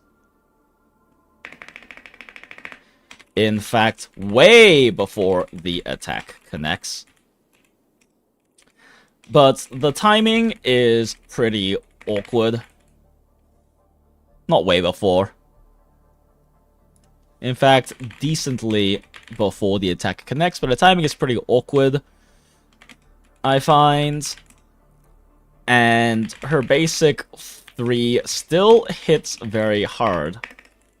when she is built for raw physical ooga booga number.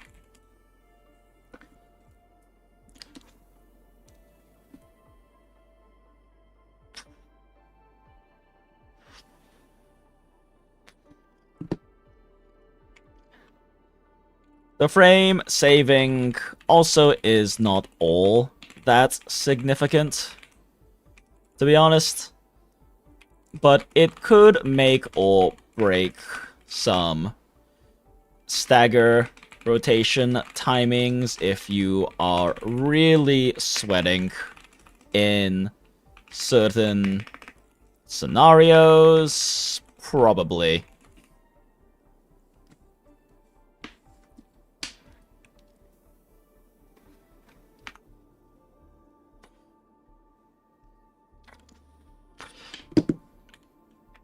Lysara. Oh, actually, I'll mention Lysara's thing in a second. This is all very significant. I just fucking realized I never talked about Ember's weapons. What about Ember's weapons? Well, the entire concept of this team is based around Ember running Sundered Prince and utilizing its large attack percent buff and stagger damage increase and stagger increase on her final strike to help the team stagger fast and often.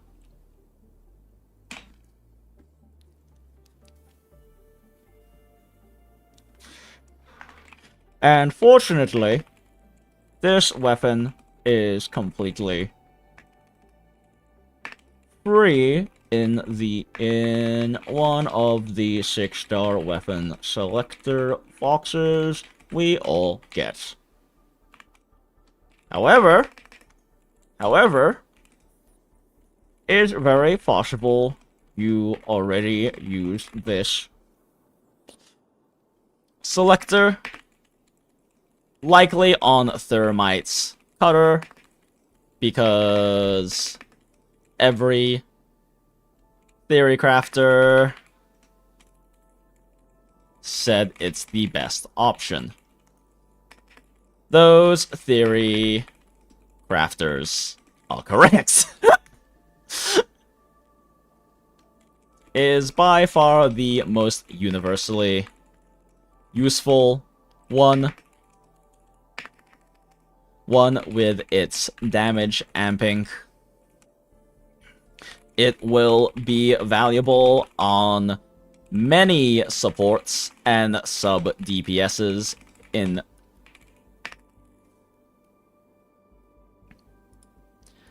it is very effective on many ops currently, and will be valuable on many supports and sub DPSs in the future.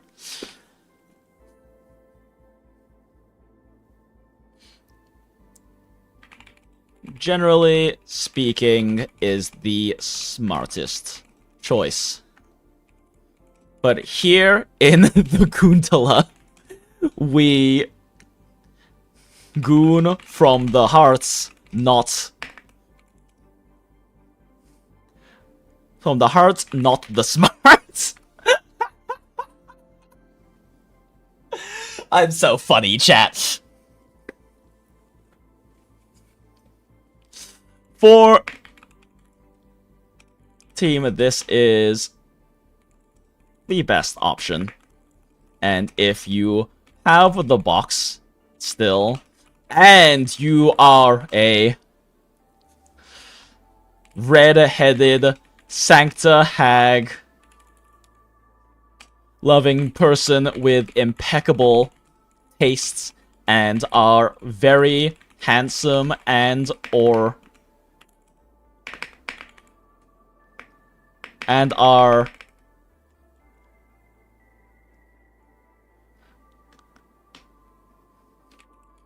handsome and or beautiful, look at your gorgeous face. You will use this on Sundered Prince for our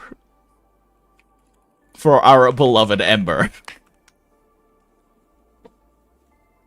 Handsome, why thank you. Of course, you're all very handsome and very beautiful here in chat right now. I'm not saying this because you're hanging out my chat, it's because it's factually true.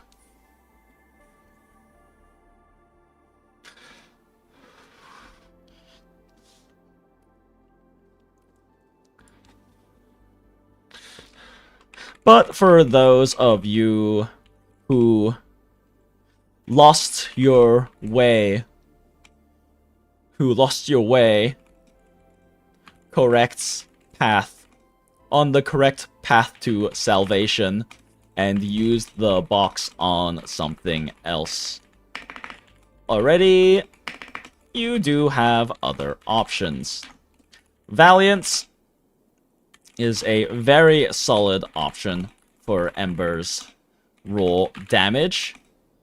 In fact, it might be more damage than Sundered Prince.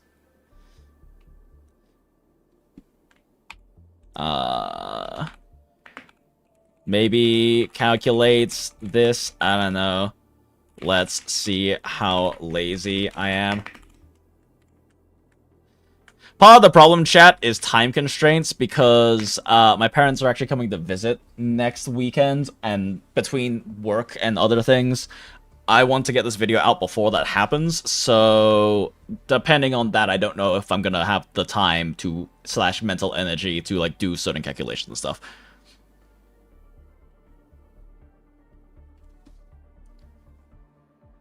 I'm not a speedrunner, so I don't really care about thermal cutters. Damage amp, you lucky on Prince because Ember and Waifu is greater than meta. Hell yeah, exactly. The Goondola? Yes, Chrome. Our community is the Goondola To Gacha Hell. We love Hags here. And remember to always look respectfully and Goon from the hearts. It's like a community joke that happened while we were playing, while we were doing Wu main story, and we get to ride on the gondola. Then this was before we actually made the Discord server for the community, so it just kind of seemed perfect. My VTuber lore is technically that I am the head fairy person on the Goondola To Gacha Hell, but I am like so bad at kayfabing, I just forget about that constantly.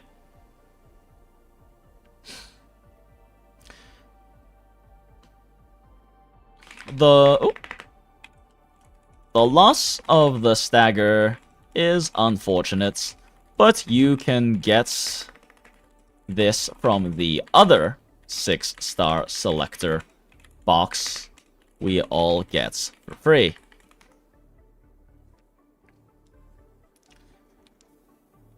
Not every standing 6-star has a runner-up 6-star weapon alongside their best in slot weapon. The difference is that the weapon banner also has a weekly rotation that puts up those runner-up 6-star weapons. Oh, that is true, isn't it? That's actually a good point to mention. Yeah, that's actually a good point. I forgot about that. Thanks for the reminder, Aquila. Aquila? Aquila? Aquila?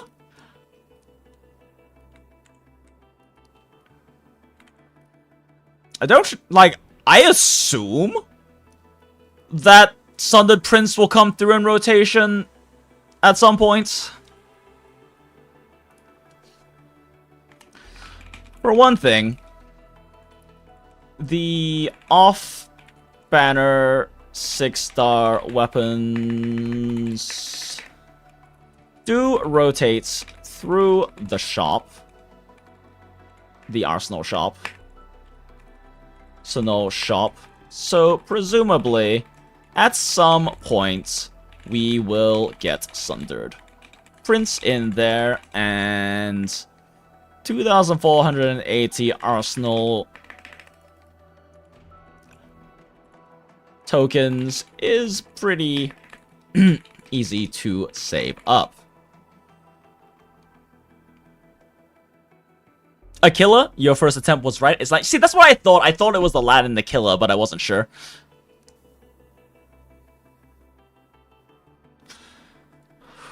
Oh, that's a good point. Appreciate that, Aquila. Yeah, no, the Battle Pass gives 2,400, so it must pays for it. Fact, the Battle Pass gives you 2,400, so that alone already almost pays for it. Thank you to Aquila from our... Let's see, Aquila Guard should do the full thing. From our community for pointing this out, because I completely forgot it was a thing. It was a thing.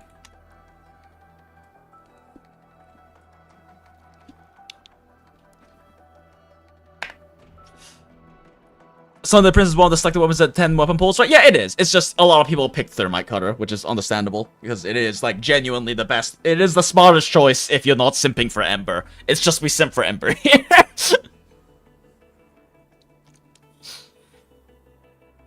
The OBJ Greatsword is also a solid pick for free-to-play because you get it from free from missions. Yeah, the only thing is I don't actually know how strong the 6-star weapons are, or 5-star weapons are from a stat perspective, and I don't know if I'm going to ever calculate it. The issue is that the only damage bonus built into this is the strength, so I don't actually know if it's worth it. But it is a free-to-play option, like you said. Like, it is literally free. It's just I don't actually know how much damage it really gives. I picked Oblivion for main DPS Pro League. Exactly.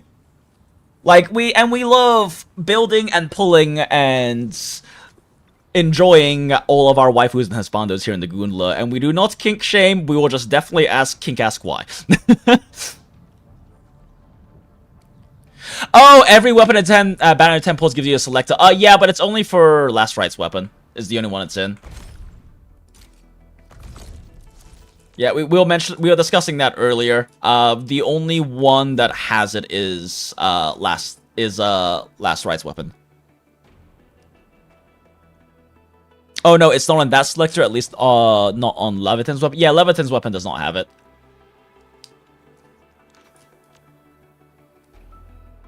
Which is kind of, I guess, the main issue is that it's specifically in there.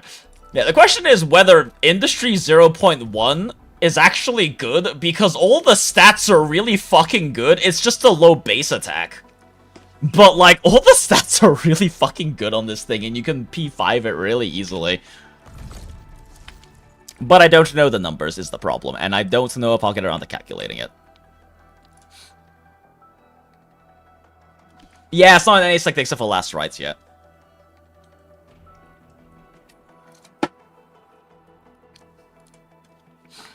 It is also in the 10 pull,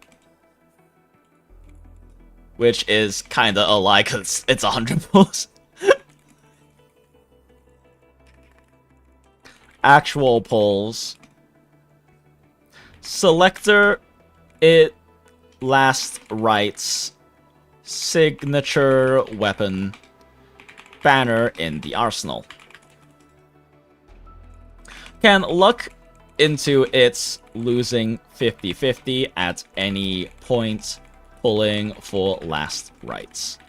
Weapon, but at the 10 pulls, you get a selector, and you will use it on Sundered Prince if you also stan Bochi the Sancta. Oh, Sarkaz. If you also stan Bochi the Sarkaz.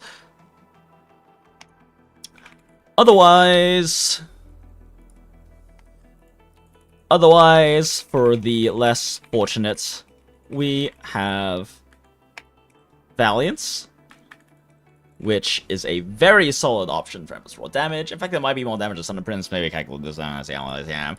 That is unfortunate, but you can get this from the other 6-star selected block we all get for free.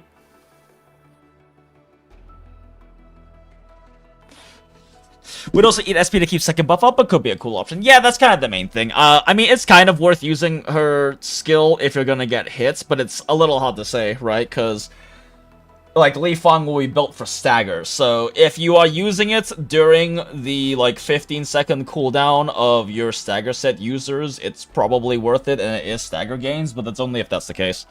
If it's eating into, like, Li Fang or Chen's, Stagger sets consumption, then it might not be worth it. I don't know, I'd have to do I'd have to, like, do rotation calcs.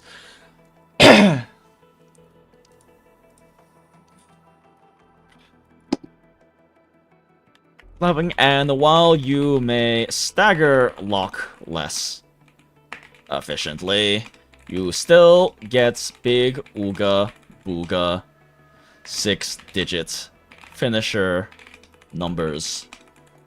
Probably. I haven't built it.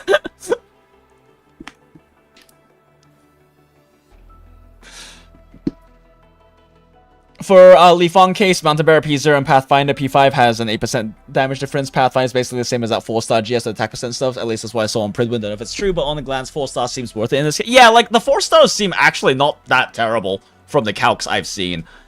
Just because, like, they decided to do the Chaos Zero Nightmare thing, but they didn't fuck up the numbers by giving, like, so many good stats to the 4-star weapons that they're probably kind of competitive.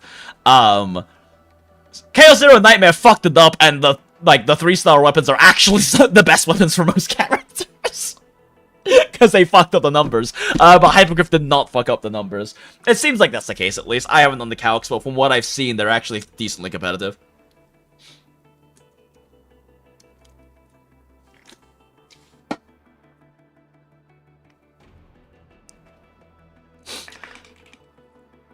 Probably. I haven't built it to test.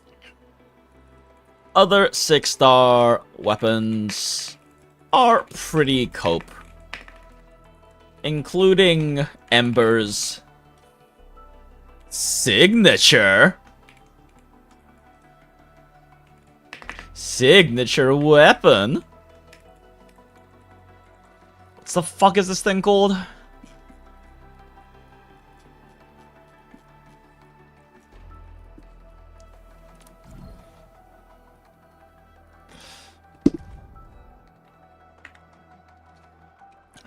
Thunderous Heel. Peel? Not per... No, Thunderbird. Thunderburge. So, this disgusting heel bot looking ass piece of shit.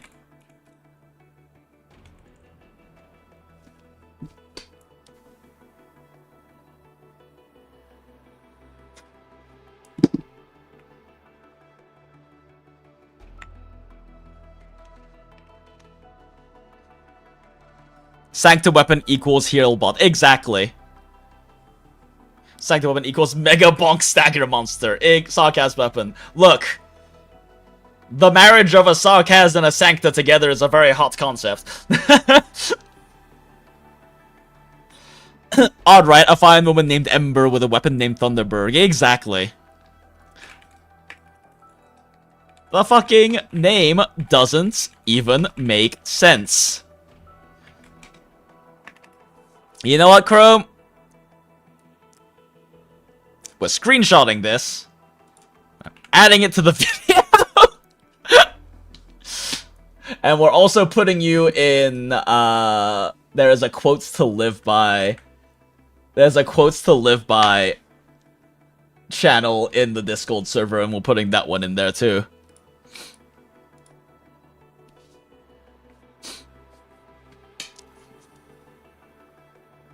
I mean, if you're actually not okay with me putting you in the video, Chrome, I would put you in the video. But I think it's funny, personally. If you don't want to be in the video, then I will pretend I'll pretend the joke is mine. But you deserve credit for your joke if you are okay with it.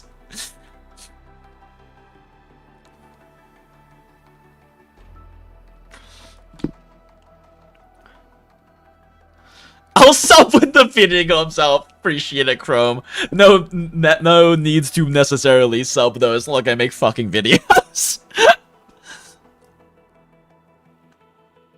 Let's see.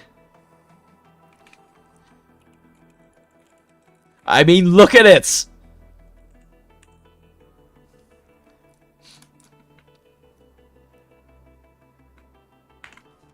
Who decided that this play box looking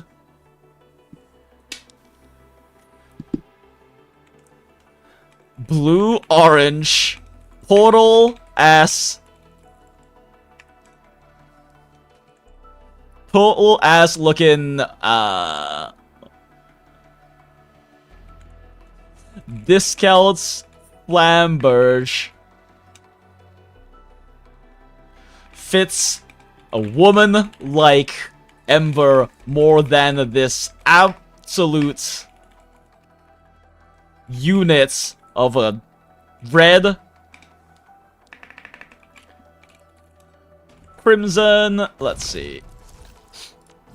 Oh, wait, it's also in this one. Southern Prince is also in here.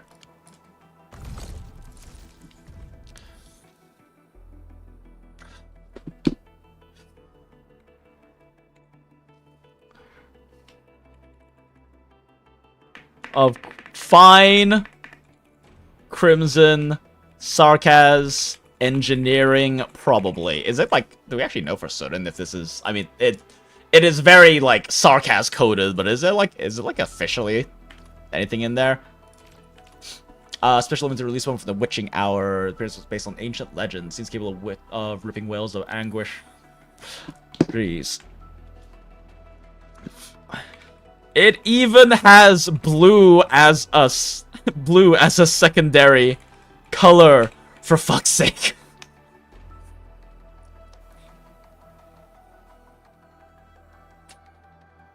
Witching Hour is a sarcasm company. Okay, that's what I thought. I remembered it being sarcasm related, but I wasn't sure. Yeah. They made Last Right Suit. Naruhodo. Hot takes. Both look great on her. Look, Sharash, you're entitled to your incorrect opinion. It's fine. Yeah, it matches her aesthetic perfectly. Exactly. I mean, honestly, it's not that bad at looking at a weapon, actually. I do kind of like his design.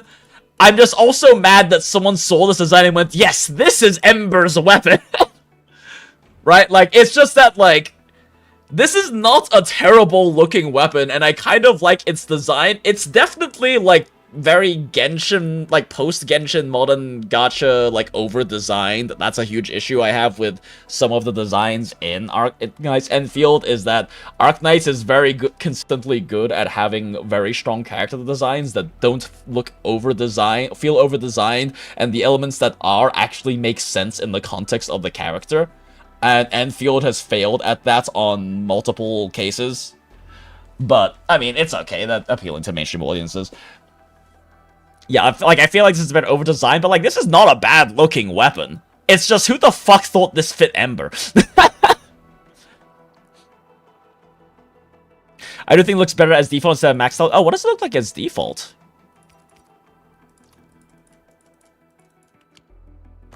It looks different as default. Oh, I see. Looks like it's for a different character? Exactly. Top right. Oh.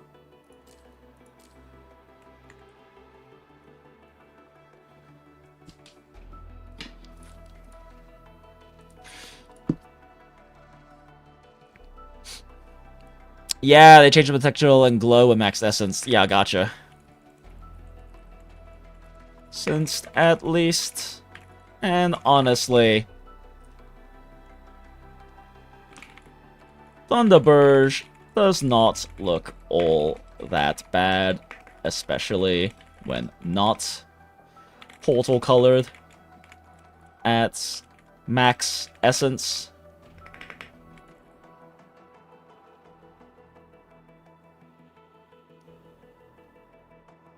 Yeah, it's not characters' weapons get changed a lot. Yeah, definitely noticeable. Oh, is it max essence and potential?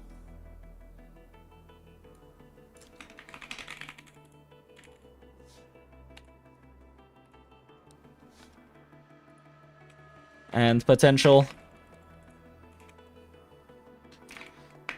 But it really does look designed for a completely different operator.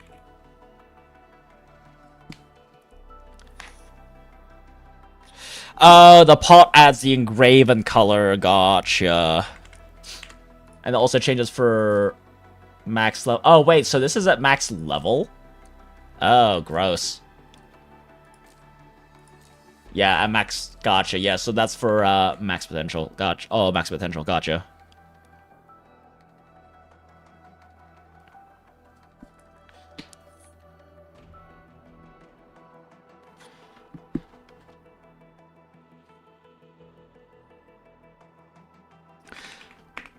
A lot of the other great swords have this exact same problem. They are built for defensive specialties. Instead, there's just defensive output. Which, if you are a... I want to say soy boy beta cuck, but...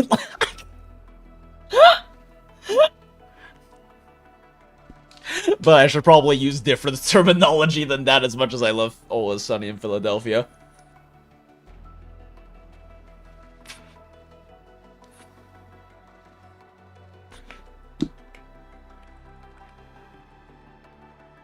Which, if you are a coward, you can run Ember as.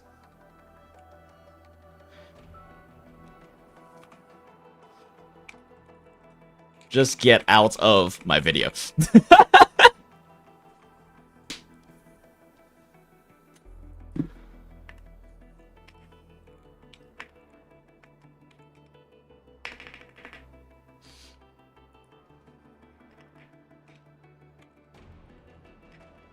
I question what life choices and paths have led you to this. But you do you, boo. Just get out of my video.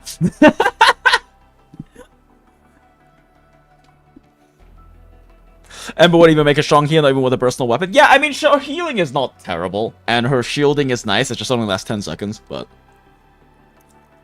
Physical team sustain counts on constant staggers, lifts, and knockdowns. Yeah, I mean, it's still not terrible, though. She still gives, like, a good sustain. And she is... It's just that if you care about good sustain, you're better off running Aya, frankly. She actually gives you, like, damage amplification, is relatively cheap.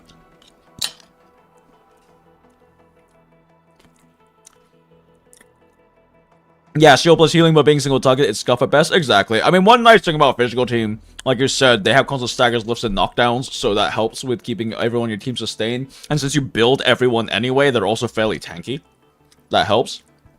Like, when we actually get endgame content, physical team that is properly, like, fully built will be able to sustain pretty well, probably even without a sustain. Like, they will almost definitely be the best at running sustainless because of all the staggers and lifts and knockdowns and other shit.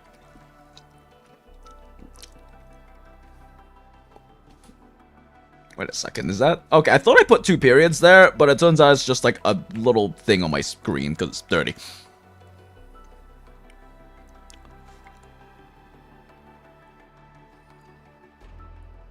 Yeah, Surprise doesn't change for long. Yeah, it doesn't. I mean, I have a level 90. I have a level 90 Thunder Prince.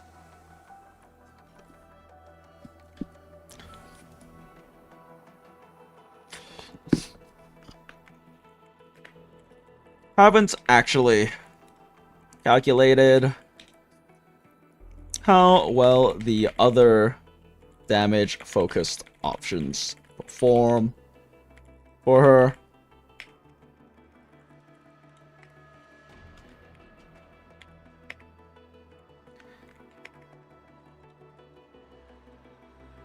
To put it here. Actually, you know what? No, I know I'm not gonna do that before I make this video. I just don't have the time. 4-star weapon.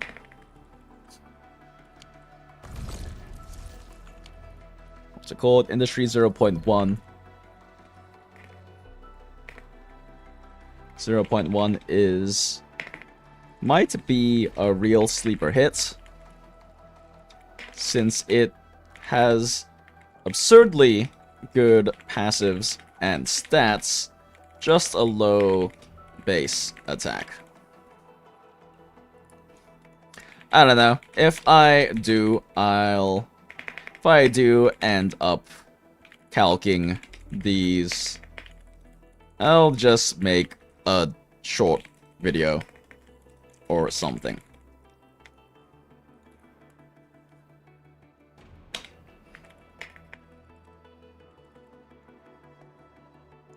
Oh, so yeah, Li Feng is... Chen and Li Feng are both cases where they, Yeah, because Chen also doesn't perform that badly with that weapon. And with her 4-star weapon. And Li Feng doesn't perform that badly. I mean, it's like a team damage increase, but...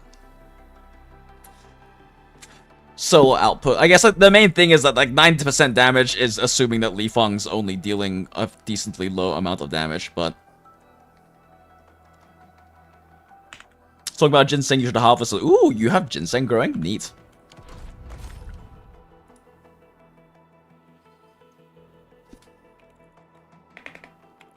And Li Feng.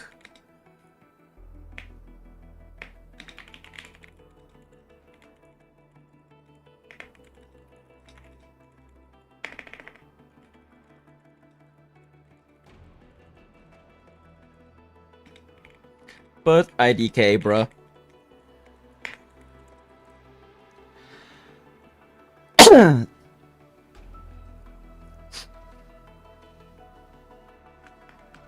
But IDK, bruh. Just guess on a Prince of Valiant.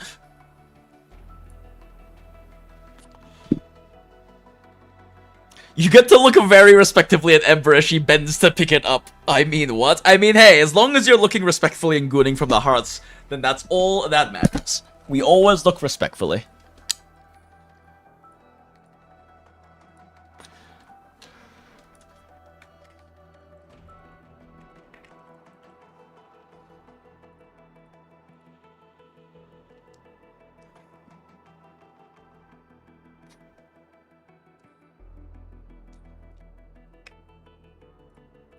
Okay, cool. That covers weapons. Okay. Oh, okay. It is 12:40, and I have to go to sleep in like 2 hours max. Cause work tomorrow is a thing. We can always work on stuff more tomorrow, since I actually have the day off on Wednesday and can actually stream for a decent amount of time. So I'm gonna take my sleep meds right now. And I think we're gonna swap to just doing... I need to do something less mentally engaging than, like, writing script right now, because that'll keep me up. So I'm gonna take my sleep med, and we'll just swap to doing actual gameplay or some shit. And, yeah, leave it at this. This is, like, very good gains. This is, like, very good gains. We've covered all of the gear section, which is pretty significant, and a decent chunk of the how to play Ember, because there isn't that much to talk about with how to play Ember.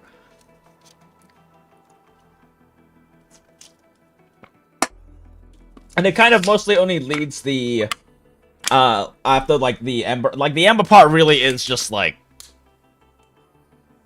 learn to animation cancel her. I think I make a few other points in, like, the original tweet.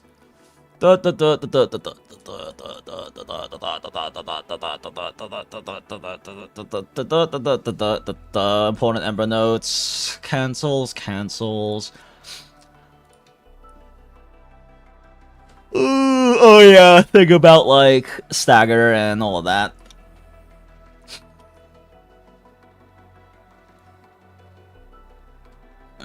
Okay, I'm just gonna put this over here so I have quick access to my previous points.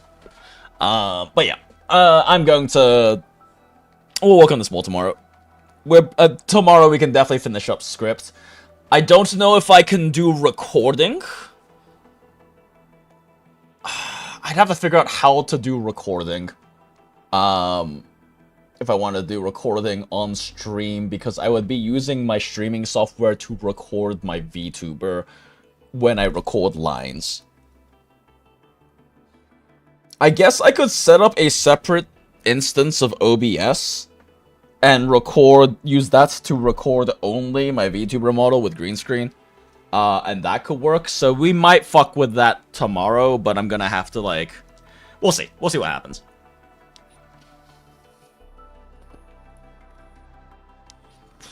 Ember outfit for some reason has her ass exposed. Yeah, that is, like, one of the interesting parts of her design, is that they do, like, expose her. I think Ember's design is fucking peak Arc, is, like... It is, like, hitting up there with, like, a really good Arknight's design, right? I think the only part that's a little weird is that her ass is out. I'm not complaining. She has a gorgeous ass, and we're looking respectfully. Actually, what does she do if you stare at her? Because, like, for those who don't know, the operators in this game, when you stare at that back for long enough, they, like, react.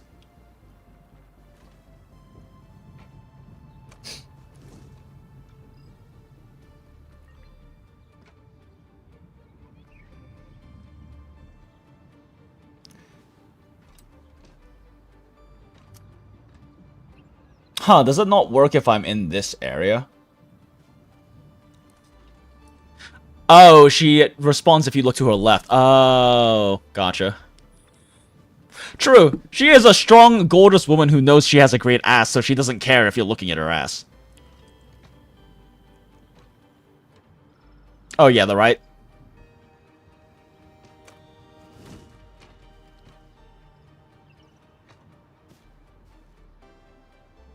Hell yeah, girl.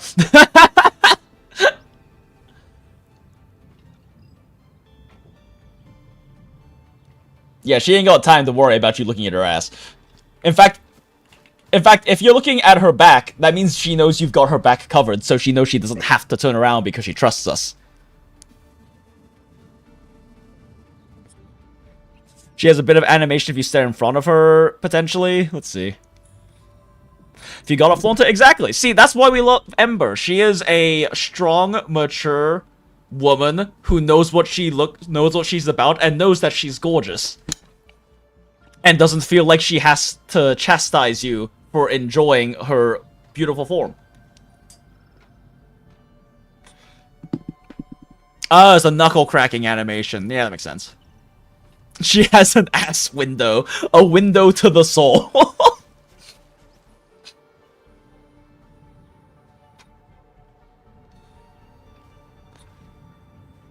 Oh, she fixes her stance a little bit. You know, I've seen other Hongshan swordmancers, and Girl is fucking ready. move differently. Ember is a funny misspelling of Vera. Personality-wise, they're really not all that similar. Being one with the blade is far more important than drilling. What she's about is an endless crusade and crushing her enemies. She is a muscle mommy smile. She is indeed definitely a muscle mommy type. That being said, I don't want a mommy. I want a peer. I want an incredibly strong peer who could also tie me down to a bed and do unspeakable things to me, but a peer nonetheless. All right, let's do like let's close this. We did good work today, chat. For like actual 4 hours, because we spent like an hour of yapping bullshit first. 4 hours of writing. This is actually a lot of progress. I was worried about how much progress I could get done while doing this on stream, but if anything, it's been kind of a benefit because you guys' feedback has been really helpful and really nice as well, and it's also helped me kind of work out more of my thoughts about things as well at the same time. So I appreciate you guys, chats. Now let's just do like actual gameplay and shit.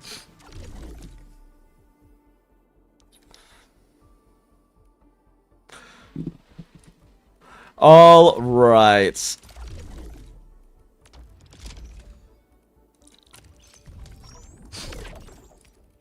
Buy all the things. Ooh, okay. I've done all my elastic goods, right? Yeah, okay, cool. Let's go ahead and do our environment monitoring, because this actually fucking matters.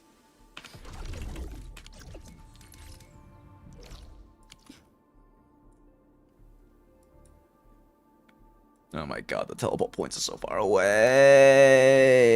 I have a zipline path from here. She heals, and she also uses a big bonk sword and redhead with long hair and uses violence as the answer for most things. Funny personality was just batshit insane too. I like that she is a very... I do enjoy that she is a very, like, level-headed, tough woman, personally. And we will have plenty of batshit bonkers characters in this game of Arknights as anything to go by, so...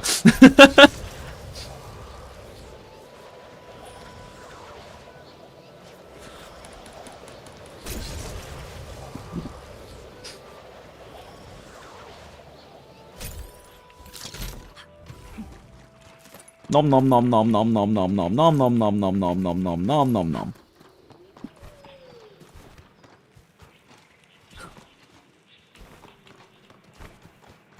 I have to photograph this thing, but first! Wait, shit! I have the wrong team on. Whatever.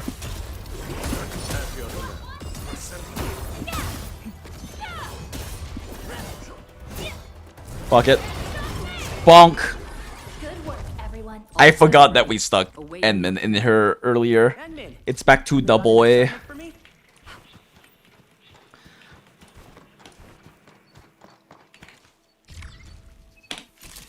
Gorgeous.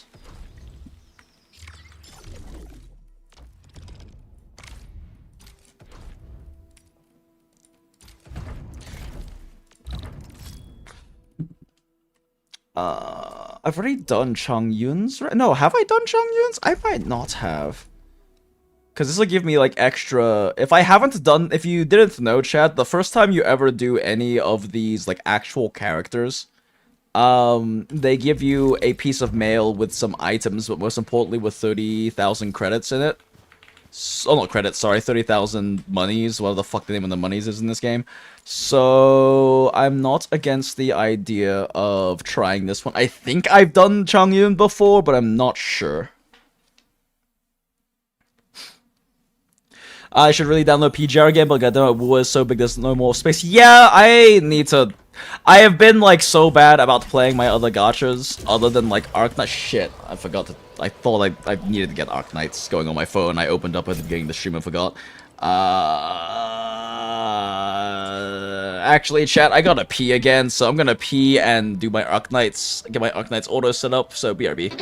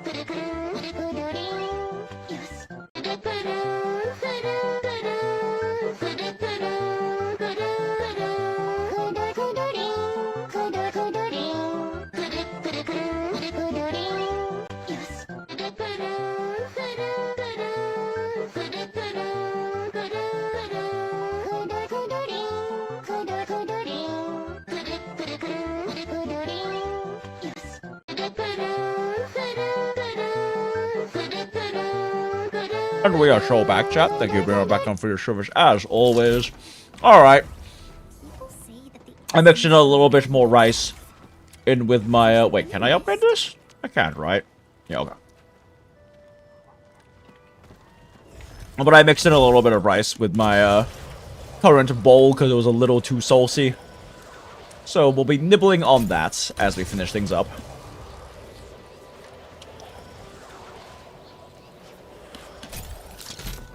Might as well grab these while I'm here.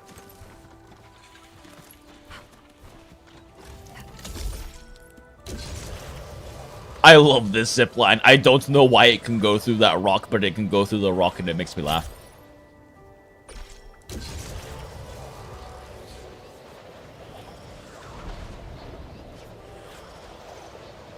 I believe it's this one. Yeah, because that one goes to the northern side.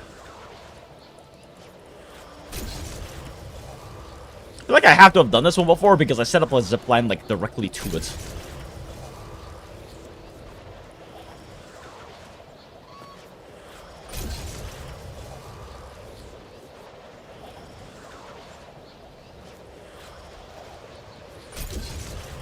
Wee, ziplines are funny.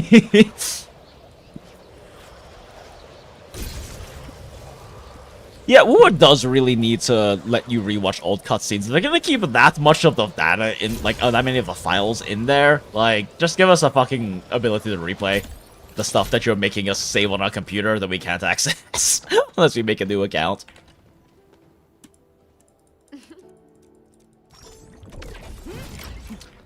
Yeah, looks like I already did that one before. Oh well. Wow, weekly routine. Curly's Wary Tale of the Valley. So cute. So my thing, chat, is I kind of don't want to pull an Angelina until I get all of these free pulls. Because, like, if I get Angelina, I don't have a reason to, like, use those pulls, but they go away.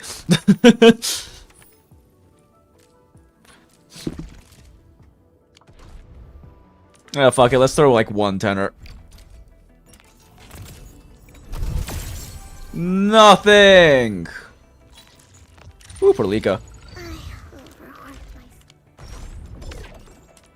Okay, cool. We'll save the rest until we get the other pulls.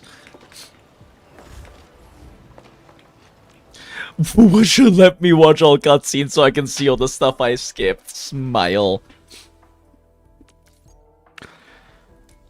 Wait, which our growth is full? Oh, I should go grab those.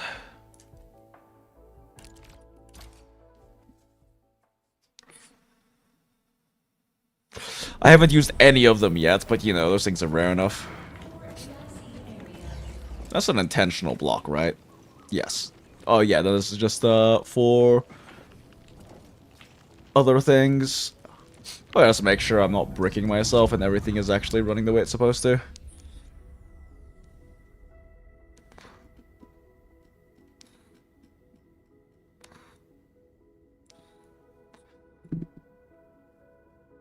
Oh, why am I only yielding 50 Shiranite? That's not good. Syringe is fine, moving battery is fine. Oh, my components aren't craft. Okay, shit, something's going wrong. What is going wrong here?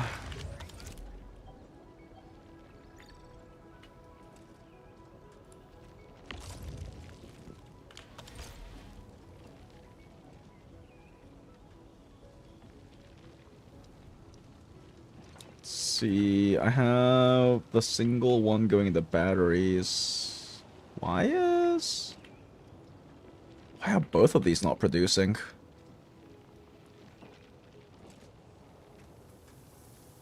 Shit, did I turn... Oh, I fucking set... Okay, yeah, no. I have like a toggleable setup here, and I accidentally toggled it into...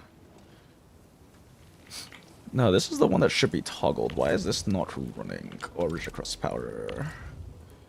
Rigid Crust Powder. Whoops. Oh, did I run out of a Rigid Crust? Yeah, that makes sense. It got blocked up. That should be good now. I'm not entirely sure why that got clogged, why that got swapped over. It might be a weird thing with... I made like this weird toggleable setup that kind of works.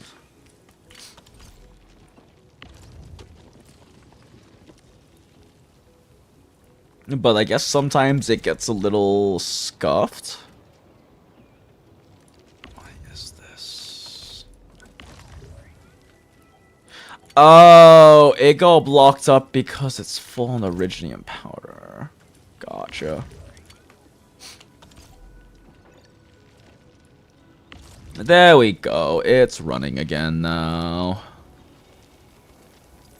Whoopsie fucking daisy, I guess.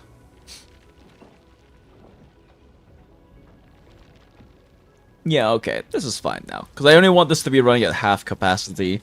So I still get Gironite into this. And I guess I must be full up on Gironites. Which is why it's not producing at max rate. That makes sense, yeah. So now things will equalize back in as this starts to produce.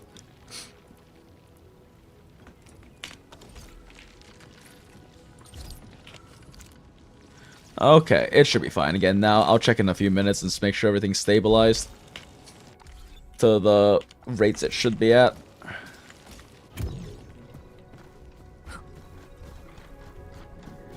What the fuck did I set up that zip line? Why is it over here?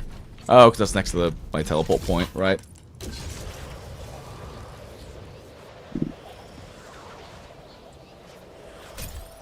I did pull to 60 and got advanced, so glad to go for guarantee and then skip next banner. Hell yeah.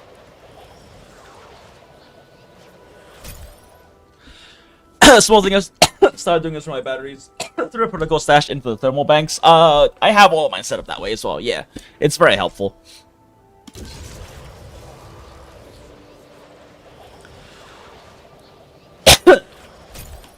I guess while I'm here. Oh, there's my team. Appearing from the void.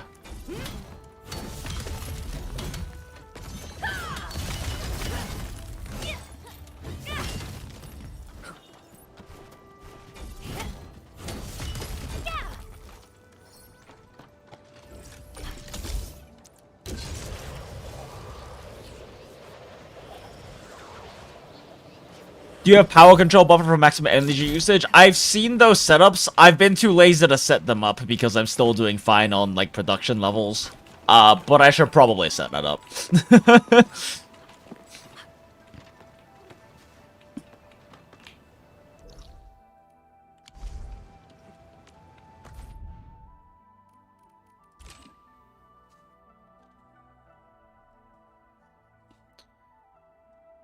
Let's see here. I need to spend sanity more than anything else. I spend sanity on now. The battlefield shows no mercy for mistakes. We must hone our skills with true devotion. Masteries? Fucking sure. Why not? Masteries.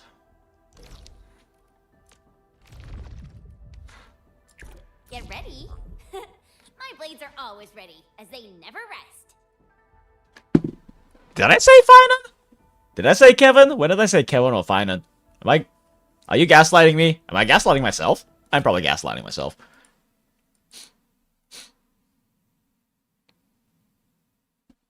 Now my friend was able to get 19 per second batteries in Valley 4. What a mad lad. Oh, interesting.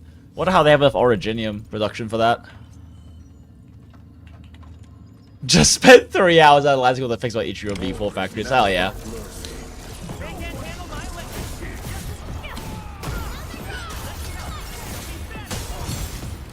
That's my command.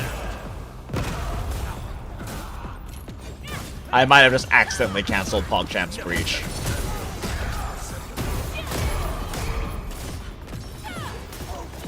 Oh wait, shit! I didn't hit the big guy. Bonk.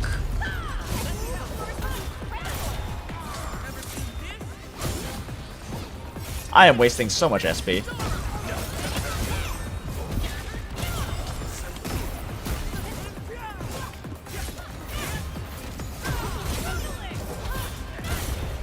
Bonk. Our battle plan proved. Let's just go ahead with sanity permas. I'm feeling lazy.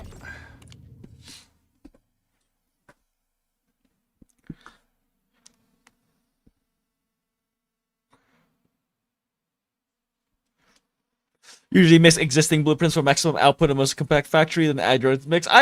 We've done several streams where I've just kind of fucked my factory. I enjoy doing my own scuffed compact setups personally, but I can definitely understand that.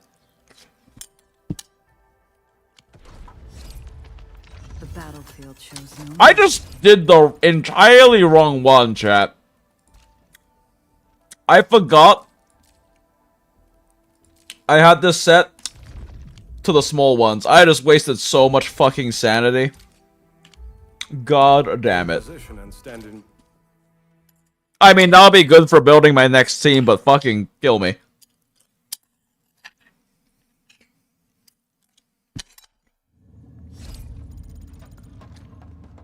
Come to the dockside, build war mods with us. See that beautiful valley over there? Let's build a war mod there. Yeah, I'll need them anyway, but also it's just slowing down my M3 on Ember Final Strike.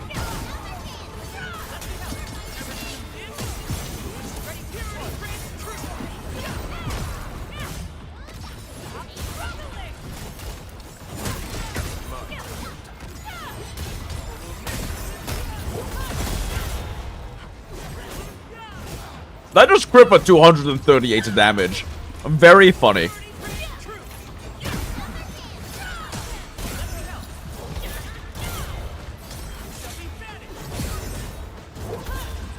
Bonk, bonk.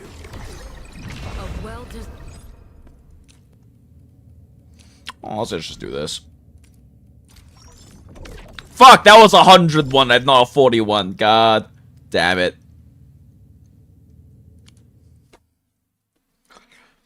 Dodging, preserving chain in progress is a lifesaver for him. Oh yeah, it's such a good mechanic. You have infinite of the blue ones for running around and getting every chest. Yeah, I need to do that at some point. Do exploration and my side quests. I haven't. I've just been doing other things. The battlefield shows no mercy for me. My strength is recovering. Oh wow, that's exactly enough. That's funny. I need a tachyon screening lattice. Well, fortunately, I have way too fucking many of these boxes.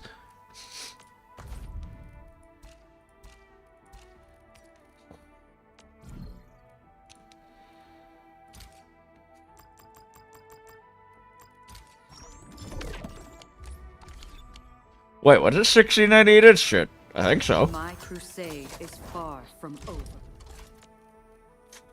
Yes, it My was. strength is recovering, but it's still not enough. Oh my god, I need 50 of these. That's so big. I need 36.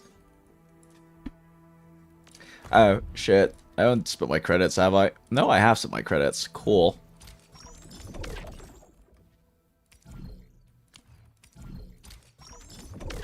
I haven't done any of my friend things today, but I'm wondering if I'm just too tired to care today. 103k crit stagger proc, poor guy. Yep. I mean, we did 238k on a crit, or I think it was like 238k on a crit on that big guy, but he also had like high level of breach and susceptibility on.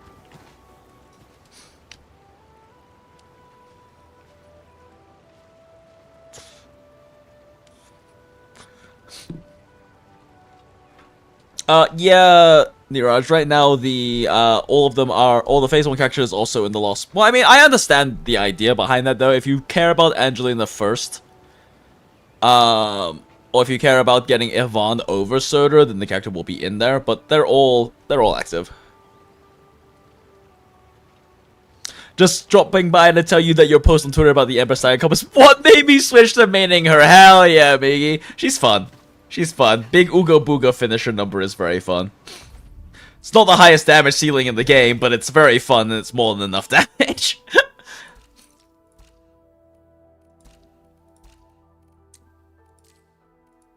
I can't believe I just burned that fucking... I can't believe I burned all that sanity. Oh well, let's just go ahead and burn another 100 sanity on a double of this again, I guess, because I'm gonna need more of these.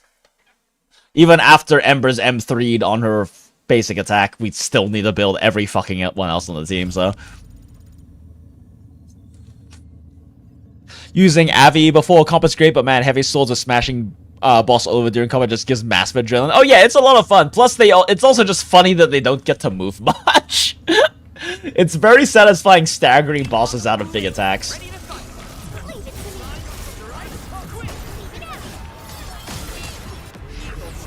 Oh shit, I fucked up.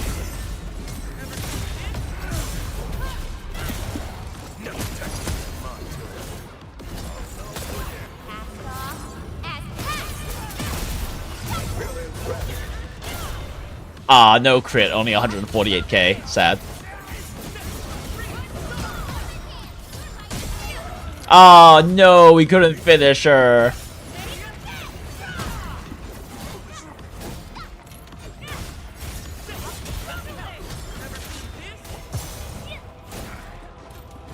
I should have rotated someone else's skill in there to stagger faster. Now that's what I call a real fight.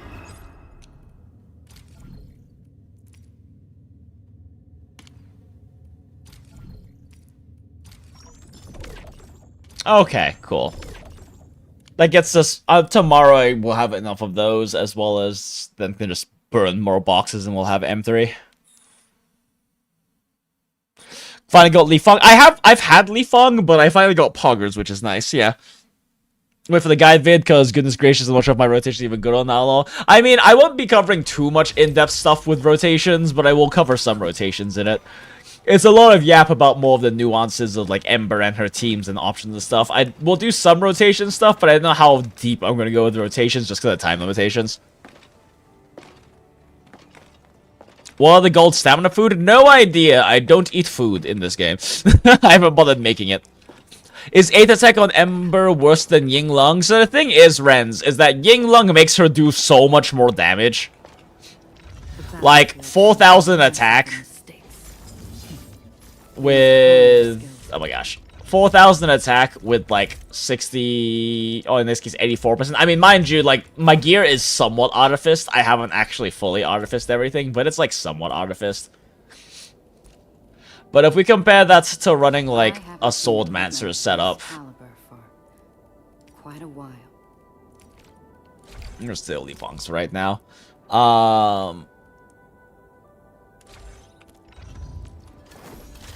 It's such a big attack drop. And same thing if we run, like, full Aether attack. It's the issue with not... the thing is, Yinglung's 3-set bonus here with the combo skill damage is fucking useless. Her combo skill does basically no damage. The reason why we run this set is because it's the only good DPS set that also fits all of her attributes. And attributes are so important. Having enough strength, and, like, even with a non-artifice version of this gear... I haven't seen equipment of this. okay, I don't have non-artifice version of this gear, but she still hits over 4k attack. Like, the attack percent on this is really important, but it's also just because it actually fits with strength and will. And that's the issue, is that main attributes and secondary attributes to a lesser effect are so fucking important for your attack stat that you kind of just... she gets gimped way too hard not running the correct attributes. Do your environmental missions and Wuling? I think we did the environment monitoring one, right? Yeah, we did that one already. But appreciate the reminder.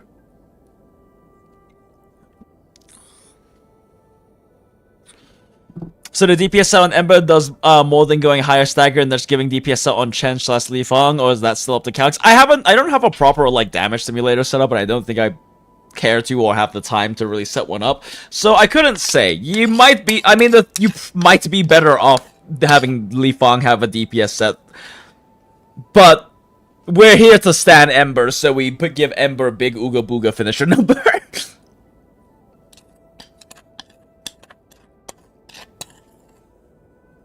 In theory, that might lead to more total damage gains, though, just because Li Fang does a lot of damage. I don't think it's worth giving up. A big issue, too, is you lose a lot of damage with Ember. Running that set, you lose very minimal damage running Swordmancer on Li Fang compared to a pure DPS set for him, and that was the thing. Because he can run perfect attributes on the Swordmancer set, and same with Shen. And Shen's stagger buildup is very significant with the Swordmancer set because of how easily she constantly procs lifts.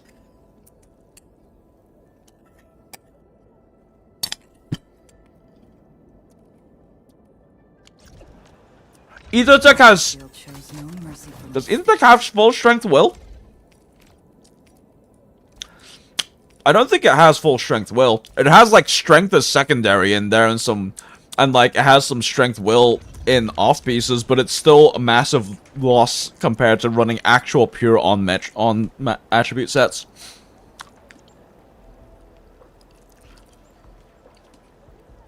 Li Fang combo does good stagger. I mean, Li Fang does a lot of his ult, especially shits out a lot of stagger because of the extra knockdowns.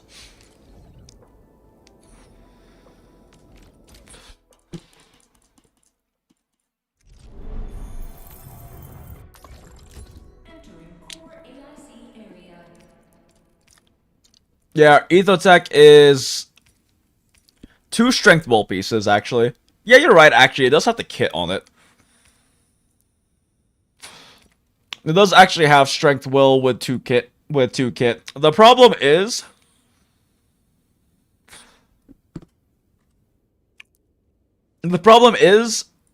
This requires you to use a lot of Ember battle skills. And especially if you have Li Fang, you're better off using Li Fang's battle skill most of the time because he does a lot more damage with it comparatively. Because the issue is that Ember's battle skill deals heat damage. It also, another issue is you're slowing, every time you use Ember's battle skill, you're slowing down her basic combo. In the amount of time it takes you to do the battle skill, you could probably get over half of her basic string in for another final strike for more SP and more stagger. So if you're main fielding her, which is what we're doing with this setup, then you're going to be generating a lot less SP and stagger doing this. And she doesn't gain any of the damage bonuses to physical, including susceptibility and breach, and all of her physical damage bonuses on her battle skill, so it doesn't really do that much damage. Makes sense? That makes sense? Thanks? Yes. But thank you for pointing out. I completely forgot that Aether Tech does have strength will pieces. Actually, you know, you need to add that to the video, because that's a very good point. Appreciate it, Renz.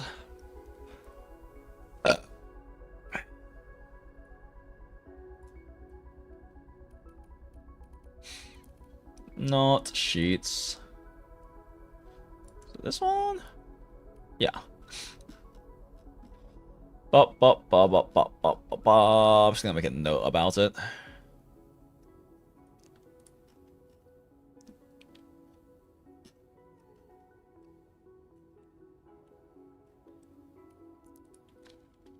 Let's see.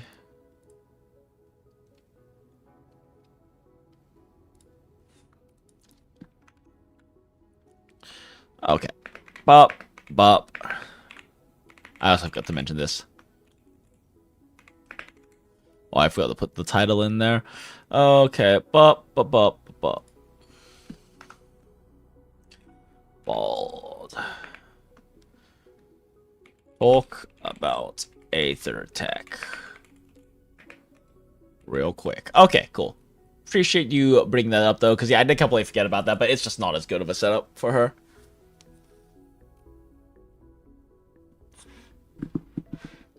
Do we actually use Li Fang battle skill instead of Chen's? Yeah, Chen doesn't really have much value with her battle skill.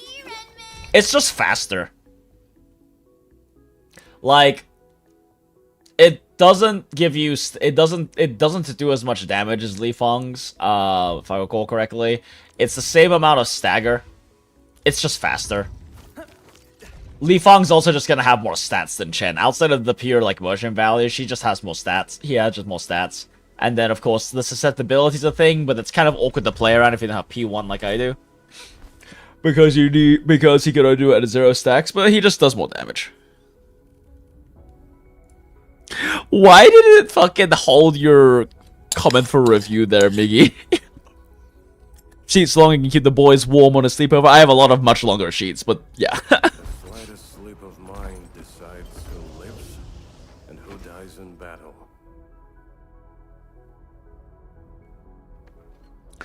352 versus 304%, and Li Feng does probably have better stats, but Chen also gets attack bar from hitting enemies with skills. True. Unless you're interrupting an enemy, then Chen does double stagger. What do you mean she does double stagger? Huh? Watch this. Oh, right, because of this one. Yeah, I mean, I understand using her skill in that case, yeah. Interesting. That is a fair point. I might be discounting how good Chen's skill is. Yeah, Poggers looks so badass. A great design. Yeah, no, he's great. Handsome Birdman is great.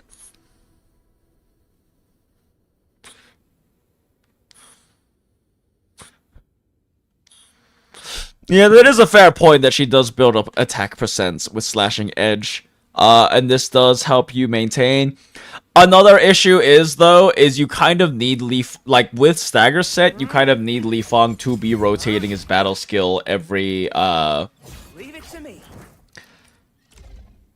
like, oh my god, he's not even running the gear because I took it off. Okay, cool. You need him to be running, every 15 seconds using his battle skill if you're not, like, outside of when he uses his ult. Because you need to keep the stagger buff up on it. But I guess there's some more nuance to it than I first thought. Using Chen's for building up her attack is not a terrible idea. It's just you have to be able to maintain it every 10 seconds. And so you're going to end up dropping it at some point just because... Like, because you can maintain it with I'm assuming her combo skill as well. So that's definitely not worth it. But it also does mean that Li Feng is not might not be applying his sword dancer as effectively because you have to balance the two of them. Fourth piece focus. We just run sword dancer gloves because the physical damage bonus. She does a lot of damage outside of stagger as well, with just her raw basics. You can also maintain with her always can most likely rotate in 20 seconds. Yeah, that's fair. Time to level Chen's skill? I guess so. Alright, let me pull this fucking thing up again. I appreciate you guys pointing stuff out, but now I have to pull. I have to. I don't want to build Chen's skill.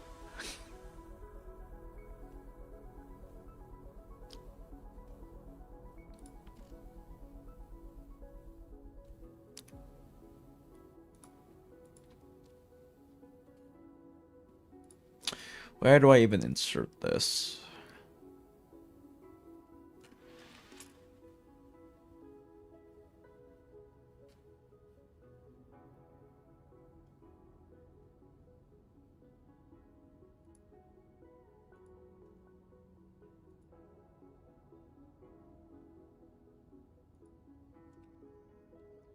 Let's see.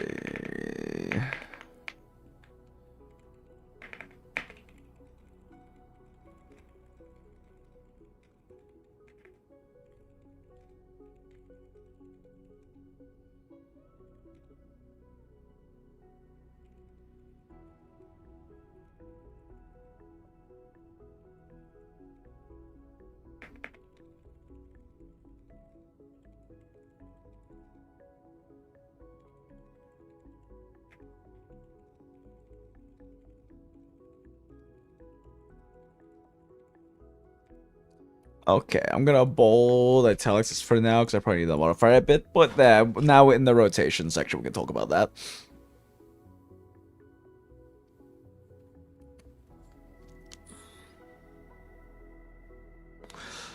Listen to your voice of region. Don't build Chen's skill because there's much more valuable use for the tight physical SP requirements. Well, that's the thing is that like theoretically, maybe not.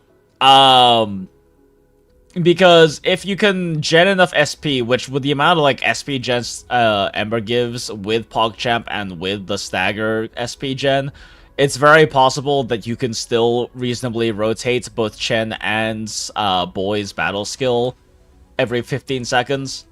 in certain situations. Her building up her attack percent stacks and using it for her ult nuke is not a terrible idea. Poggers probably wants high arts, since you want him to be using breach. It deals less damage and crush provides. Yeah, no, exactly. Yeah. Yep, we talked about that. We talked about that in the section earlier. The section. I am running 62 arts intensity on him. We're running Stagger set right now. I don't know if Stagger set is really the best choice, but it's a little so. We talk about the nuance on this. Poggers is just really fucking awkward to set up with gear because of stat issues, largely. Finding pieces that actually have good stats for him outside of DPS sets is kind of awkward. The 10 extra Stagger is nice.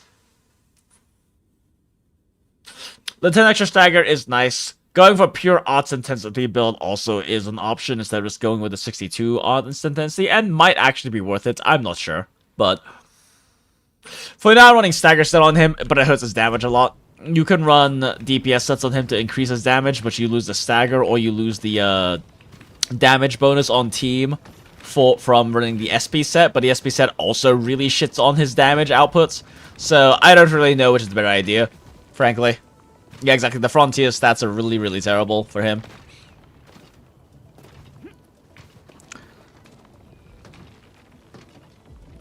Really like this all quite a bit of nuance of the kits. Yeah, physical team especially because it has so many options has like so much nuance to it, and that's why the video so far has turned out to be like at least 50 minutes long, and we're not even done, so we have to trim it down.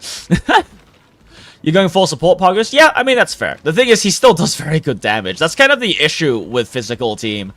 It's both a good and bad thing. Physical team is so competitive because of the fact that literally everyone on the team does good damage. It also means you have to build everyone, and it also makes it awkward to build characters for, like, supporting.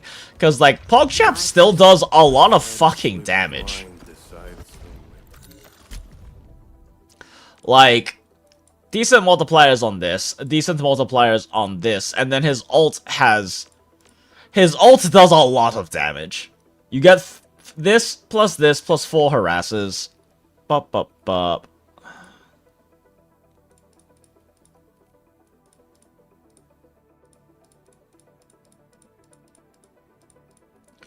Yeah, it's still almost 1,000 total motion value, which is still significant. Like, he still does a good amount of damage, is part of the problem. So you can definitely run him pure support. And I will fuck around a bit with running him with different setups. But he does a good amount of damage still. Everyone on this team still does a good amount of damage. I wasn't playing that much since mine's all ranked 1. Yeah, so that's the thing, Miggy, about physical team, is that physical team, literally everyone is a sub DPS. So that makes those kinds of choices hard. It's what's really nice about Li Feng, Chen, and Penguin, because all three of them have perfect attribute stats with Swordmancer. So you can run them and not lose that much damage.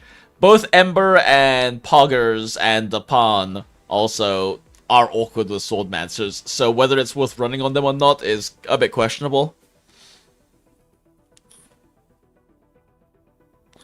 I think Li Feng's probably the most important. Li Feng's ult is insane. Li Feng's ult is strong. It's actually less motion value than Chen's ult, though, is the thing. It's just that Li Feng gets a lot of stats.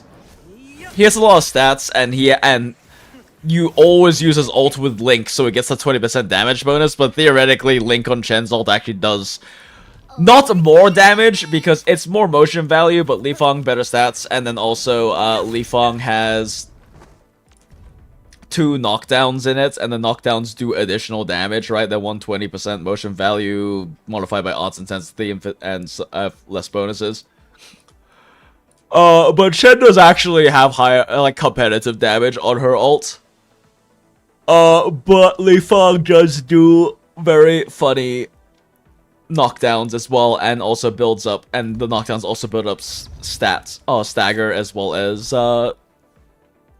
well, actually, that Stagger ends up being still the same, because it's both 35, except for, you know, Li Feng's gets modified by arts intensity as well.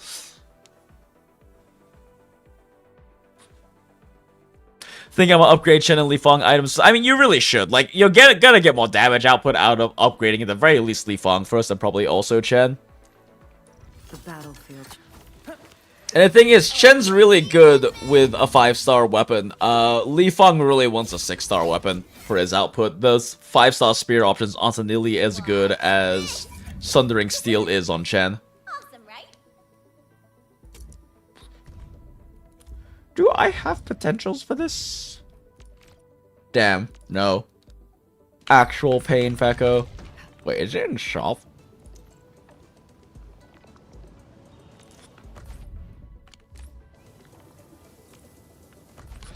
I am so bad at clicking. The sleep meds are definitely kicking in, chat. I am bad at clicking things right now.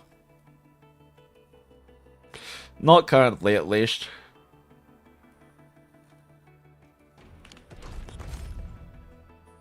How's Sundering versus Aspirant on Chen? I believe Sundering at P5 is better, but Pridwin has calcs on it, and they're probably decent calcs. The battlefield shows no mercy for mistakes. We must hone our skills. Yeah, Li Fong with Link is like 1400% in groups. Chen is super high too, and she has low cooldown. Both are insane. Yeah, they're both insane characters. I mean, Chen is just straight up required for physical team. Li Fong is still replaceable, right? Like, you probably get less damage running Penguin instead, but you could definitely run Penguin instead and do, like, Breach/Crush rotations for your team.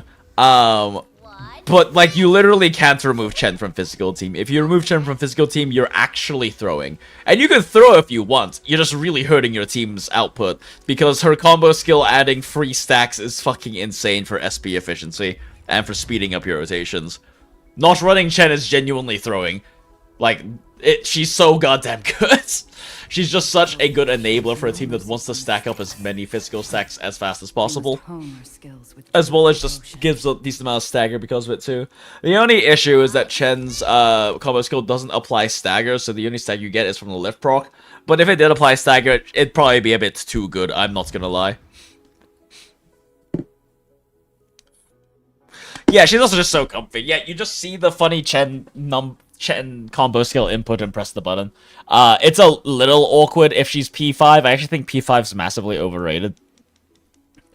And in fact, it gives you more to think about because it misaligns her cooldown on her combo skill with the 15 seconds on the Swordmancer stagger and physical damage nuke effect. So if you're not careful, you can actually miss one of these in your rotation and have to wait another potentially 8 seconds to be able to do it again. Well, not 8 seconds, another 13 seconds, 26, 9 seconds, another 9 seconds to have this trigger again. So you can actually throw by doing her combo skill too early.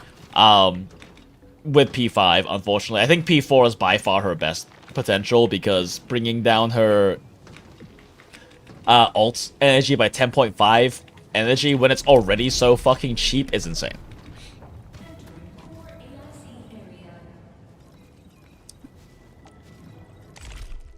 Oh lordy, sleep meds are kicking in, which is good. I need to sleep, but holy shit.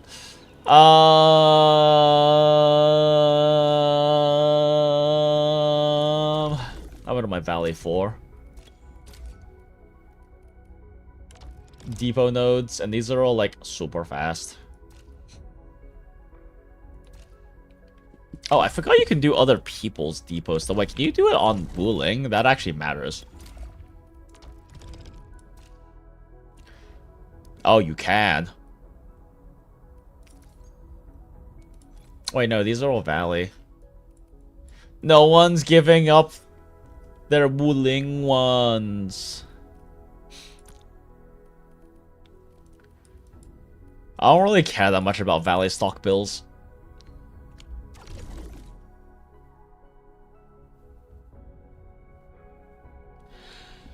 Or keeping a CS double 10 seconds a point with some settle buff, then she could have permanent max stacks on her talent. Yeah, that would be really cool if she could.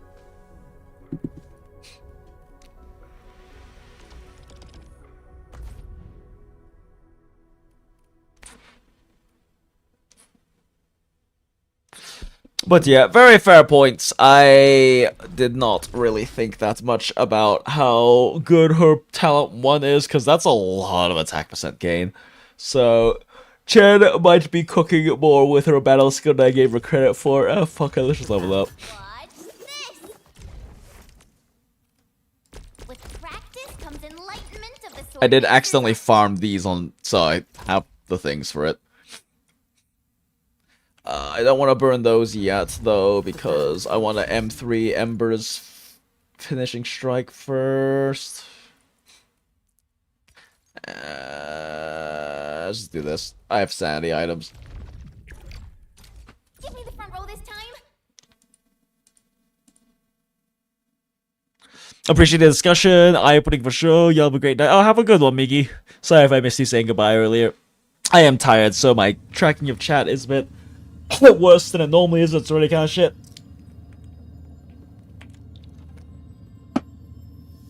War is never about mercy. That's not the buttons I meant to press. Whoops.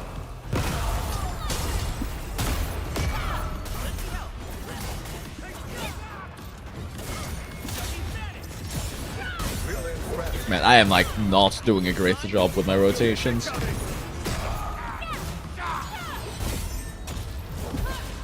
Bonk. Wait, you're alive? The boys!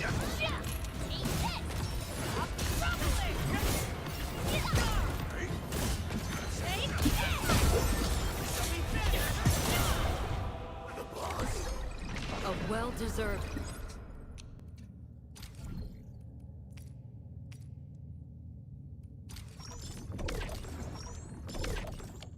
I just want to M3 Ember's basic attack and stop having to think about it.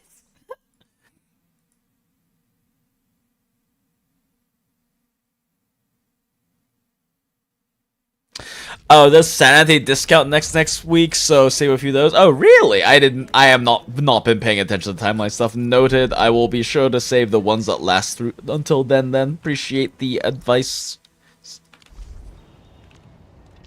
My crusade is far from over. I need 18 of the boxes opened. Good thing I have 18 of the boxes to open.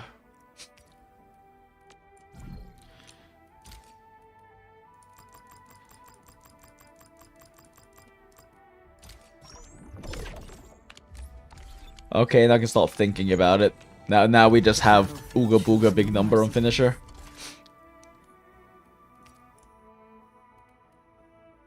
My strength is recovering.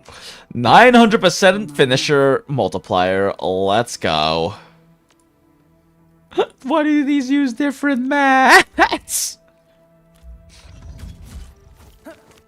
Slightest. Watch this. Awesome, right?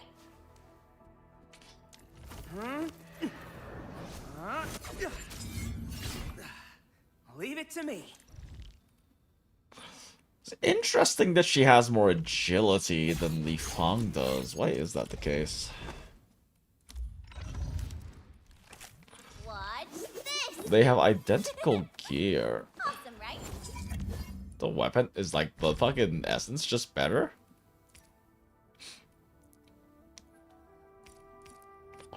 Yeah, I guess so. Huh, interesting.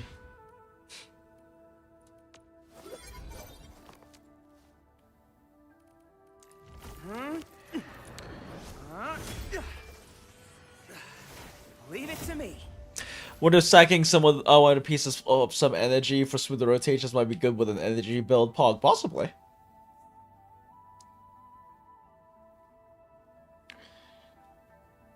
I'm still on the fence of Swordmaster Hand / Ether Kit versus Ether Hands and Swordmaster Kit. Yeah, I mean, it just depends on. You're getting more damage out of using the hands.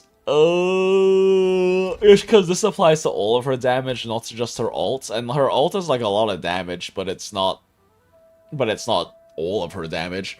Because if you have her basic attacks leveled up, she's also still doing damage with her basic attacks. They don't attack like all the time, but they attack a decent amount of time, And with physical team, because everyone you're stacking physical damage buffs, they actually do pretty decent damage. Like most of Chen's basics do over 1,000 damage per hit, especially if the enemy's like breach is susceptible. The slightest slip of mind decides who lives and who... Watch this! And it also applies to her combo skill damage, and I guess also her lift damage, but it increases the damage on her lift as well. Like, the physical damage bonus also applies to physical statuses. So it's definitely more damage. The question is whether the arts intensity breakpoints actually matters for Stagger, which I have that calculator that's not fully accurate because it still accounts art intensity for Crush and Breach, and I need to fix that, but I'm too tired to fix that right now. Oh shit. I do my Dijon stuff. That's more important than a little bit more Valley stock bills.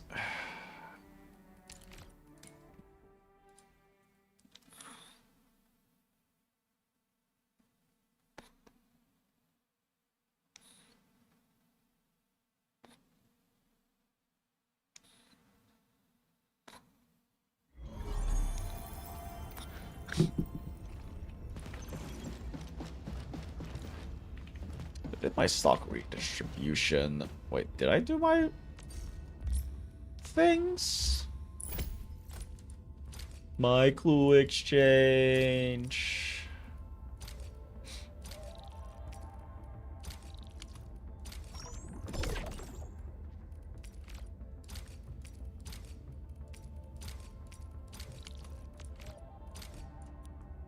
Oh my god, I got a 5. Crazy.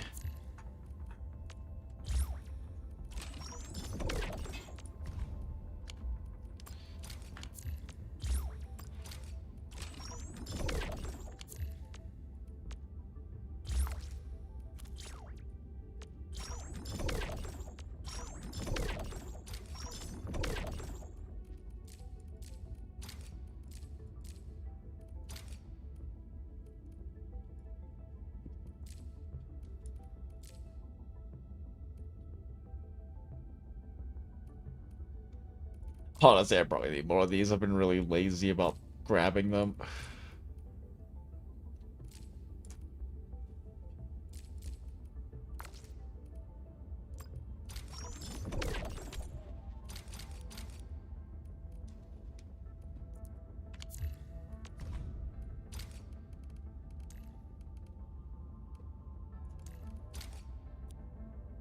Thanks, Caldrith.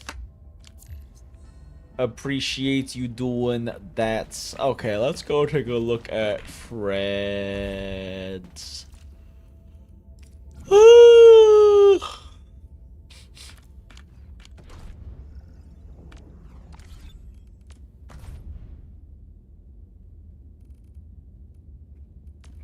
Let's see. Always give one to my boy Main.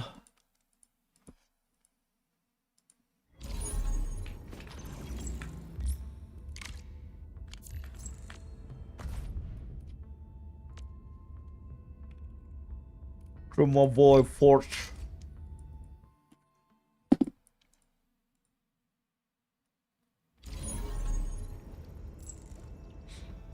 Do you do all credit soul credits? Oh yeah, that's what I'm doing right now is credit soul credit stuff because I did not do that.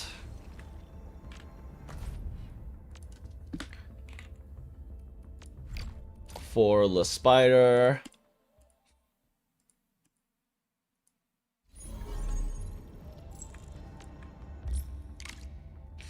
Okay, Caldrith sent me one, so we give Caldrith one.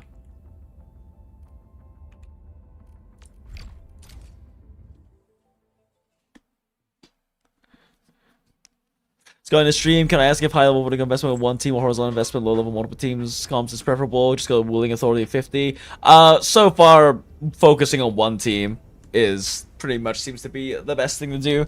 Like Greth said, that we don't have multi-team content, at least at the moment. And I don't know if the upcoming endgame is multi-team. I know that people played it in the beta. I've looked into it. Ugh. But single team focus seems to be a good idea right now, especially because if you need secondary teams, there are hyper carry focused teams like Surge's team, Last Right team, and everything that, and like a future Yvonne team, I guess. Or I guess Yvonne team if you got lucky with her already. That focus most of that damage into like investment into a single character anyway, so they're relatively cheap teams to build.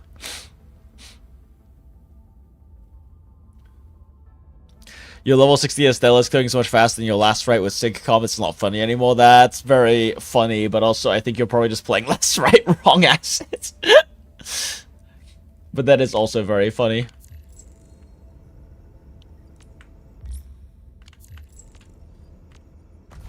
Who else? I don't know most of our community members, like, names in-game is the problem, so I don't really know. I mean, I know Seren is Neo.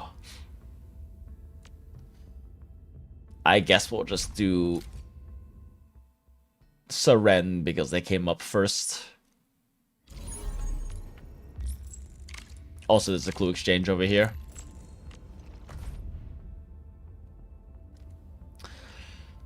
Okay, I guess we just grab clue exchanges. Is there anyone here whose name I recognize? Who has clue exchange? Doesn't look like it. Yeah, I have no idea who these in-game names are. Thanks for the advice. Any Aviwenna enjoyers in here? We have quite a few Aviwenna enjoyers in the Goondola To Gacha Hell community. Add the names as remarks. Yeah, my ideas pinned in the Nowfield channel. As for idea, you can post it. You can definitely post your ID and your in-game name in the Nowfield if you want it. I'll add who I can. And other people can add you as well and all of that. I was thinking about making a Oh, you're Lanai? Okay, cool. Good to know, Grith. Alright, well, I'll note that. You know, I don't know, do the remark. There we go. Easier. Wait, oh, do I have to, like, actually click on you to see the remark? Oh, cool. It actually just paints it up top. Ooh, neat. Cool.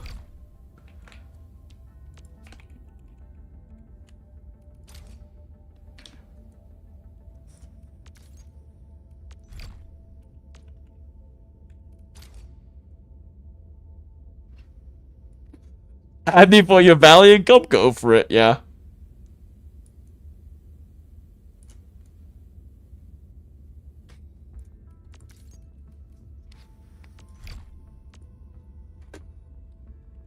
Spire. Not that I need to know which spider, but just sent a friend request. Let's see. Oh shit. I'm like stuck in here.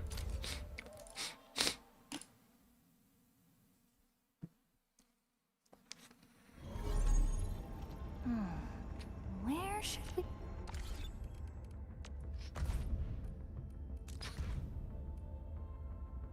I'm assuming bird is bird.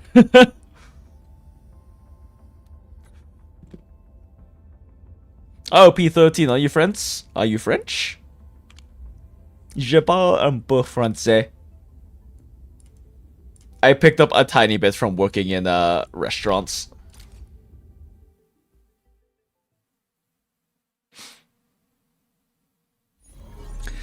Now, I'm not necessarily an Aviwenna enjoyer because I haven't built her or her team to play around with it. However,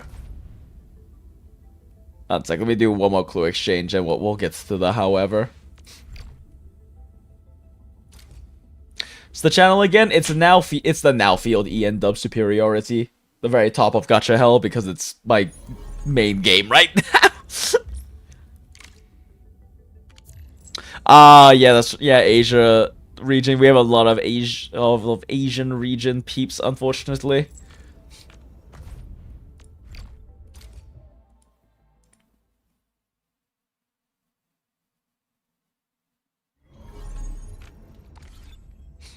Alright. But yeah. For something? I haven't built Avi yet. Looking all right from The this game view? has given me a P7 Avi. I've pulled her so many times. Like, oh, I have a P6. I pulled one extra Avi past the P5. I have a P8 Chen. The game will not stop giving me Chens, chat. I have gotten goddamn 8 fucking Chen. Oh, 9 Chens. Like, holy Still shit. waiting for something? Operator Perlica, standing. I still don't own a Lesh. He's going to be the Sampo of my accounts. In HSR, it took me 2 years to get my first Sampo. A Lesh is gonna be the same way, just watch. I also haven't even pulled that much. Like, I've pulled fucking... excluding the free 10 pull, I've pulled 40 goddamn times on the limited banners. Which is why I still have 120 plus pulls. I have pulled a decent amount in standard. I did buy the standard pack and everything, and I have thrown a few... I have done a few Aurori barrels originally, and standard banner 2 tried to get Pog and failing. Then we got the free box selector, so you know. Avid dupes are drying your card? I'm sorry, yeah. You don't know unless you low-key thought he wasn't in the game yet. Smile. Yeah, I couldn't even remember his name until a bit more recently. Let me grab these. Refresh.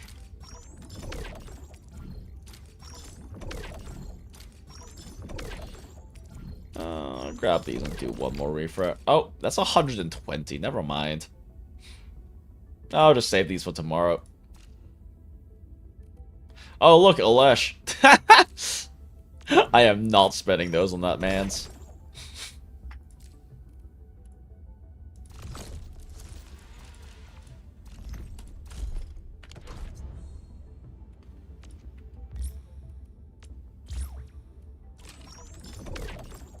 Yay. Okay, well. Alright, chat. Not that we particularly accomplished much since stopping writing the thing, because I am very slow-brained and tired now because sleep meds are actually kicking in, which is a good thing. How fucking hard do you have to lounge back? Like, your legs have to actually be up to sit all the way back on this chair. Who the fuck designed this chair? The actual seat part itself is almost as long as like Penguin's fucking legs. Holy shit. Who made this? Visitor log. Wow. Goldrith. Thanks, Goldrith. Yeah, if I got over 400 creds and just refreshing the store instead of buying a minus 25%, just two better discount items will be true. Yeah, true.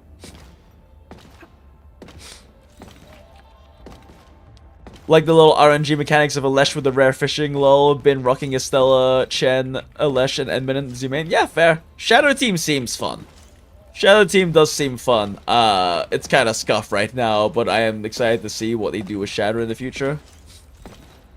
If the pawn needs to sit there, true. Speaking of the pawn, we're gonna like I'm gonna like hop off now. But before I hop off,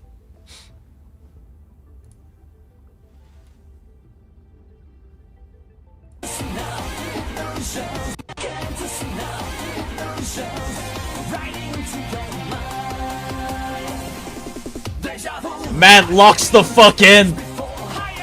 Got that Cinderella Grey run, chat.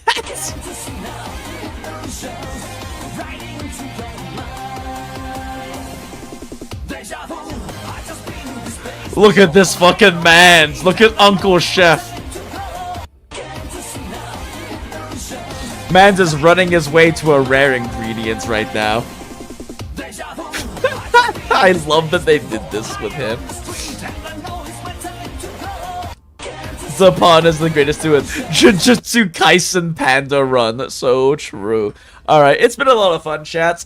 Tomorrow, definitely gonna be streaming after work and working on the script for the video more. Maybe we'll do some recording. I don't know. We'll have to see if I can get that set up right for doing that, because I'd have to get OBS set up to record just my VTuber with a alpha, or sorry, a green screen background, to make sure that anything I say is being laid out by the moral.